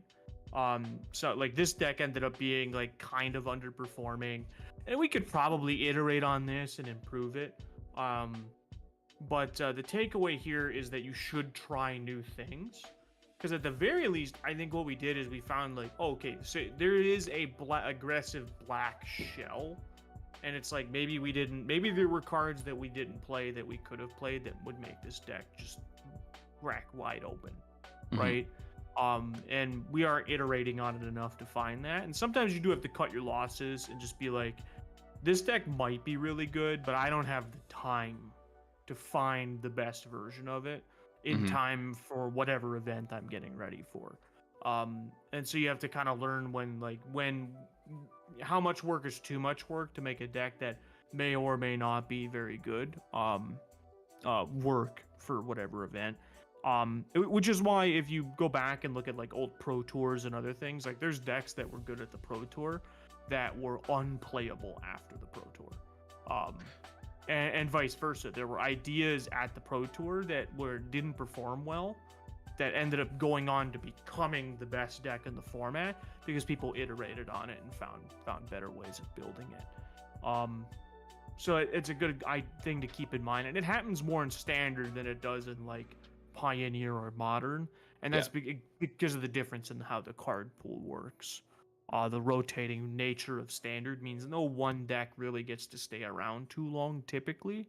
And sometimes, even if a deck does stay around, like Esper's been around forever, but it's starting to get to a point where it's like a ship of Theseus, where it's like, you know, is it the same deck it was when it started? And the answer is mostly not, like, but somewhat yes. And by the time rotation comes around, it might even look completely different. Yeah. But that's the fun of Standard, to be fair. That's what makes it interesting, is that decks change over time in a shorter time frame, and then eventually just rotate out and you get to try new things. So let that be a lesson to you, chat. Try new things. Not every idea gets to be a good idea. All of the greatest deck builders of all time, for every one good deck they built 15 shitty ones. I mean, like, a good example is like looking at content creators. How often do you see us making decks? And I think Crokies is like the perfect example. Yeah, he brews like nonstop, I believe. He is the best noodler in the format, where he's just chucking noodles at the wall, and sometimes they stick, but most of the time they don't. And Aspiring Spike was kind of in a similar boat, but he also plays his decks really well, which is interesting. So he actually does better with his noodles than the average person, which is really funny, because then his decks will like go on to be either like he'll like make the new Rakdos Luris, or he'll make like an absolute dumpster fire. And it's hilarious to me that, you know, there's like very little in between sometimes. Fun fact, he's actually getting into Timeless. He was streaming Timeless in between rounds of the Magic Challenge, Modern Challenge today. Goddamn right. Timeless gamers out here, dude. I've been playing a lot of Timeless in my free time, I'll admit. It's a format that benefits people like me who have played, you know, Arena since beta, and have a collection that's just absolutely stacked. I think the concept is great and everything. It is going to be hard for people that are newer to Arena that want to get into it. Like, it's going to be expensive as heck. It has the same problem Historic had when it launched. Yes. Where it's just like, there's just too many wild cards. Like, it shows like, because like the wild card system and how the economy works in the context of like Standard is like relatively fine. It's not great by any stretch, but it's not like the worst thing ever. I can think of games with much worse economies in that specific format, and even that's not true all the time. You know, there have been decks like Esper Legends, for example, where it was like mostly rares and mythics, and that becomes an issue. But in the average Standard formats, there's a lot of commons and uncommons that get played as well. But Timeless it shows off the absolute worst of this economy, which is the average. What is it? The average. I did the math on this one. So the average rare costs 6 packs, and the average pack costs about $2. So Okay. on Arena, roughly.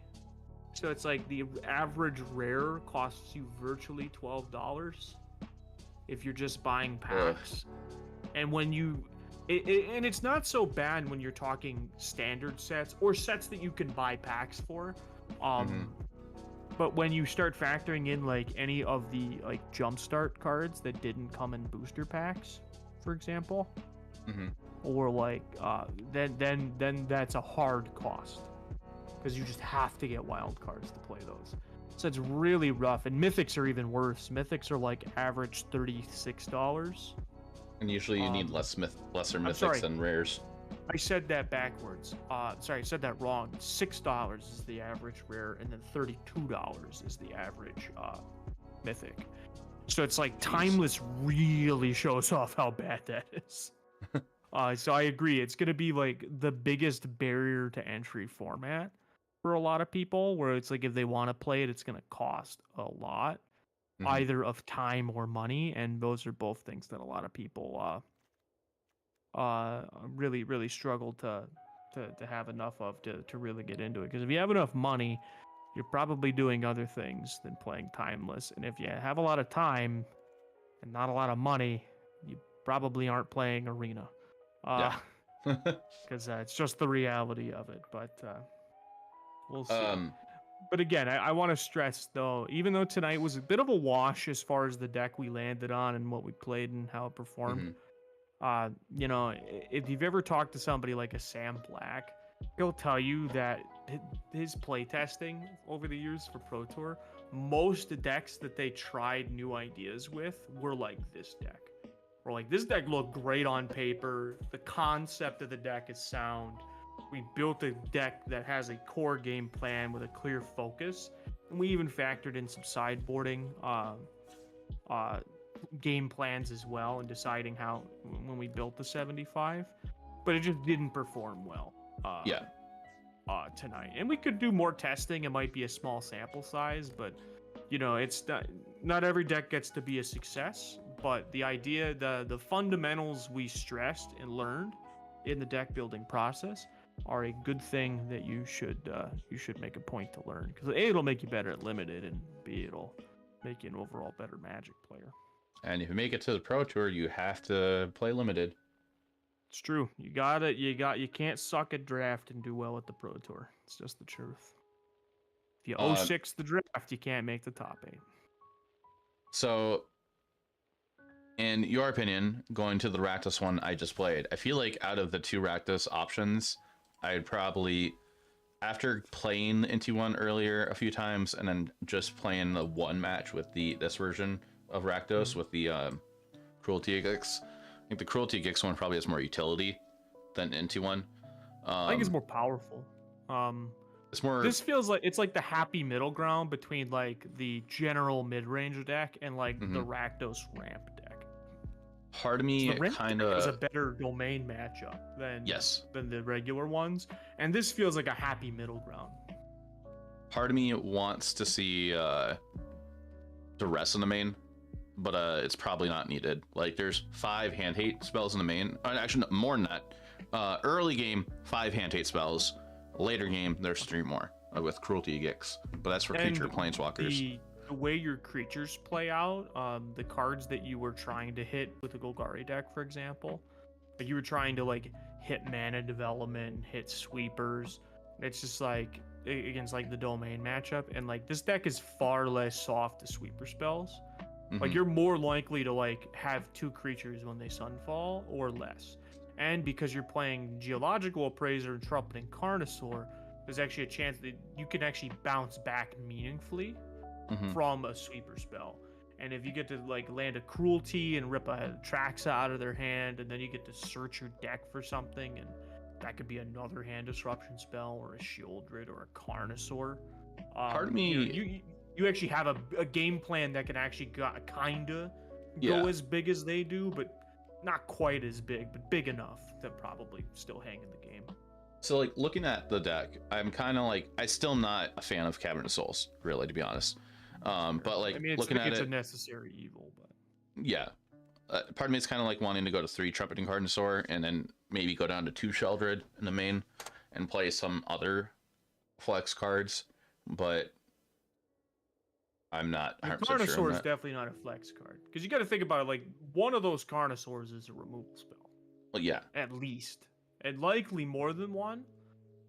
And it's a removal spell that can't be countered, yeah, which is huge, by the way. Instant speed, deal 3 for 3, can't be countered, sets up a kind of mini combo with the Cruelty of Gix. hmm It sounds like a pretty sweet deal to me, to be honest. It'd be even better if you had another way to really take advantage of the Carnosaur being in your graveyard, but you know, you can either have your cake or eat your cake. So it's just but I still think it's probably worth playing because it supplements your removal because you only have like what is that 1, 2, 3, 4, 5, 6 removal spells besides that. hmm Right, because the Strat can make your opponent sack a creature or an enchantment. Is that right? No. Sacrifice enchantment. Oh, just sack an enchantment. Okay, so you have 5 removal spells, 9 with the Harvester, and then like the Carnosaur. So I do think it's necessary to be playing the full 4. Okay. Just sort of rounds out your removal. I do think Restless Vents kind of sucks. Yeah. In this style, I don't like 4. I don't like it at all, but I think you play some number of them, but like just because it's like a dual land with text. I think 3, but like, yeah, like I like turn 1. Okay, I'll play Restless Vents turn 1. Okay. Sure. After that, it's like no. So my issue, right, is that this is so like the Esper deck runs Restless Anchorage, right? Mhm. Which is all bad for similar reasons to Restless Vents, is that they can both be hit with cut down, Mhm. because they're 2/3s. But the Esper deck gets away with it because it could make its into a 3/4 or larger. Yeah. This deck can't do that at all, and I would rather not like ever be in a position where I'm getting stone rained by a cut down. Yeah. So I think you actually just play 2, just because it's like there's gonna be games where it's like, oh, like they're tapped out or whatever, and I could just like get another attacker in. I guess Or, you can go like, 2 Restless Vents, go up to 3 Blackly Cliffs, and play an extra basic. You could do that. I do think you could even go back to the 3rd Cavern over one of the Restless Vents, but I don't hate either option. But you could do a 3rd Blackleaf Cliffs pretty easily. I do feel like going to 2 Sheldreds would be fine in this deck. I mean, I think it just helps your Esper matchup a lot because this deck doesn't exactly have a million ways to deal with a Rafine, and a Sheoldred is a very good way of dealing with Rafine. Mm-hmm. Yeah. Question for you: Yeah. do you own any of these? The Trumpney Any Carnosaur? of what? Carnosaur? Yeah, I have a playset. Okay, are you using them that Saturday? Likely not. Okay, I might bug you. Okay, Unless because they're not expensive, are they? Jaffer, I own this whole deck. Just to Okay. clarify. This is one of the decks I picked up the stuff for because it was mostly I needed 2 copies of Cavern of Souls. Oh, they're like $2. It's not a lot. They tanked after the Okay. Blazer got banned in Pioneer. They weren't even that expensive then. I mean, if our LGS has them, I could probably pick them up. But it's like I think Cavern, at least Adventure has them, but Cavern of Souls, I will not be able to pick up. that's fair. Yeah. There's plenty of them in the local area, but I know that one of the Mason will be playing in RCQ, but he'll be in Chicago that weekend for other reasons. Okay. So he's gonna play one down there, but he has Caverns, but I think he's gonna be playing them all because he's playing Domain. I'm sure I can find Commander friends that could loan them too. Oh, easily. There's also the whole Legacy crowd. Yeah. Here in the area that you could ask. So I think what I'll do here is mess around with this list right here. Probably maybe make some sideboard changes. I'm still not a fan of Liliana in sideboards and standard now in the mid-range decks, but it's good for against other mid-range decks. But like that's the only time I really want Liliana. Thinking of it. Yeah, I mean, I agree. I do think there's some issues with Liliana. I just don't think she plays all that well. Mm-hmm. She is really good against like the other Rakdos decks. She's not terrible against Esper. If you can land her, like if you can, because I think like she's really good if you have a game plan that involves you being the control deck. Yeah. Because then you can just like bring her in, tap out, like play it untap, second land, pass. They play a creature, you kill it. You untap, you land Lily plus. Now they can't just run out one creature because you just minus the Liliana. But they also like don't want you to keep plussing. So that's like the best case scenario for that card. And that's very doable in this deck, I think. But I feel like you have to build a little bit more of a core game plan around the Liliana of the Veil for her to truly be good. So I feel like she'd be better off in the main deck most of the time. There's no proper control decks in the format, right? Like Domains land, push go, them hold out. up, counterman. Yeah, that's what I figured, was that Domain with Cavern of Souls would probably make that deck pretty terrible.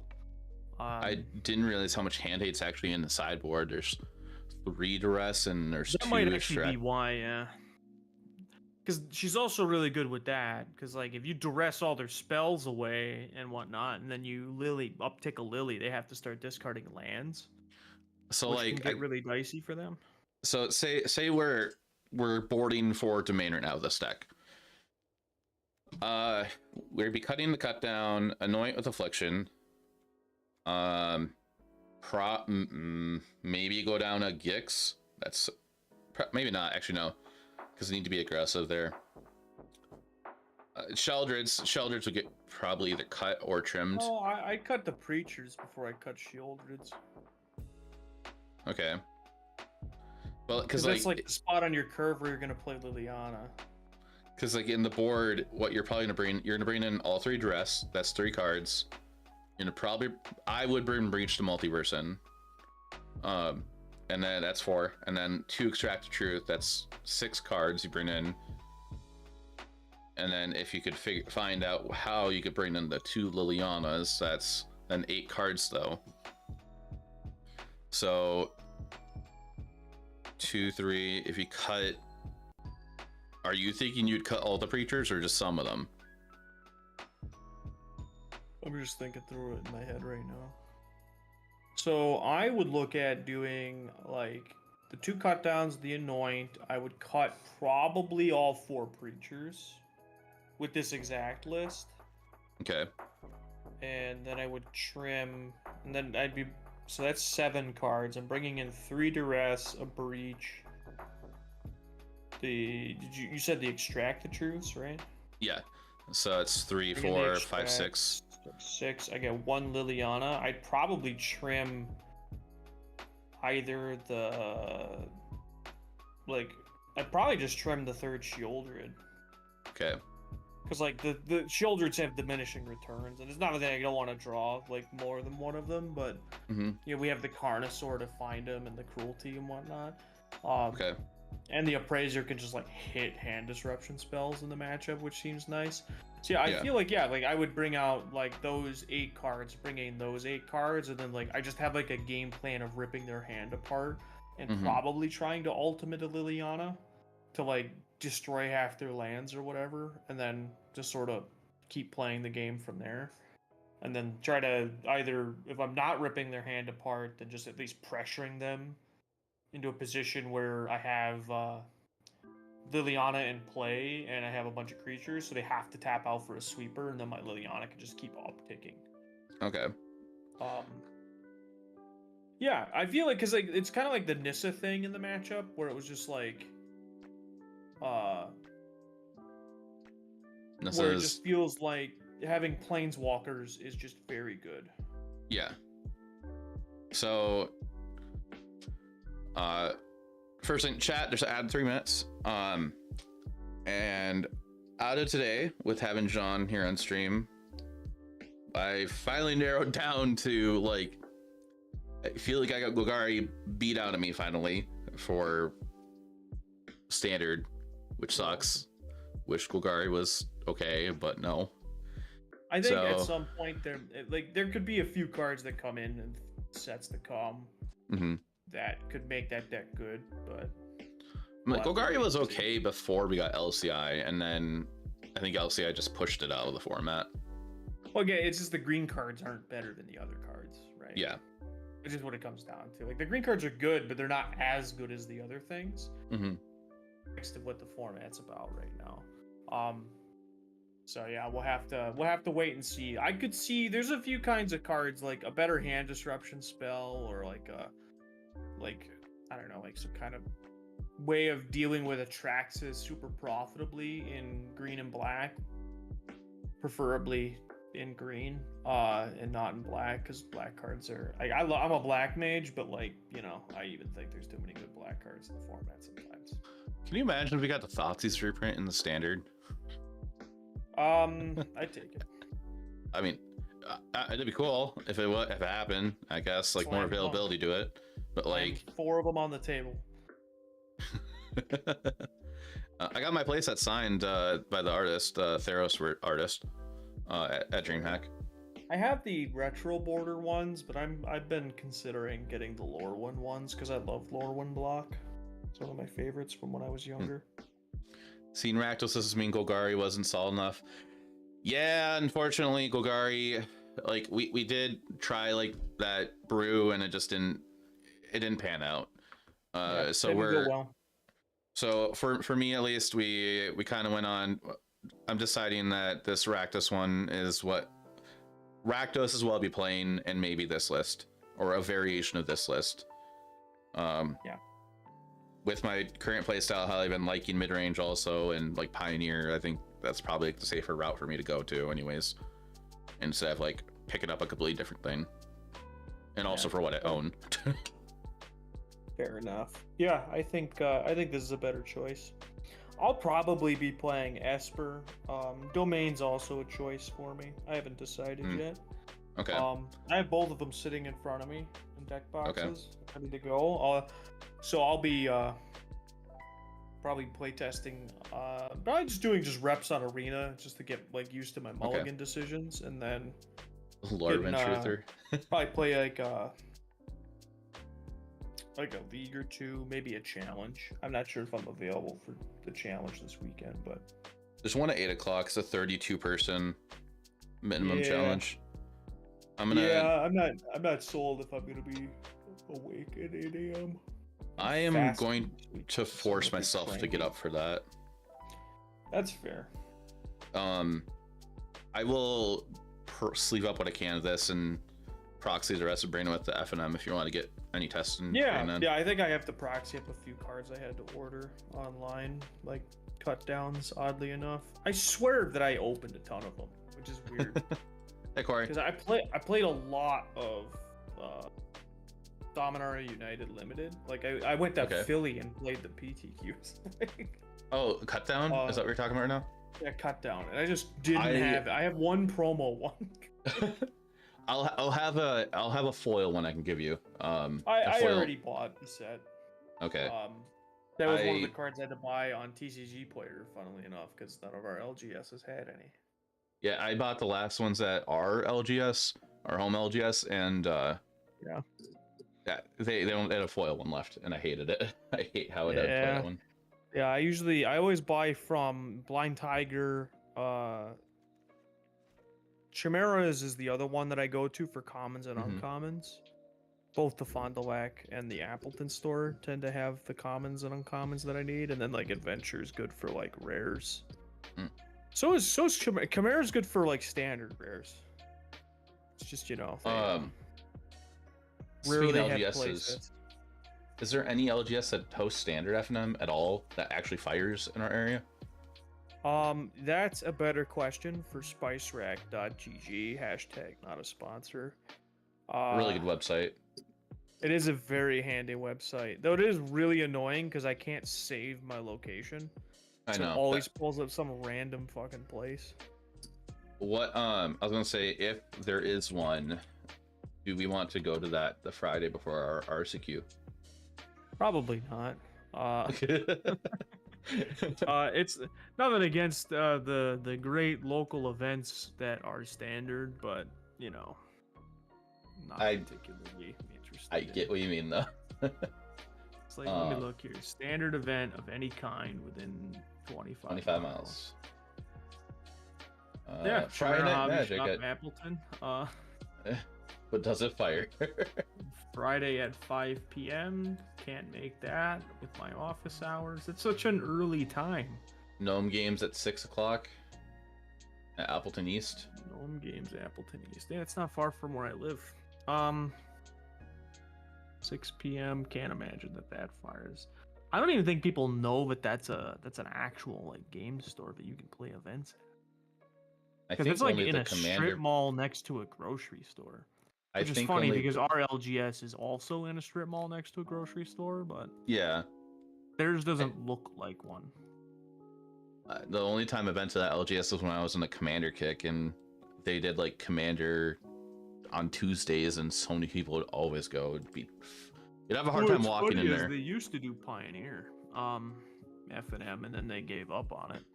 Oh, Like, what do we got here?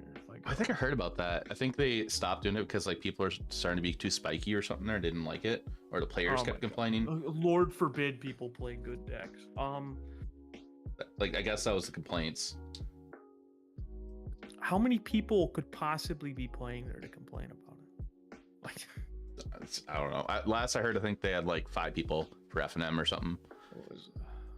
all right, and then this Denver RC, that's Crown Plaza Hotels and Resort by the. Okay. I still, by the way, I'm in that Discord. I've yet to actually find anything about this. Like, I've been looking this whole time, and I still have yet to find it. All right. Can we pin the venue information? Started at 10. Venue. Is the IHG? Oh, and if you're wanting to get any more testing in at all, I am up for that. If you want to do that anytime. Yeah. Yeah, I'd be happy to come on your. You want me to come on your stream again? Yeah, that's fine. Hotels. Let's see a brew hit the bin. Oh, I kept the Golgari one, chat. The Golgari Aggro one. I think that would be okay for the ladder. I might try it out tomorrow or something. I'm gonna get some reps in with this Rakdos deck though. I'm just cleaning up my list. I have way too many sitting here. There was. I want to get this out there. I want to express some vitriol and anger about this RC thing. Mhm. They had a hotel block. Had. I want to point out they had a hotel block, and it was nowhere on their website or on the DreamHack website. You could only have found it if you were in the DreamHack Magic Discord. Oh, And if you had only found the one message that it was tagged in. that's annoying. That is incredibly annoying, actually. Do we think that was kind of small or a big one then? Like the hotel block? Yeah. It's a massive hotel. And the entire thing's sold out. Which isn't shocking, because these events are typically 1,400 people. But, yeah, this is insane to me.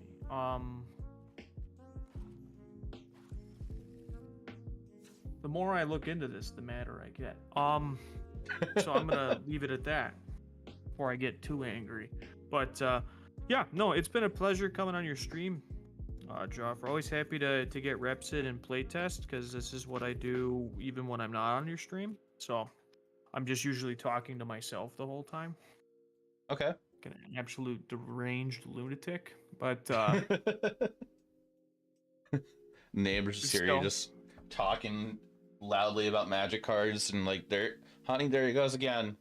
my hair gets progressively messier as I play. It's fantastic. It's a whole experience. I should really stream it. But I am gonna hop off because it is 10:30 and I have work in the morning. So All right.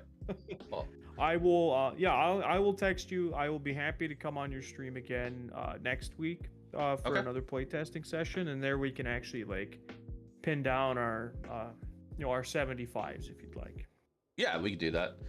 Just give me a heads up what day probably works best for you. And I'll let everybody know about in my community know about that when to see that, since they liked seeing us have a lot of discussions today. Yeah, it seemed like that was a real popular thing, and I enjoyed doing it. So I appreciate you for hosting me. I'll figure out what day works, and I will text you later, or probably tomorrow. But have a good rest of your stream and a good rest of your night, and have a wonderful night, chat. All right. Well, thanks for hanging out. See you later. Happy to be here. All right, chat. That was John, the Saltiest Gaijin. I am actually gonna pop into this chat that these two people are in. Hello there. What's up, buddy? The ceiling's up. It's true. Guess who just has emailed me asking me to through Stream Elements, asking me to do sponsored stuff. Who? Genshin. Yeah, I got that too. I'm looking at it right now, seeing if it's worth it. I didn't look at it, and I'm like, saw it, and like, I've been considering trying the game. I know. Hey, you're doing this full time now. I remember there's a smaller VTuber I follow. She has like sub 20 viewers, and she makes a living full time just by doing the Stream Elements campaigns. The thing is, like, you need to have like a good community that's willing to help you with that, because that relies on people downloading. Absolutely. That's the Yeah, for sure. And like, no offense to anybody in my community or in my chat, it's just they're here to watch me play Magic. If I do anything else, they dip out. I get that. I absolutely get that. The Magic community is very much a community where we just like, we are here to watch people play Magic, and that's about it. Yup. So I figured out that no to Golgari for a long time, probably. Oh, That's for real? understandable. Yeah, even the brew that John and I made, it went 0-3, but it had better games. Yikes. So I am deciding to probably play. I'll share my screen in a second. Are we playing the BR mid-range deck that I've been seeing, the Cascade one? Yeah. Like I'm still live, and I was gonna play get some reps in with it, but this is what I'm thinking. I changed the mana a tiny bit. Makes I sense. am not a fan. I'm not a fan of Cavern Souls in this deck at all. But it was on 3. I thought that was way too many, so I went down to 2. Restless Fence. I really do not like that card at all. I love Restless Fence. What do you mean? It's so good. Oh, so Yo, you wanna know what I was courting for? what? Bowmaster. Ah, Yeah. uh-huh. So none of these You don't have options any are left. good. Yeah, no, I don't. You- None of these are good options. My deck's awful when I can't fetch that here. Surgical for Bowmaster, let's go. Yeah, no doubt. I get this one? Sure, this one. Why not? I mean, I was like, man, I get to put him to 3? A lot of pressure on him? Nope, I sure don't.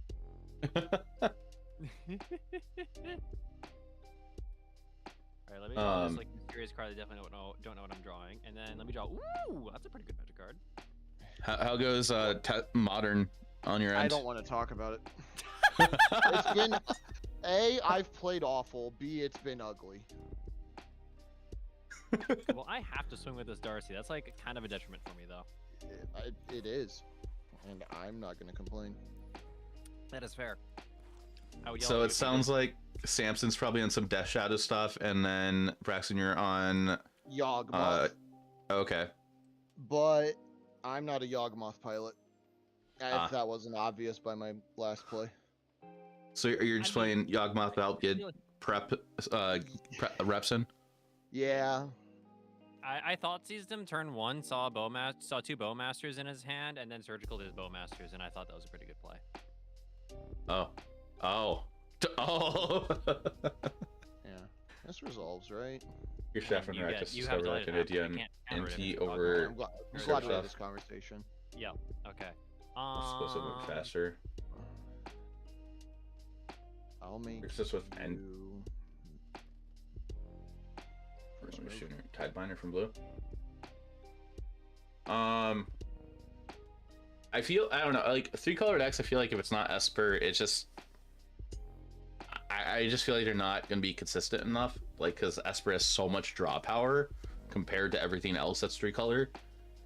Yeah, like Tideminder and NT or Urtai is good, but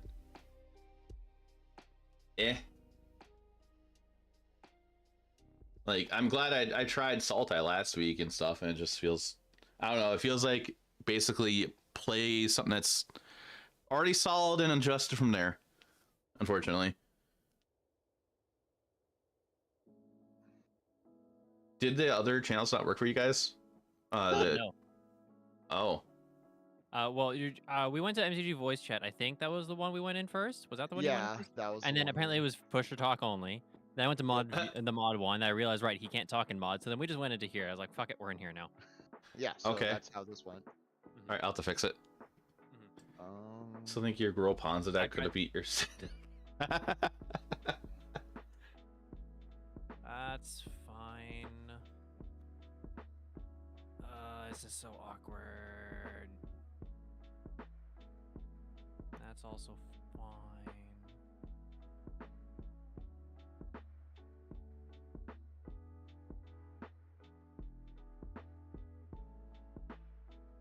Why aren't you doing anything? Do things. Because I'm a surgical away from not doing things. That's fair.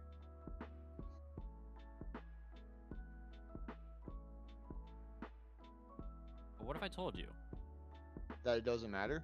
that I don't have another turn? Oh. I would not believe you. That is fair. I do have I wouldn't believe you. I boarded in two, I will tell you that.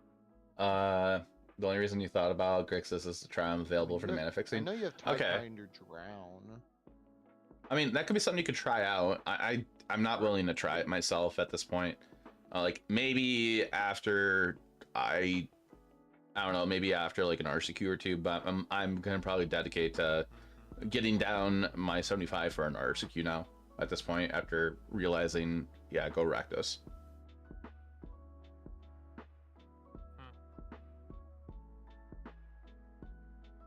I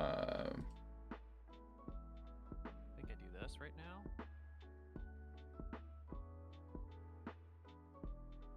Okay, you do that, that's fine. Is your Discord stream not working? It should just click on and off of it. I can see it on my end. Oh, let me try it again. I guess I should have let you surveil one before I cast that last or did that last one, but whatever. Leave that on top. Does this happen? No, we're not Okay, doing it. Chad's gonna watch your game while I step away for a second. That's fine. Oh, great.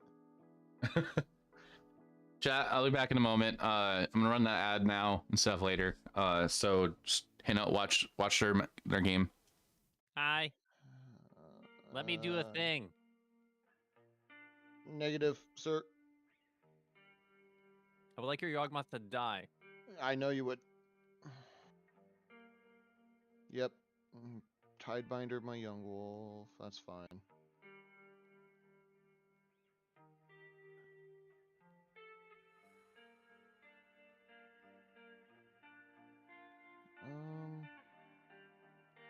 Pretty sure that's the only way I'm able to live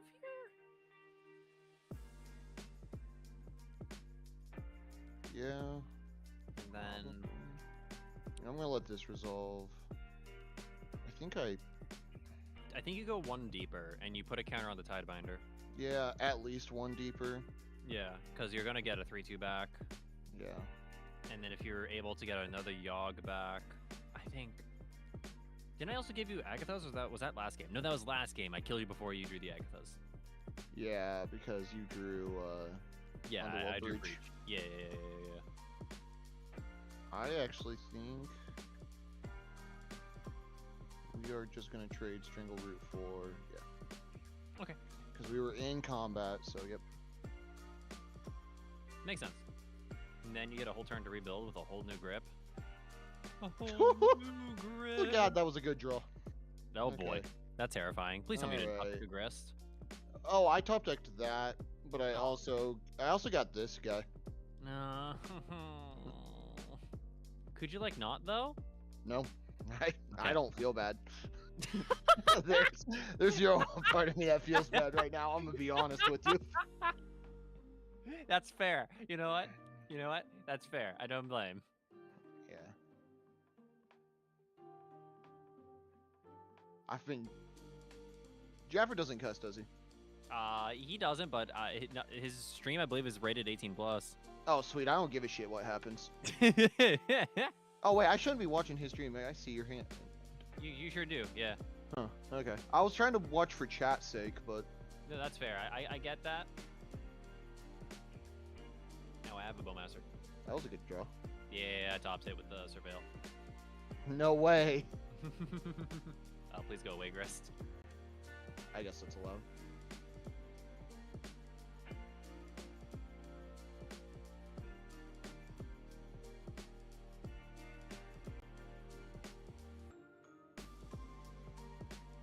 Guess the question is if I trade here. I don't know, do you? I think I have to, because I'm at 3. Probably. Like going to 1 scary. And getting rid of a token just to jump return doesn't make any sense. No, yeah, I think I agree with this.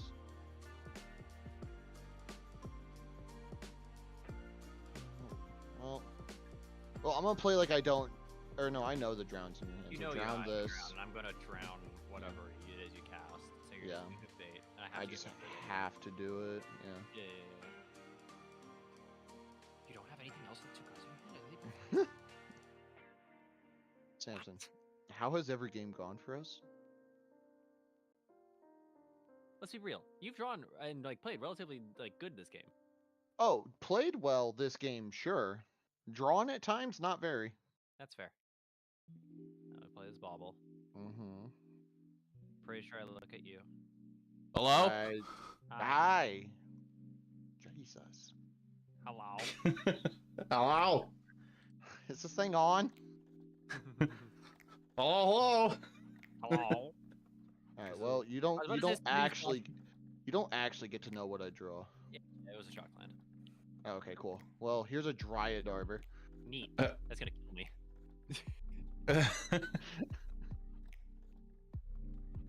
It might. So who's winning? I'm currently up a game. Yeah.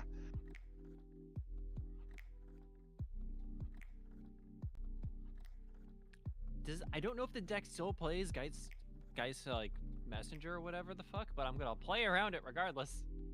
Geist Messenger. Which one is that? The trip black when it enters the battlefield. Oh, yeah. I don't know if it still plays that card, but I can tell you they do not. Ah, okay. I can tell you they only play 1 Strangleroot guy, Steven. Oh, okay. It's so tuned down, basically. It's just like a green-black, like, aristocrat, like, I don't know. Okay, that's a second bowmaster, isn't it, buddy? No. Oh, it's just a bolt. This game fucking sucks. The bolt from the bin. This game sucks. The bolt from the bin.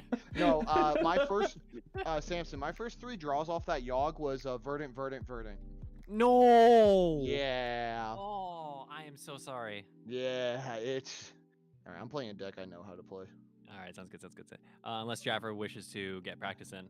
Oh, yeah, sure. If you're needing to get the modern practice in, don't worry about getting it with me. Getting standard practice with me. need both. I need all 3 formats right now. I have Pioneer on Friday, and the next RCQ season is standard, and then the RC that we're both like on is currently Modern. Yeah. Okay. Over. All right. Yeah, if you want to, we can. Yeah. Perfect. I'm down. I'll cut out for a bit then, guys. I appreciate you. Yeah, sure. Whatever. I'm glad I could be a fucking whipping stone for you today. God damn. Appreciate you. Yeah. You've given me data points which are useful. Uh-huh. Alright, have a good night, guys. Have a good You night. too. Does anybody know what the next season is after standard? Probably Pioneer. It's modern? It's either, I think it's so currently we're playing modern yes, it is modern. No, I forget what Braxton Wolf said, but I remember we're currently playing Modern to qualify for a. We're playing Standard to no. Brain function work. We are playing Modern to qualify for a Standard Pro Tour, and something to qualify for a Modern Pro Tour. Look at the Twitch chat. Yeah. Look at the Twitch chat. Look at Brax's message and read stream elements.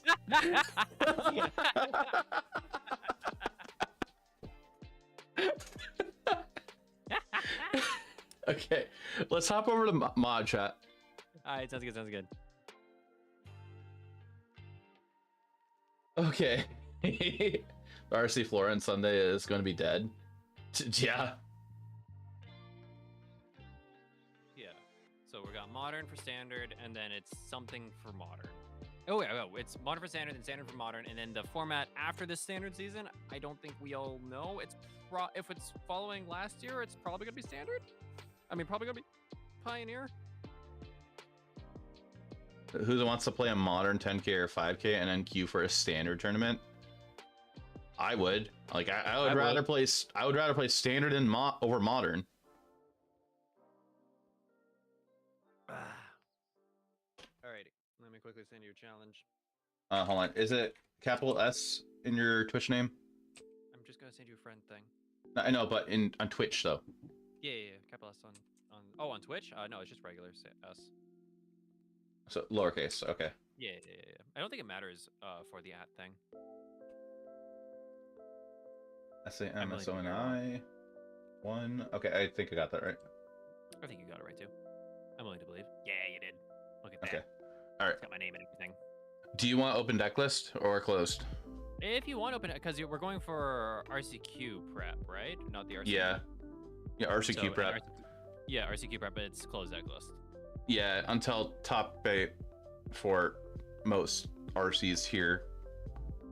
RCQs here. Really? That's interesting. That's not the case over here. Some RCQs here, once it's top 8, then it can be open deck list, depending on if the judge allows it. Makes sense. Makes sense. That's the thing that I think we're talking of doing, but that's only because I provide coverage for all the events. Which makes sense.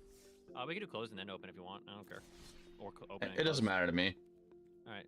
Probably best we do closed first. Sure. Accept all. This deck.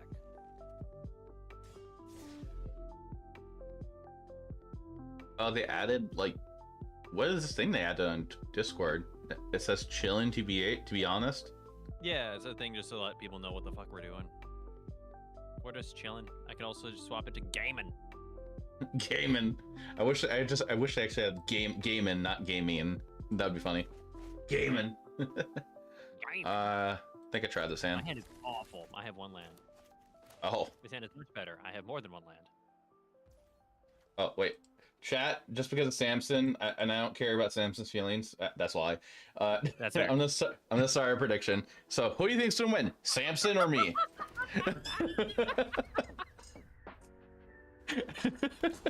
Fuck you too.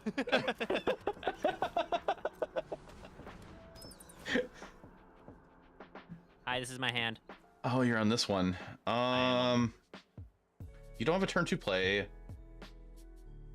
You're a ramp deck, so I kind of feel like I just take your ramp and just accept that you have 2 burn down the houses.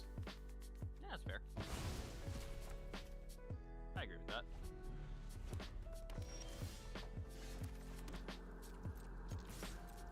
Roar! Ow.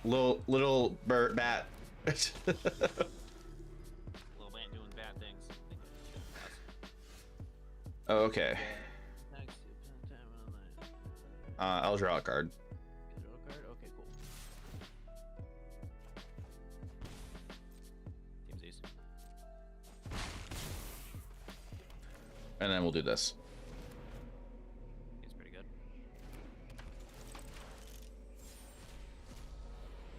Kind of feel like I just need to apply as much pressure as I can. This doesn't die to Brotherhoods then if you main board it.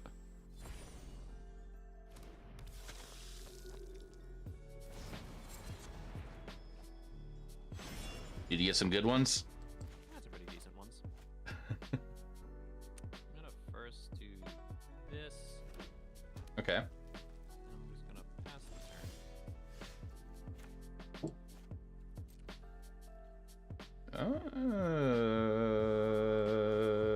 No, we're not going to do that.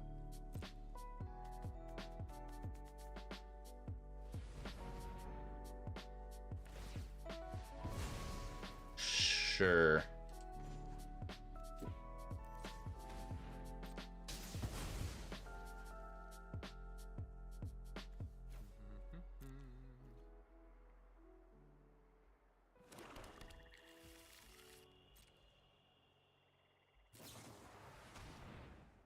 Go away. But I wanted to draw 2 cards. I didn't want you to draw 2 cards. But I wanted to. I also didn't want to go to 8. Yeah, I think I just chill. I think you chill too. I think you get blown out if you do anything more. Yeah. So I'm just gonna do this. Yep. Go away. Give me my stuff back.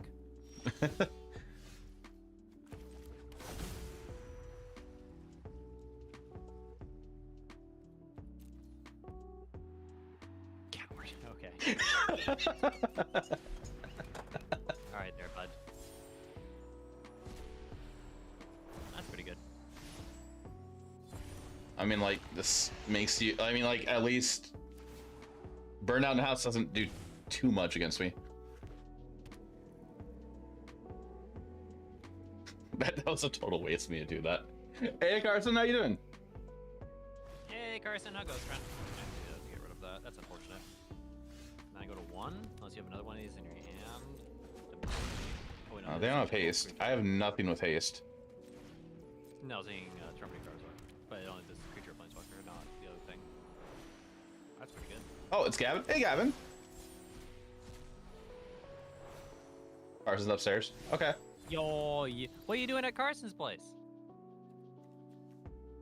I think I'm fine no matter what with this. Probably. I think. You live here now? You live in Edmonton now? Yo. Oh. Does that mean are all 3 of you close to each other now? Sort of. Technically, Gavin is now further away from me. Okay. How far away are you from them now? They are like a 10-hour drive away. Oh, okay. I have to play this. I do. Big score, yeah, his hands, nothing. Yeah. That was the thought behind me take a big score.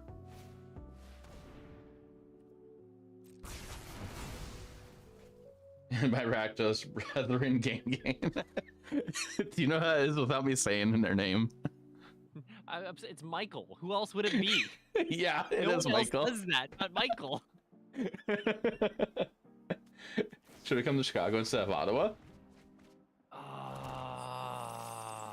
That's a really unfortunate. Yeah, that's a good game. Okay. I mean, if you go to Chicago, it'll be a fun time. But if you're queued for Ottawa, We're only queued for Ottawa, though. We're not queued for both. yeah, Unless Chicago's the pro tour. Yeah. Unless if you're going in for the 75K, which for those who don't know, the entry for 75K is $150 for a standard tournament. Is What's my why question? aren't people playing Artist King? Michael, I got the Golgari beat on me earlier. It was for the best. It was for the best. Yeah, so I think this might be well beyond for standard season.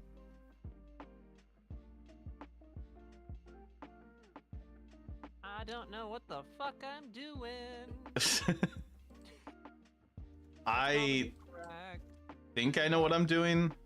No, this has to be correct. I have to keep at least 2 of those in. And then I cut probably that. No, that card's too good. So then I'm cutting one of these. In which case I don't even remember what you do in your deck, except for you play Hey, Breach. random That's all I know. I'd play random bullshit. Don't worry about it. I have worried about it.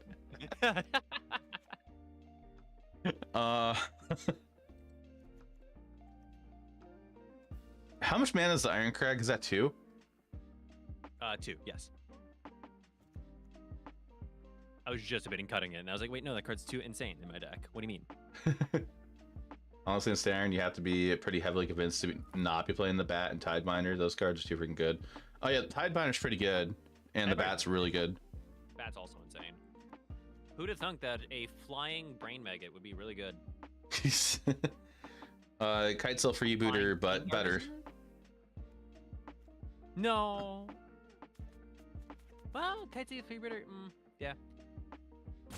Number of times you've been blown up by your own Tidebinder. Oh yeah, lifelink. Yeah, also has lifelink. Yeah. Yeah, it's wide. I don't know what to do if I'm doing 61. Fuck it, sure. Fuck it, we ball. Chat, just a reminder for on Twitch from today to the 2nd of January, all Twitch subs are discounted by 25% off. Yo, want to see this really cool play I got turn 1? Oh boy, what is it? You're gonna love it. Tap land, go. Hey, same. Sick, I got cliffs, go. Well, I got the Sulfur Springs and I got this little bat. That's really cool. It's gonna die probably. How is it gonna die? With an edict. You're still gonna look at my hand. Yeah. Okay. It's a pretty alright hand. Swordness for mid, those are the key cards, and if you play those cards super well, you can kind of cast the other cards in somewhat adequate sequence and win the game. I have another bat. The only issue with the bat is you wouldn't think it would be that hard to kill, and then I can't kill my opponent's bats. I have an Atali, what's up? I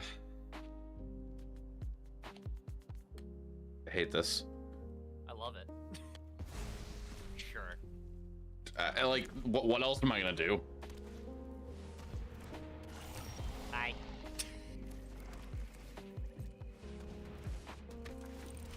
Sure. Wow, Okay. what a good draw. Wow, what a good hit from you. Impressive. Okay, no, don't do it. Don't play Atali. Wait, 3, 4, 5, 6. Oh, 6. okay, yep.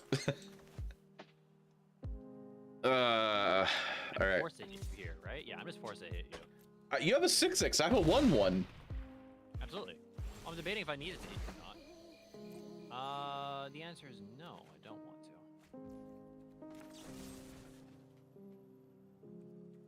to. On Discord, is it the girlfriend? No, it's not the girlfriend. You have a girlfriend now? I do have a girlfriend now. I somehow landed myself in a long-distance relationship. Oh, is that going well? It is. Made it official, like first week of December. Oh, I'm glad to hear that's going well. Yeah, I've known her for like a year and a half. We met on a Discord server. That is rude, good sir. Why would you even do such a thing? You know what? I'm gonna spite you. Fuck your man. Well, thank you. Maybe I wanted you to do that. Yeah, that's fair. Let's go here. Love making your bat awkward, lightning rod, and making your opponent make hard decisions how to kill the bat sequence the rest of the game. Girlfriend havers, Kane. Single almost hermit life. That is sad for me to say that. I feel like it's basically almost every full-time content creator's life. Almost, it feels like. Chat, there's an ad coming up in about 4 minutes. That makes sense. Hi, Atali. Gross. Oh, I misplayed this. Oh well, I get a blood. I did it in the wrong order. Imagine having a girlfriend and playing competitive Magic good EV. But no, actually, mine's like neutral EV because my girlfriend lives in Australia. Oh, that's really long distance. Oh yeah. I looked at flights to Australia over Boxing Day, and I found a flight for like 1,700. Oh And I was gosh. like, it's not bad, considering what they're usually like 12. No, they're usually like 2K 24. PK.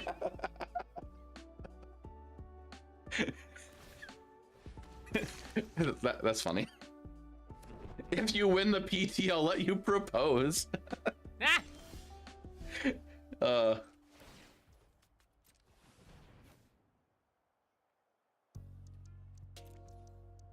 I do well enough, legit, no, legit. If I do well enough at my RC and I like manage to get first or some shit, first thing I'm doing with that money is I'm buying myself a fucking, what is this?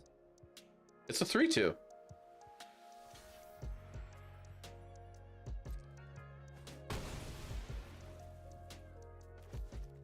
What deals 4? You see, you have to have multiple burn spells. Oh, I see. That makes sense. Yeah, I'm doing a convoluted way to blow it up. I'm very okay with this because you have to sacrifice your entire board to do this.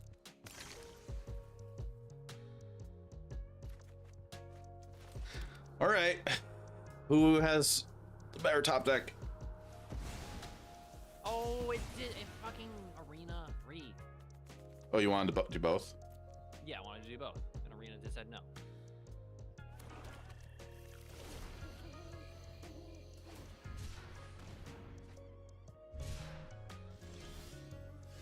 Oh, cool. Had a feeling. Are you okay with that?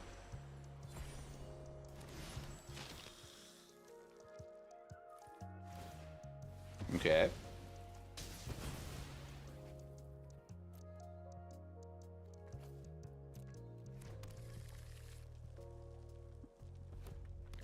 Right now, you.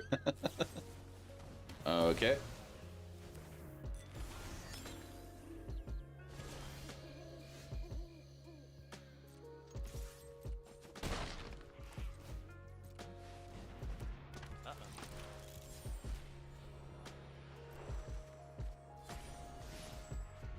All right. Who keeps changing the sky? What? Who keeps changing the sky? Do you draw too many lands? Yeah, I Ooh. I honestly, if I feel like if I didn't get, if I like tapped correctly there, I think I would have been okay. If I double, if I demolition fielded, Mm-hmm. I'm not sure. Hmm. Want to do that again? Sure. Seems like 10 power is pretty good. Yeah. Day night cycle. Oh, who keeps changing the sky?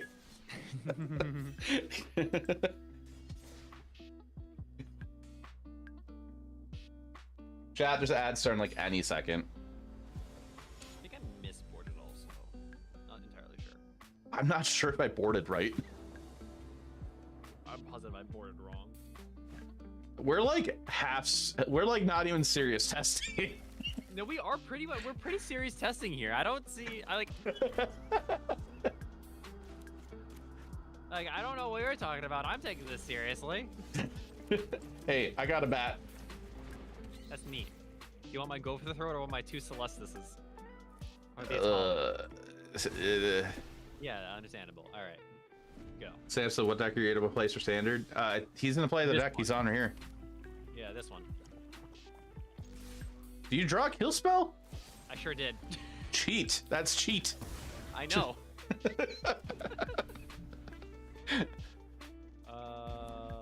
Celestis.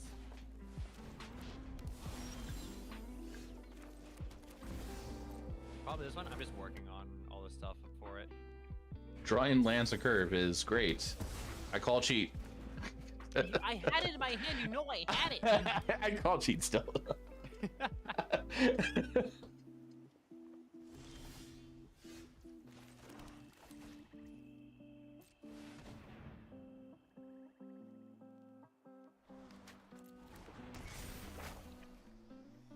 want my Italia? You main deck this shit? Yeah. Yeah, weird.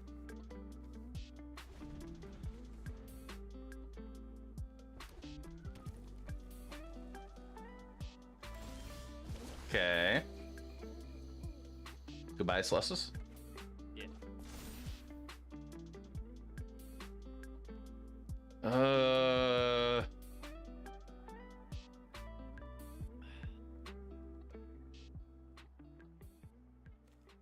I guess we do this. We're gonna do this. No, I have none of those in my hand. Okay. And then this. That seems pretty good.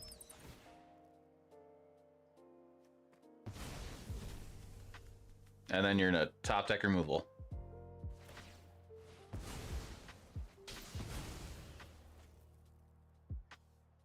Are you like running 8 field rune effects? I'm running 7. That's a lot. Yep. Oh, I can only activate it as a sorcery. Oh. Actually, it was a sorcery. Oh, Celestis? Yeah.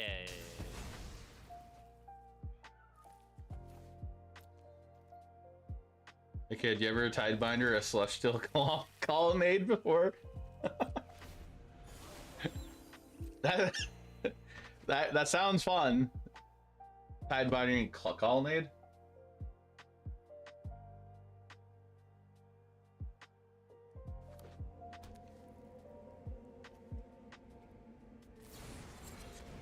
Uh-huh. Anything good? Some okay cards.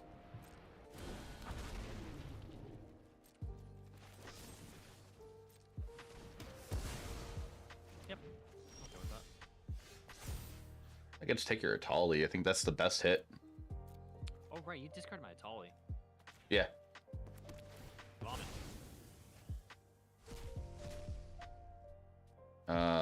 Breach? Oh my god, you took my breach.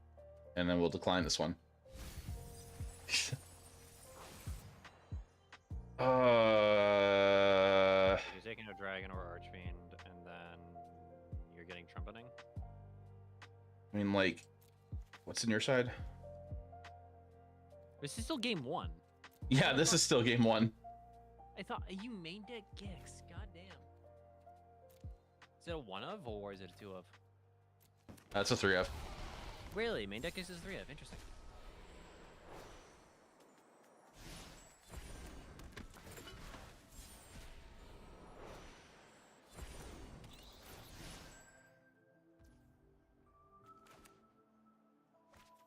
Hmm.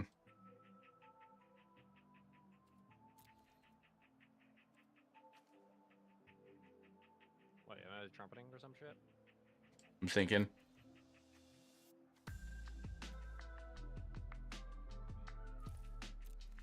We'll just do this. Rude. No, I already knew what you had in hand. Whoops. Yeah. Again.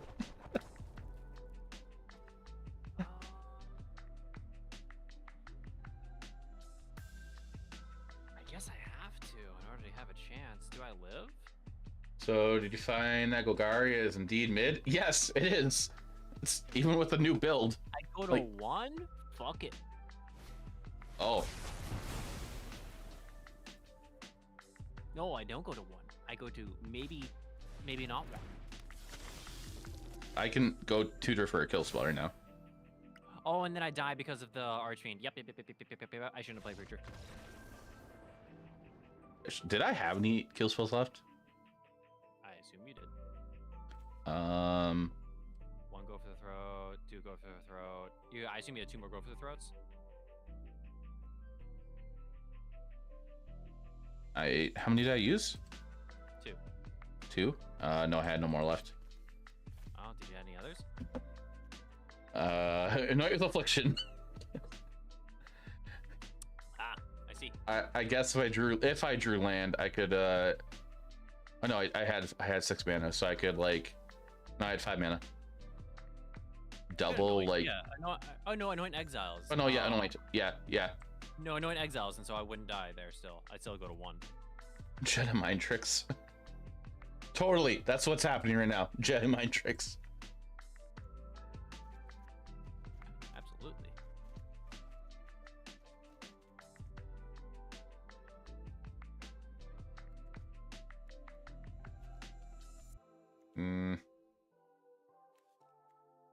I don't know how to board against you. We're gonna do it like this and say and call That's- it a day. Yeah, I'm not sure either.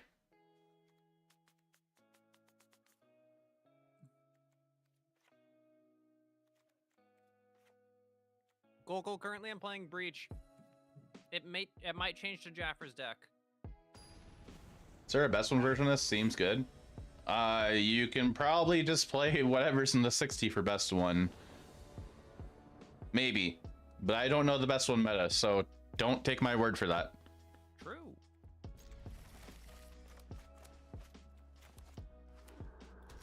Keep this in my hand. Caliper, are you gonna be playing this RCQ season in paper? Cut down. Nope. Okay. Nah, I didn't board my cutdowns in. You're not aggressive enough for me to board them in. You want to be need to buy cards. Cards are expensive. True. I'm okay with this. Which one do you want?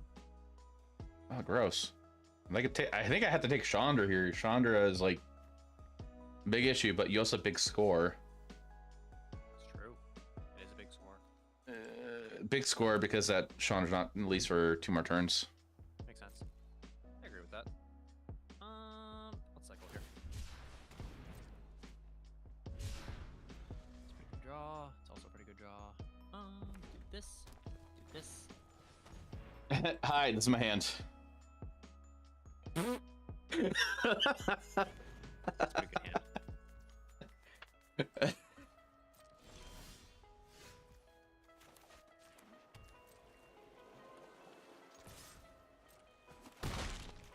Ouchies.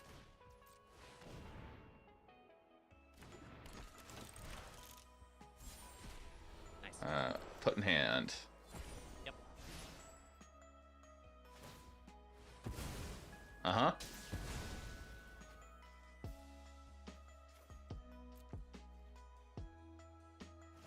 Not like this. I don't know if I'll forgive myself if you go with Esper or Domain. Yep, that happens.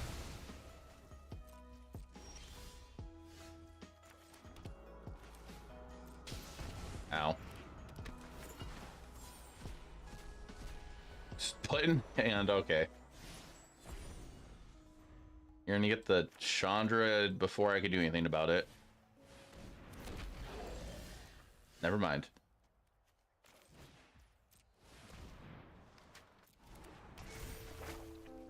Stop, I got both my Chandras. Gross.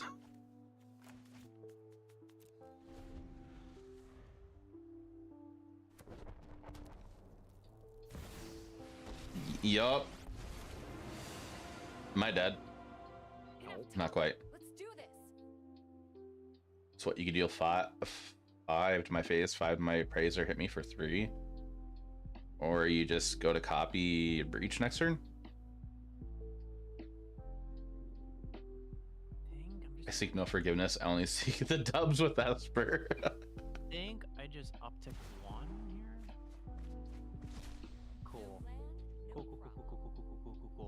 That was a whole lot of land and nothing.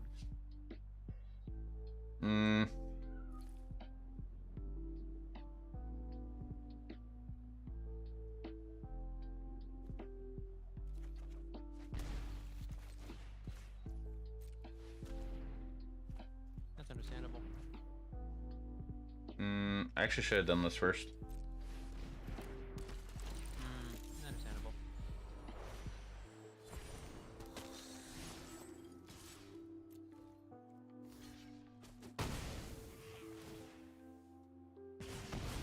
Yep.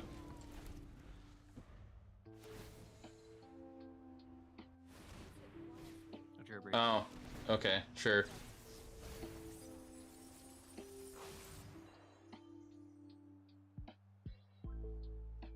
That's a lot of cards here in the mill.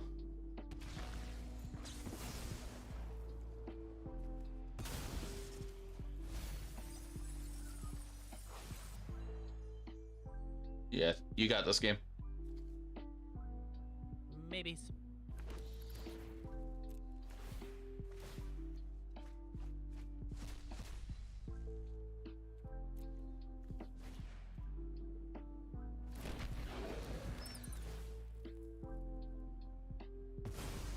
I now definitely have this game. Yeah. Now I have this game. Before it was a maybe. Now it's a definitely. I get 2 bats off you. Seems pretty decent. The problem is, like, I don't know if Liliana's right here. I feel like it's not. Liliana seems fine. Probably on the draw. Well, Burn Down the House and Brotherhood's End both hits planeswalkers and creatures, so maybe Liliana's not correct. I don't have much to pressure other than my Wrath effects. I think we try this. I believe in you.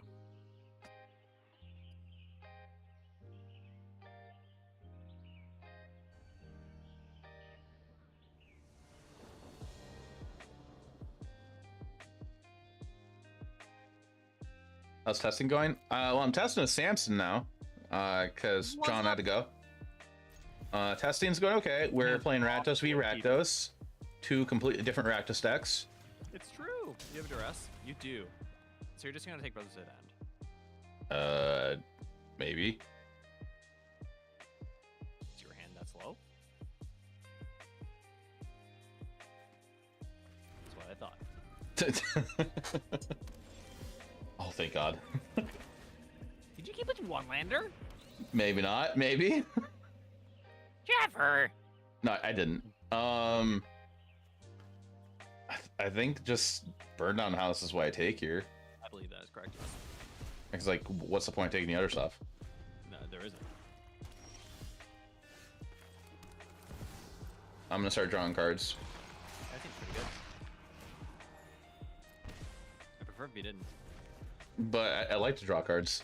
That makes sense.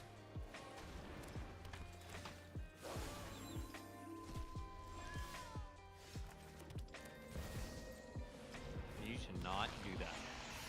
Well, I just did. That's how unfortunate. Yeah, this has been a nice curve. Fuck off. Okay.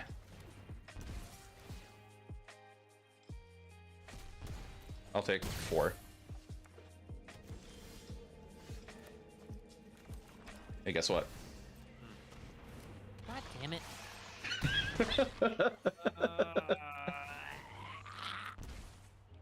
Gross. I'll draw a card to gain 1 life each. Yep. You have 4 mana. That's 7, and this is 6. 7 and 6. Yeah. Yep. Goodbye, Chandra. Gross.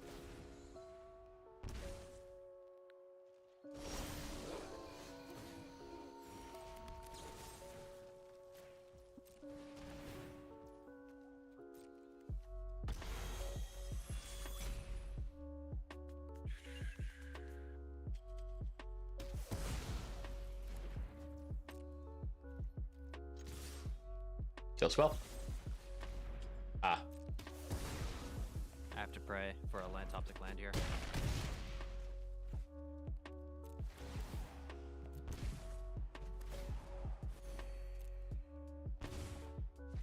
Okay.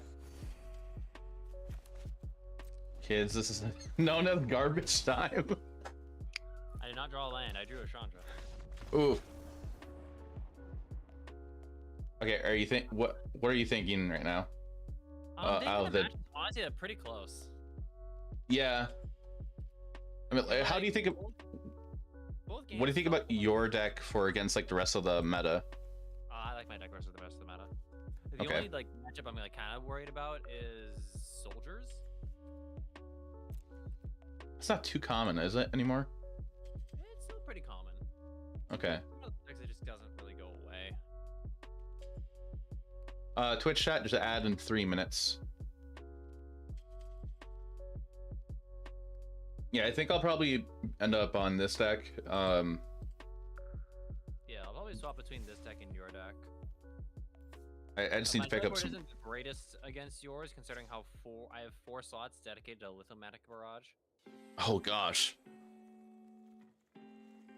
I suppose you kind of have to. Yeah, exactly. It's just like what you gotta do. This list was sent over to me by chat earlier. I think it got top 8 in a recent challenge. Yeah, the deck's been around for a hot bit. I adjusted the mana base tiny bit. I went down to 2 Cavernous Souls because I am not a fan of Cavern in mid-range decks, but I mean, it makes I would sense never if you need want. it because of Mage's Spear. Yeah, like I don't want 3. I want 2 if I play it. And then I went from 4 to 3 Restless Fence because I don't want to have a late game tap land. Like, I mean, turns 1 and 2, I want all my lands untapped. Late game Restless Fence is okay to enter tapped. Yeah, makes sense. I agree with that. Match Discovery is your secondary deck this season if Esper Mid gets too much hate. I mean, that's mid seems to be getting a lot of hate already. Like, I'm packing for Lemantics for that deck specifically along with, and then it hits anything else just because it does.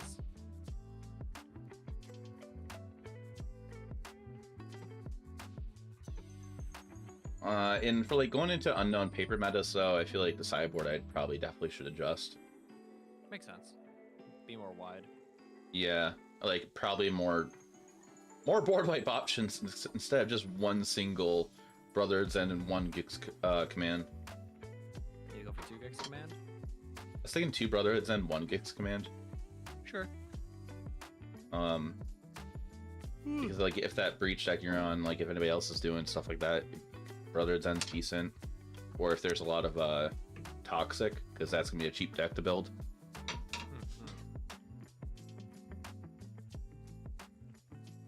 you want to play against my other deck that I have? Sure. I don't think it's very good, but you know, I've won games with it for whatever reason. Okay. Where'd you go on my list? Oh, okay. Trying a Grixis option at the moment, which has proven well so far. Is this Grixis Pirates?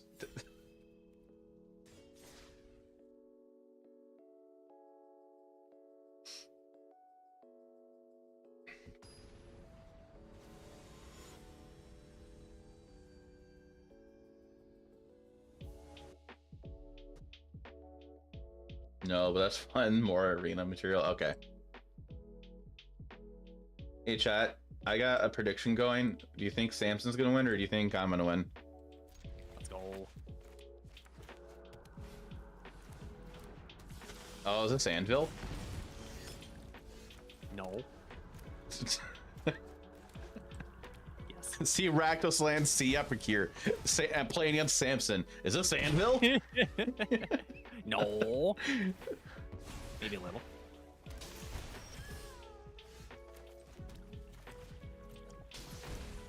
Ow.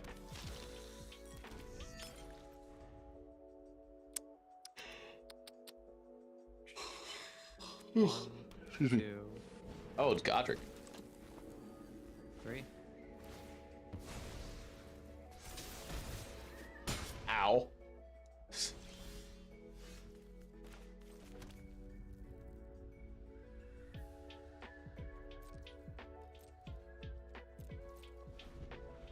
I think I'm gonna die. Show me your secrets. SSA wants to know what your list is. I will share it with you after this game because it sure is a list. What do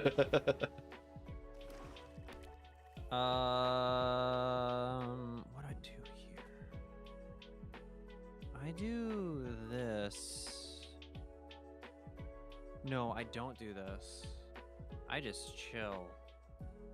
And I make more dudemans. More duders.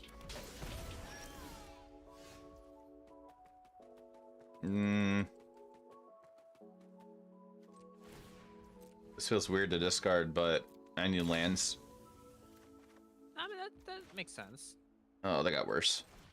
That's highly unfortunate for you. Sup. Understandable. No attacks. Samson, it's Samson. You played 75 card trade miner, so this is gonna be really good or really no, I don't. bad. No, I don't play 70. This is not a 75 card trade miner. This is a 70 card bulk pile. Oh. You look at these commons and rares and uncommons I'm playing with. Yo, this is a bulk pile for sure. This is bulk pile beating up whatever I'm on. You're on trade binder. If anyone's on a trade binder, you're on a trade binder. Everyone's got those geological appraisers in their trade binders ever since it got banned.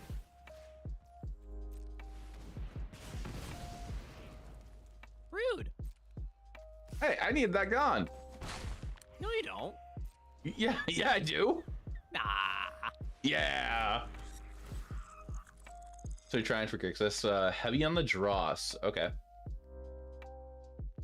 No!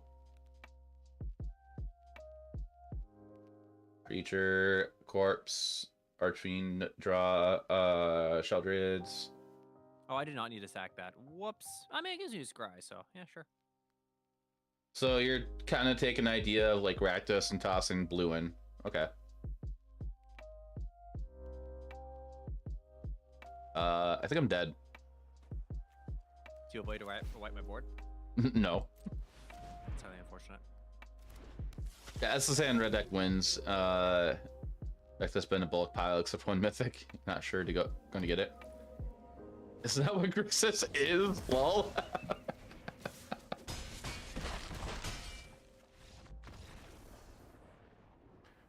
See, this Okay. is why, like, I need to like not do well with this deck because I keep winning with it, and I should not be winning with it. And it makes you want to play more of it.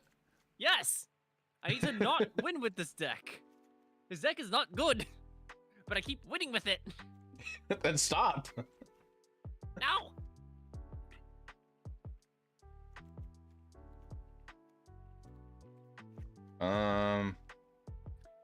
Who's adding me? No, it's adding me. I think I do that.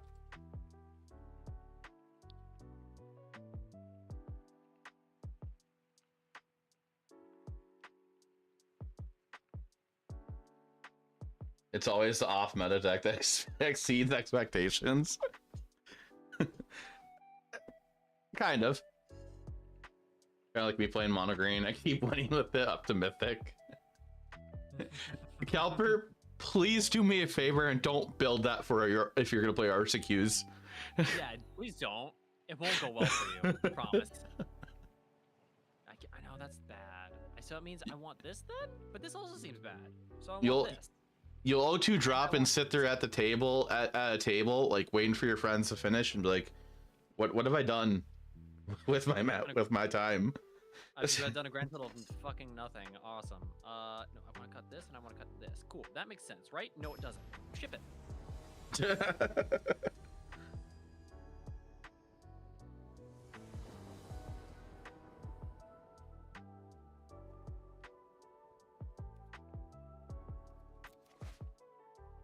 Sure. It has cards in hand. Oh, I'm keeping it. This hand is awful. We're keeping it. And then it'll work out for you because you're Samson. Look at this Restless Vents art. Look at this good art that we got. I ordered a playset of that. They're 50 cents each. Yo, fair. Pick them up when they're cheap, man. They're gonna go only up from here. We have a problem.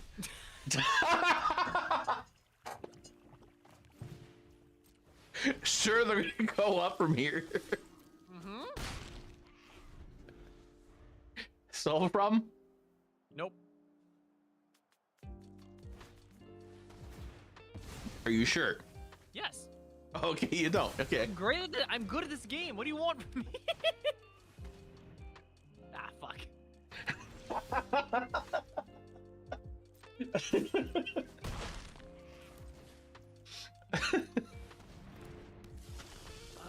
That preacher's a problem.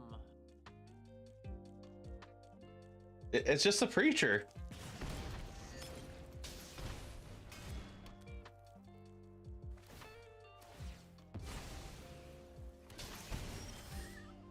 To make you a bat.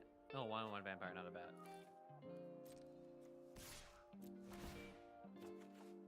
Oh, Jaws you? Oh, right, because he's up the most life. Mm-hmm. I just did two.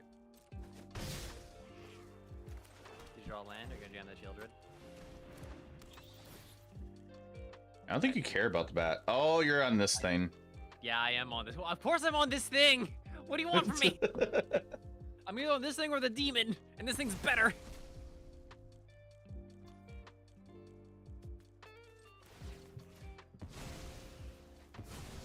Well, that's smart.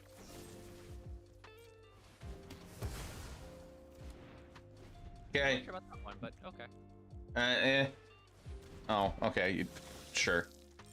Yeah. Either's going to get mana and screw or flooded. It's Samson. It's true. This is the life of me.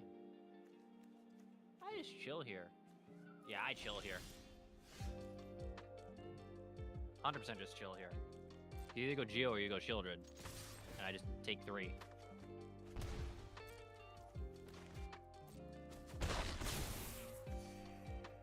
Hmm.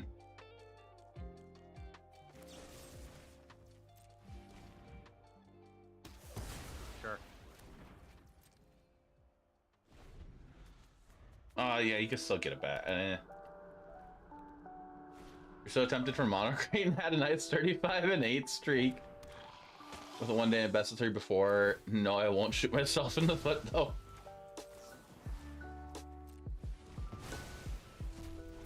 What is this mono removal you've drawn?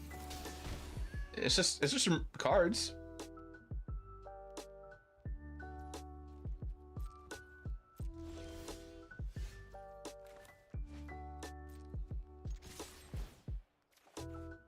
This Preacher's so insane.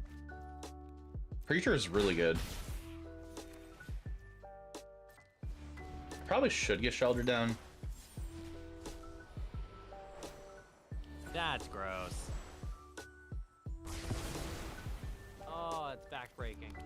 Pretty sure that's just game. That is just game. All right, game 3. Yep. I don't have no domain existed. Makes sense. Hey R&B, how you doing?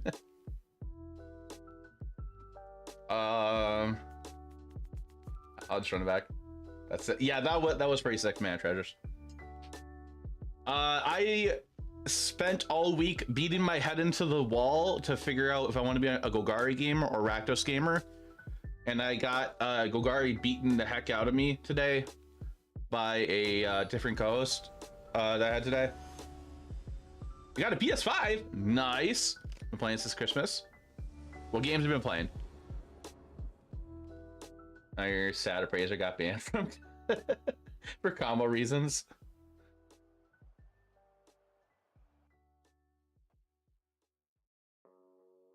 Got God of War Ragnarok. I heard that game's really good. Good, very good game. Also came out with a free DLC recently. Oh, a free DLC? Mm-hmm. That's sick. Right? I have a blood type. That's cool. I thought so. I got one too. We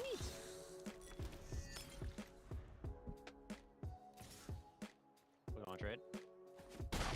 Nah. That's fair.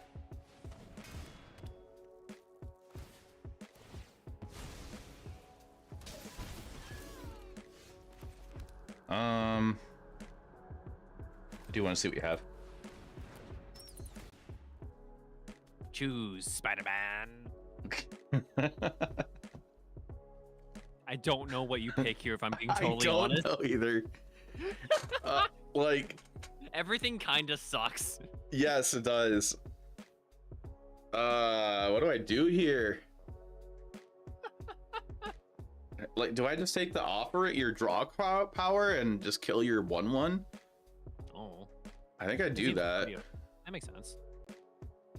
Because then you don't have an artifact except for itself to sacrifice, or you can play another anvil, sacrifice the 1 anvil to make a 1/1. True. Feels bad. No, absolutely. It feels like the worst. Give it back. No. Fair. That's pretty good topic.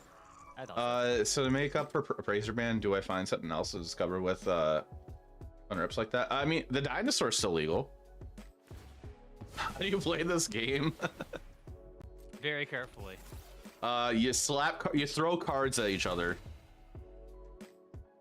And Unlucky. I'm getting smacked in the face of stuff.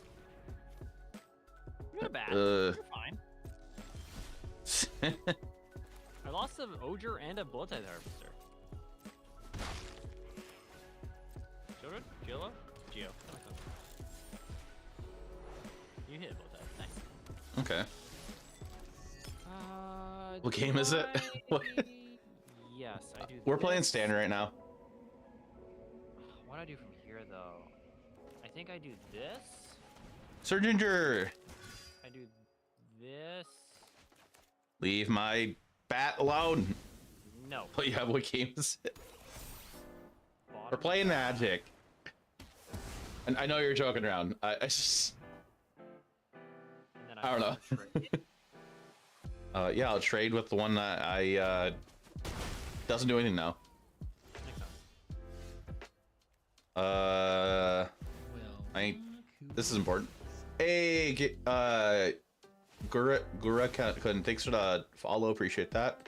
I totally know how to talk and read and stuff. I believe So, you. I fully believe you. So if I said your name wrong, please correct me. Cut down my dude, man. That's rude. I mean, it forces you to do stuff to make another dude, man. It's true. This it doesn't- does. For the longest time, I thought these Phyrexian horrors were artifacts. No, they're super not. They're just. That'd be dudes, way too good if it was. That would make sense, though, if they were. right? That's what I thought. Yeah, I think I just do this. That makes sense. It's a pretty good card.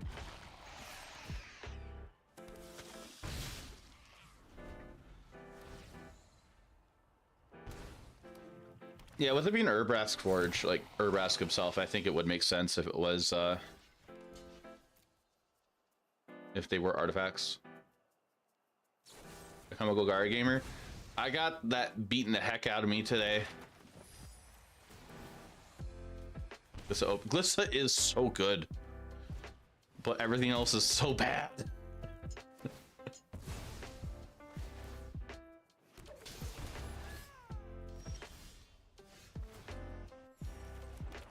Okay, I want to find a cool thing. Okay.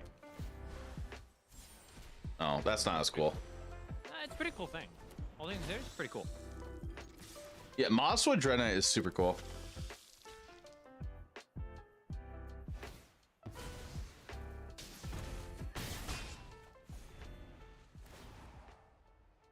A Brotherhood's End would be a pretty cool thing. I want to play a cool thing. That's a scary cool thing. Am I? I'm not dead, am I? No.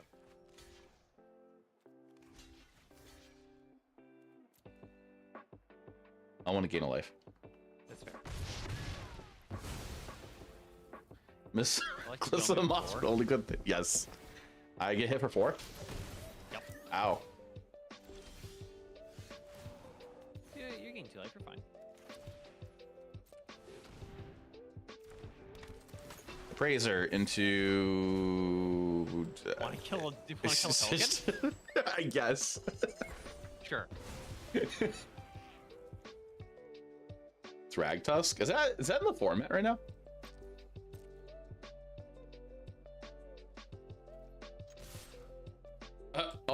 Oh. We're at the same life total.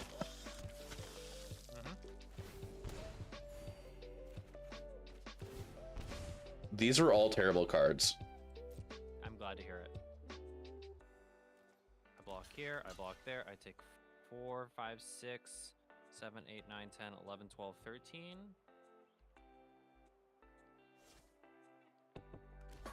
2, 4, 11. That's much better.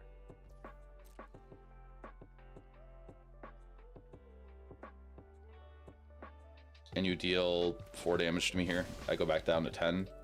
Yeah.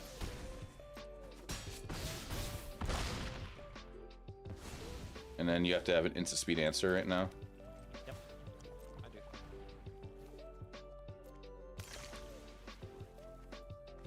do. Are you serious? Magic cards.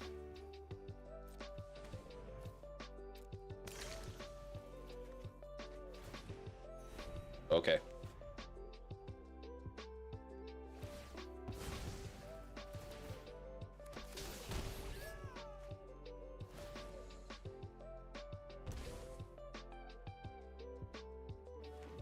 Oh, he has trample?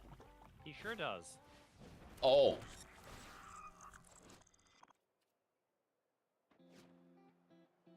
on how good NT is in red deck wins. I think I saw somebody play against that. Am I dead? Play against that. I'm being Four. real honest with you. I have no idea.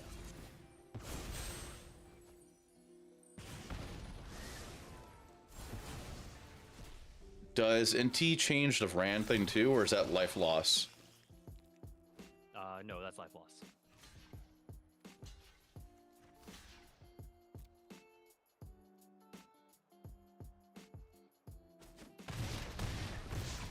I go to 7. I go back down to 5, and you could deal 4 to me right now. No, you deal more. I am dead. No, you're not. Oh yeah, the Fran thing already triggered. My bad. I thought that didn't trigger.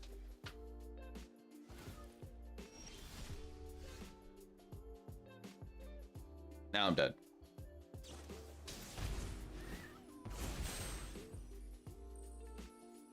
Yeah, I got nothing. But that. Let's go. Chat ad starting in a minute and a half. Let's go. That was close. That was. I was really digging for like a kill spell. Yeah, I know you were. Just happy you didn't find one. Yeah. But you hit annoying. And I was like, I'm so okay with this. Yeah, O'Hare Talk is a pretty good card if you build around it right. Yeah, Oger. Yeah, I love him. I know. Show you the Golgari deck. I'll show you the one that we theory crafted today. Sam's, can you send me your list so I can pull it up on stream? Sure. Give me 2 secs. I pulled this off of like another person's list, and then I was like, okay, but your list is cool, but I want mine to have a bit more oomph to it, and I'm still fucking with this list. Your list is cool, but I can make it better. Your list is cool, but like, it's not that I can make it better. It's just that I feel like it's a mistake not running Fanatical Discovery. The Fanatical Offering. So I'm gonna pull Sam's list up in a second, but I'm just pulling this up for Army to look at. So I had another guest on stream today that I'm gonna be traveling with doing some RCQs. So we theory crafted this Golgari aggro deck because we were trying Golgari midrange before this, and Golgari midrange just didn't have like the oomph to finish games.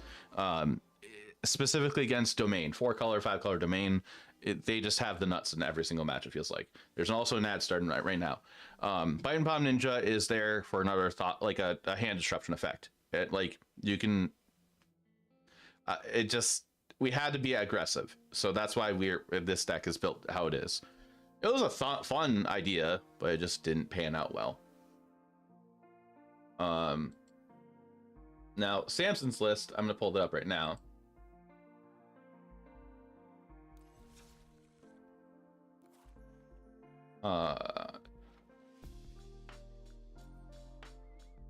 Like ladder play, Golgari does okay, I think.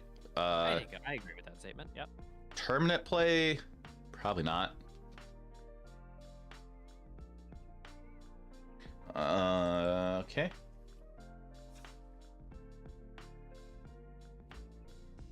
So this is what card do your. you have for mine? I assume the Deepest Might. The O'Hare I don't have.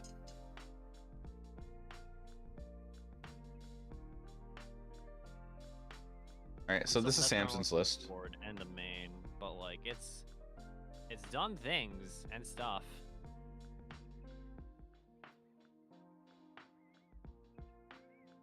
Yeah, O'Hare Oxnell. I believe there's a mono red deck in standard as well, and I see that there's an Anvil deck popping up in Pioneer now. Yep. Because this card, or it's playing like 2 of or something. Yes, it's playing 2 of that, and then Devils and Anvils. Okay.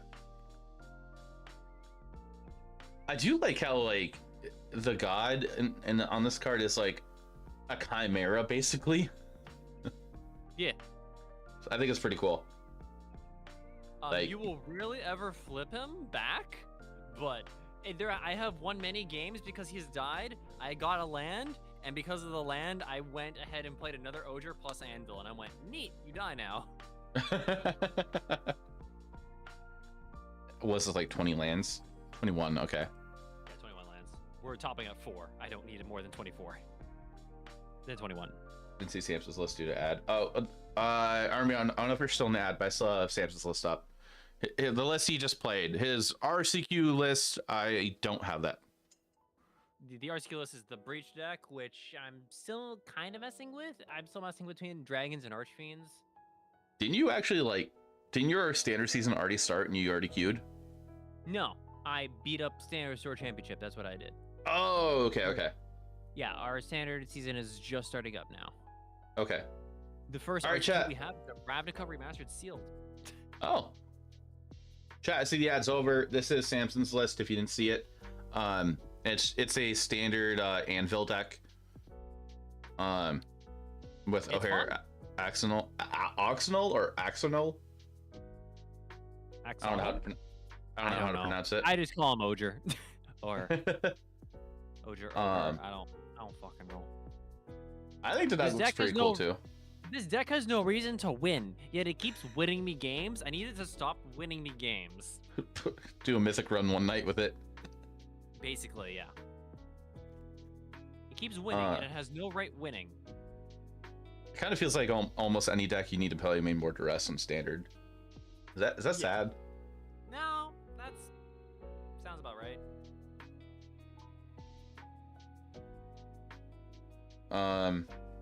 In the Rakdos deck I'm gonna be on, I kind of want to play main board duress, but I don't need to.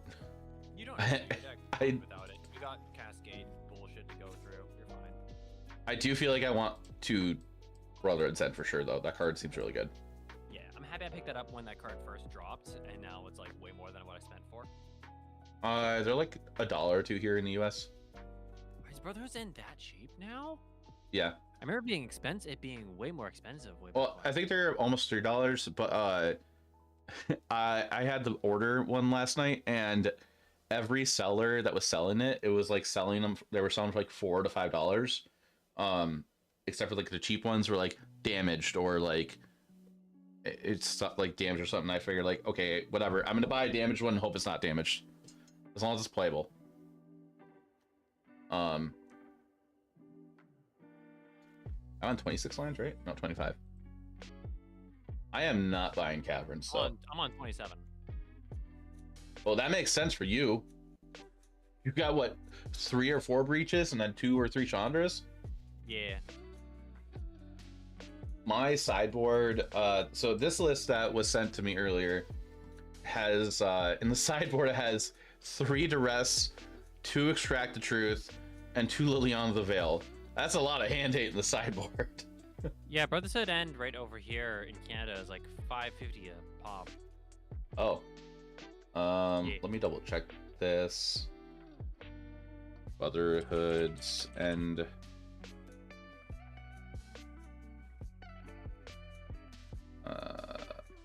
Oh, that's extended art.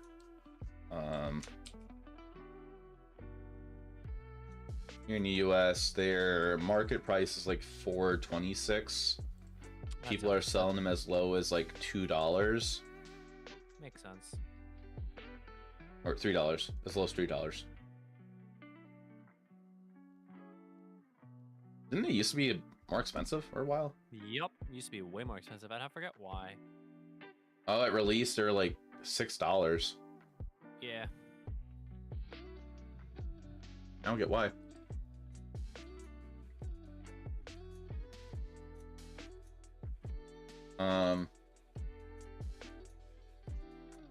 What, $6? At release, Brotherhood's End was $6. This card right here.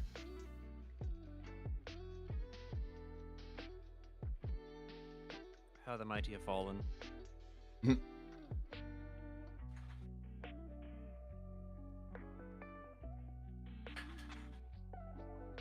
Okay, so chat, I'm gonna call it a night. Samson, it was fun doing a little bit of testing with you. Yeah. Was always a good time. There's miracles running inside, but okay. Well, so Samson, I'll talk to you later. And yeah, if you ever want to get any testing in or anything, let me know. I'll be happy to help. Sounds good. Yeah. Chat, be sure to go follow Samson. Samson is a super awesome person that is are you on a break still, or? I'm getting You're back into streaming now. Okay.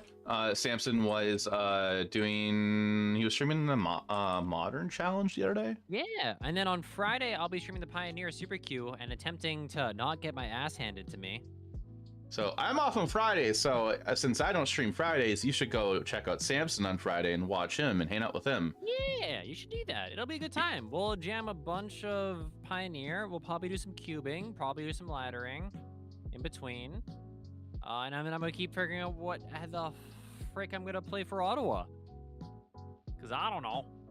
And then Saturday, I'm gonna be a broken record about this tomorrow. Saturday, I'm gonna do a super freaking early stream, and I'm gonna play the standard challenge on Moto. Are you doing the standard challenge on Moto? Yo. Yeah, it's at 8 o'clock my time. It's probably at like 6 a.m. for you. It is 6 a.m. for me. Is it just the standard 32? Yeah. Depending on how my Friday goes, I'll join you in that adventure. Okay, sure.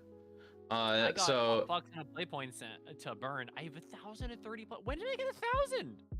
You know, I'm not gonna question it. I'm gonna roll with it.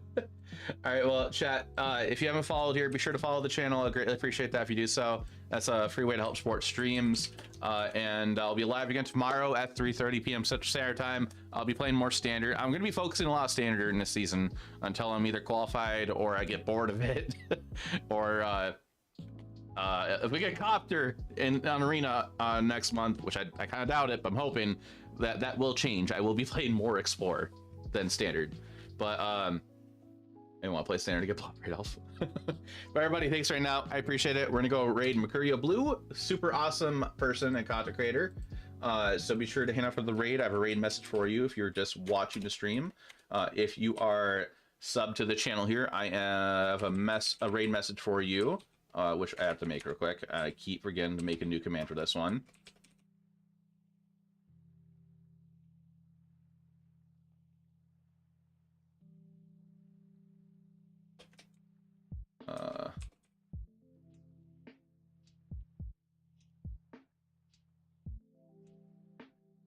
Oh my gosh, I can't type.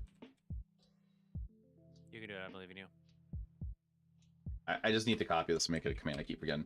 If you're sub to the channel, copy this message and say hi to Mercurio Blue. That's the one if you're subbed right there with the new emote that MTG Holy made, or Holy MTG made with the Derby Karn. So bye everybody. I'll see you later. Thanks again, Samson, for hanging out. Bye everybody. Problem.